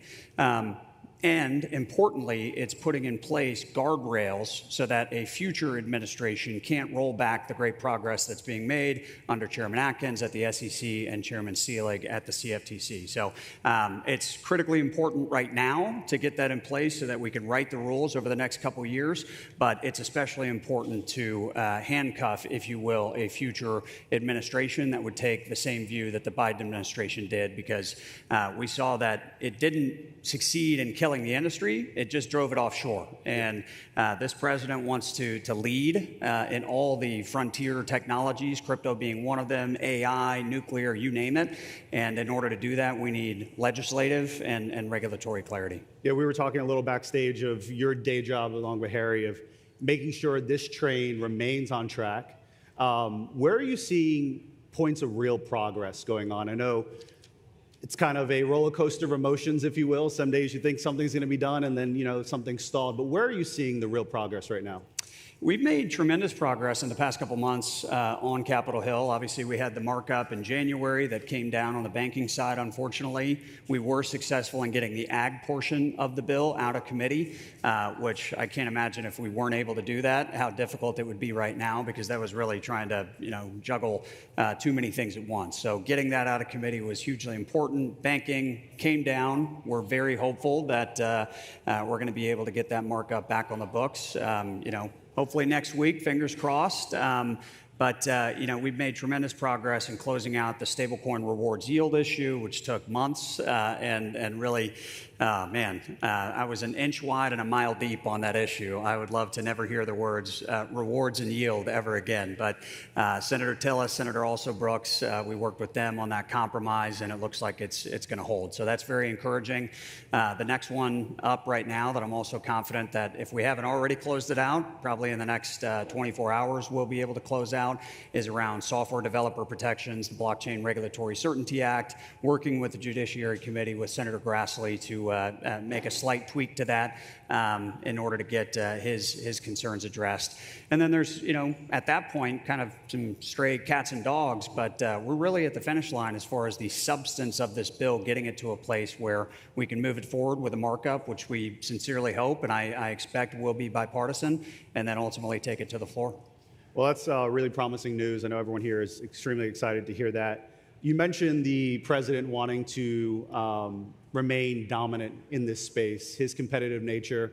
I've also had the privilege of working with him and seeing that up close. Obviously, we know he's getting ready to head to China. He was making some remarks earlier today of, reminding the Chinese that America is still number one when it comes to AI. But when you look at this sector that we're speaking about, how much of the president's involvement, or really what he's taxed you to do in terms of remaining or really just separating ourselves from the very competitive environment that we all know is out there? Well, he aims high, and he's very competitive, and I love that. As a former athlete, former football player, America is a competitive nation. We want to succeed. We want to be number one, and that applies to this technology area. It applies to all the technology areas that I mentioned earlier. And as you've seen with digital assets and the development of this industry, as I mentioned on the previous administration, they didn't succeed in killing it. They just succeeded in basically taking the U.S. Down a peg, and we've fallen behind. The majority, vast majority of trading activity happens offshore. The number of developers, I think, went down from like 38% in recent years down to 19% here in the US. That's a 50% drop. So we have fallen behind, and we need to play catch up now. And that's why this bill, I think, is so important to get done, because this is about building the financial infrastructure of the future. The United States has benefited from, you think about a number of things that kind of underwrite our success in the world: our military, our judicial system, but also our leadership in financial markets. And our capital markets and liquidity here are the envy of the world. And if we fail to set the rules into this new era of finance, we're going to be rule followers, and it's going to be somebody else's playbook that we're following. And God forbid it's ultimately an adversary. You mentioned China. That would be the most natural person to fill the void, and we can't allow that to happen. Yeah, I appreciate it. You touched on it briefly. It's not every day you sit next to a former NFL player, so New Orleans Saint right here.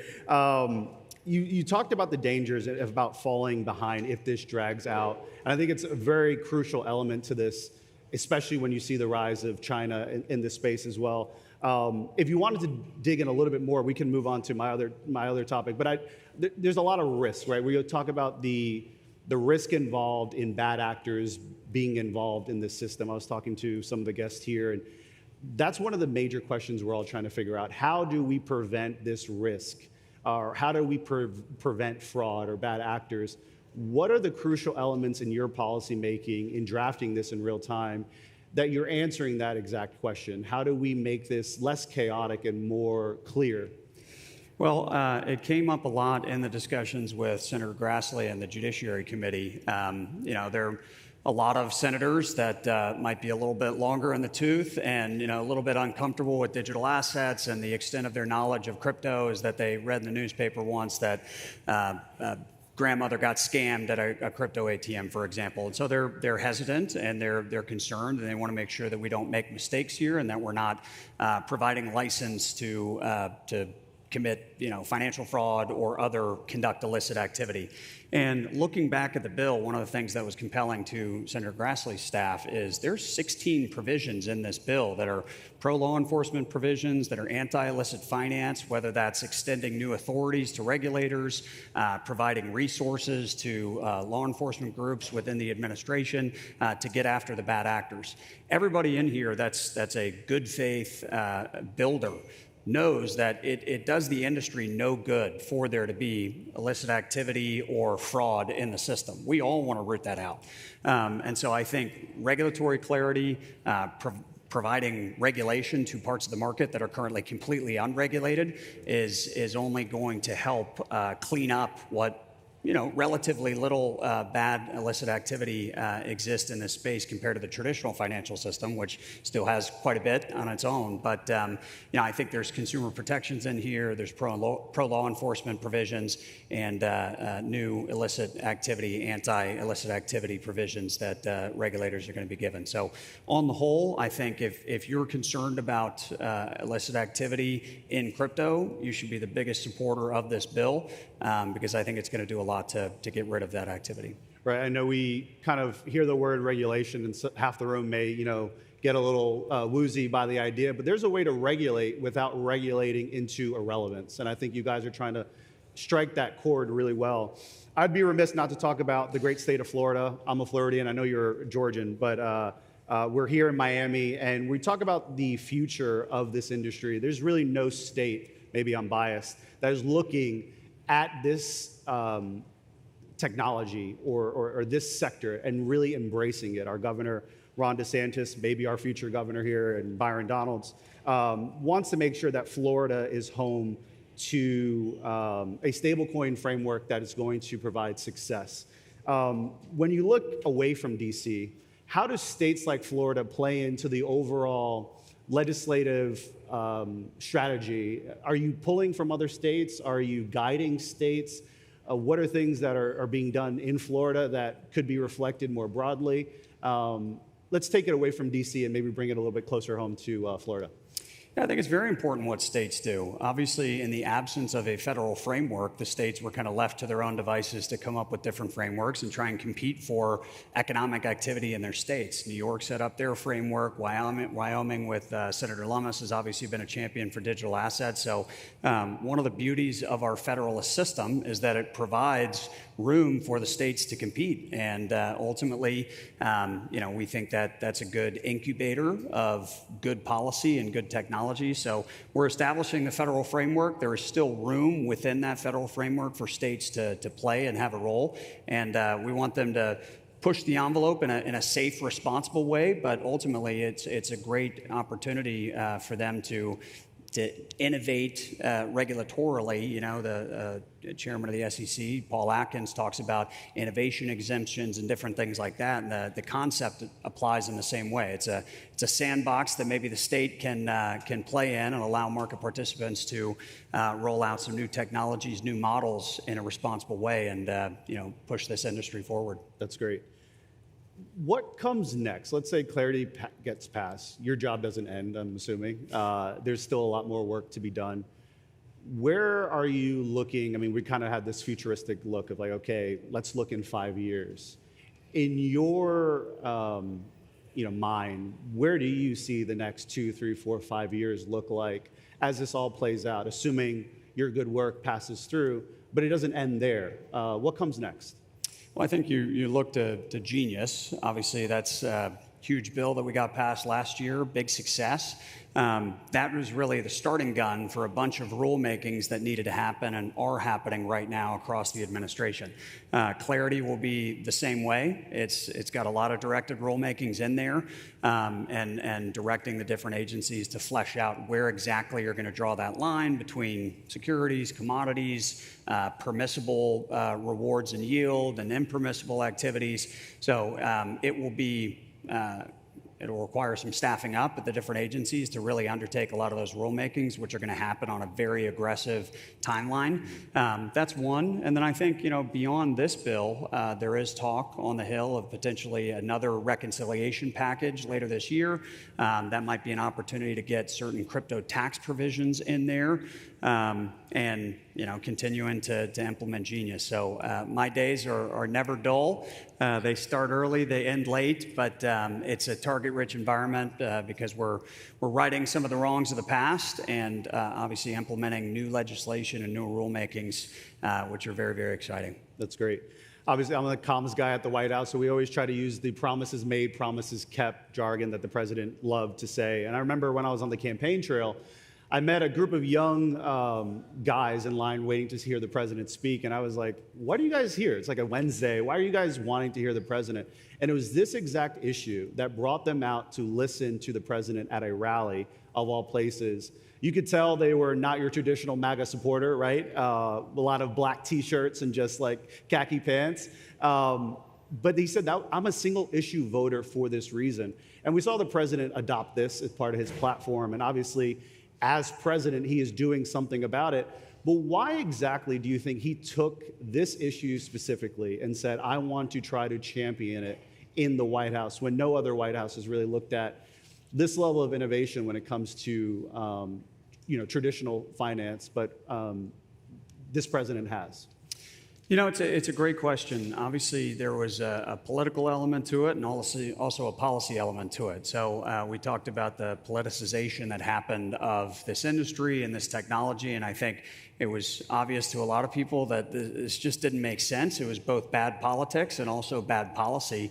And the president recognized the opportunity there to outflank Democrats on this issue, and it dovetails with, like we talked about earlier, the president is a competitive guy. He recognizes the importance of America's position within the global financial system, and he recognizes the promise of this technology to make things more efficient, both in terms of time, speed, cost, you name it. It provides an opportunity to be more self-sovereign with owning your assets. So I think part of the debanking probably fed into that, and crypto as a shield against some of the runaway enforcement that was happening at the previous SEC.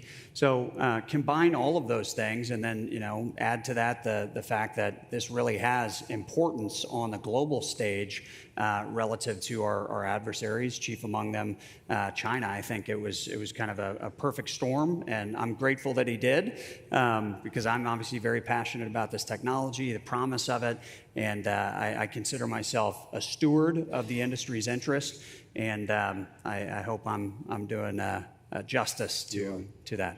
You talk about the global nature of it all. I've met people here from Canada, Australia, the UK. What are we doing in terms of collaboration or learning from other countries, how they've been able to implement this level of policy? Are there do's, are there don'ts that we've seen on the world stage from friendly nations that are kind of showing you the way forward as the United States tries to tackle this issue?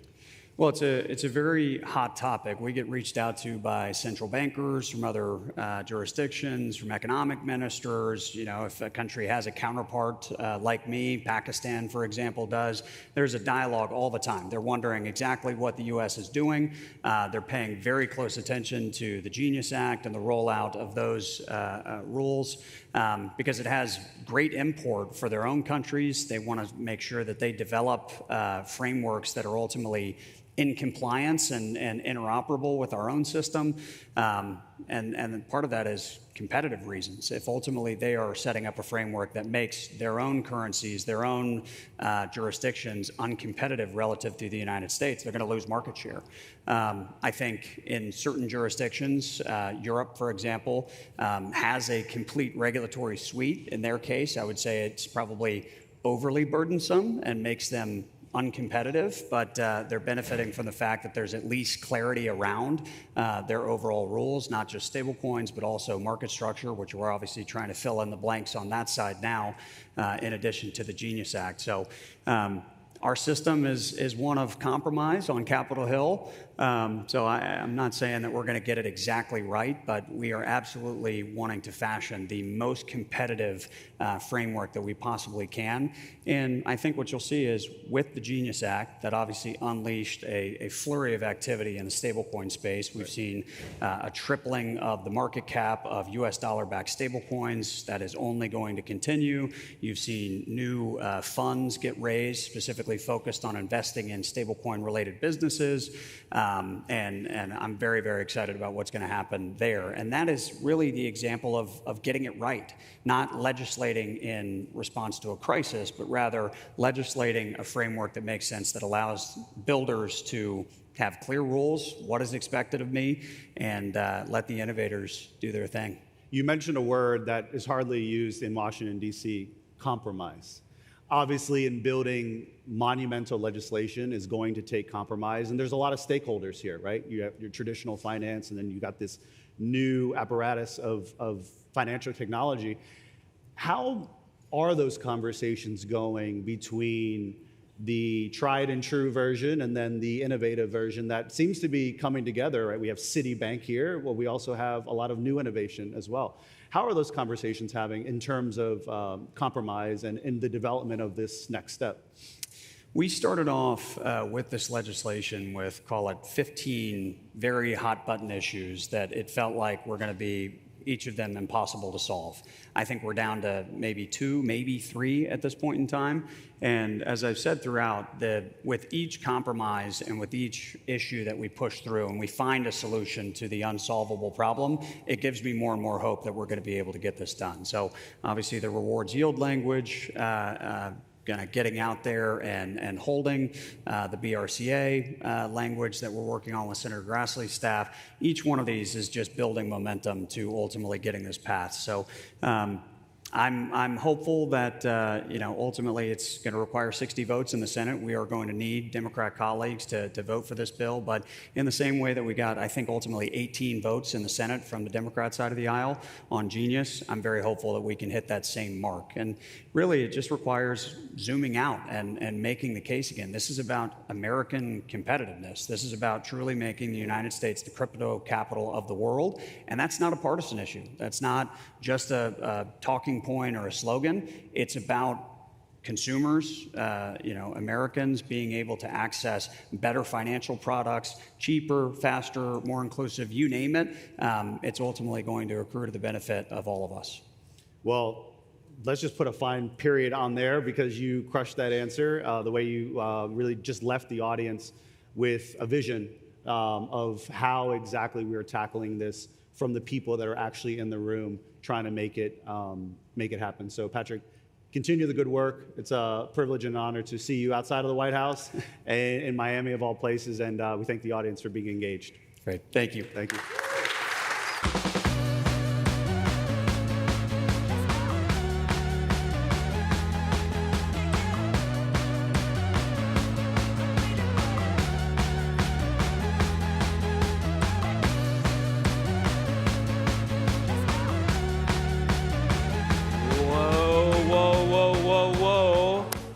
Isadora, can I have a double high five? We had a great day today. It is a wrap for the program portion of HederaCon 2026. I had a total blast. I'm sure you did too. I did too. Okay.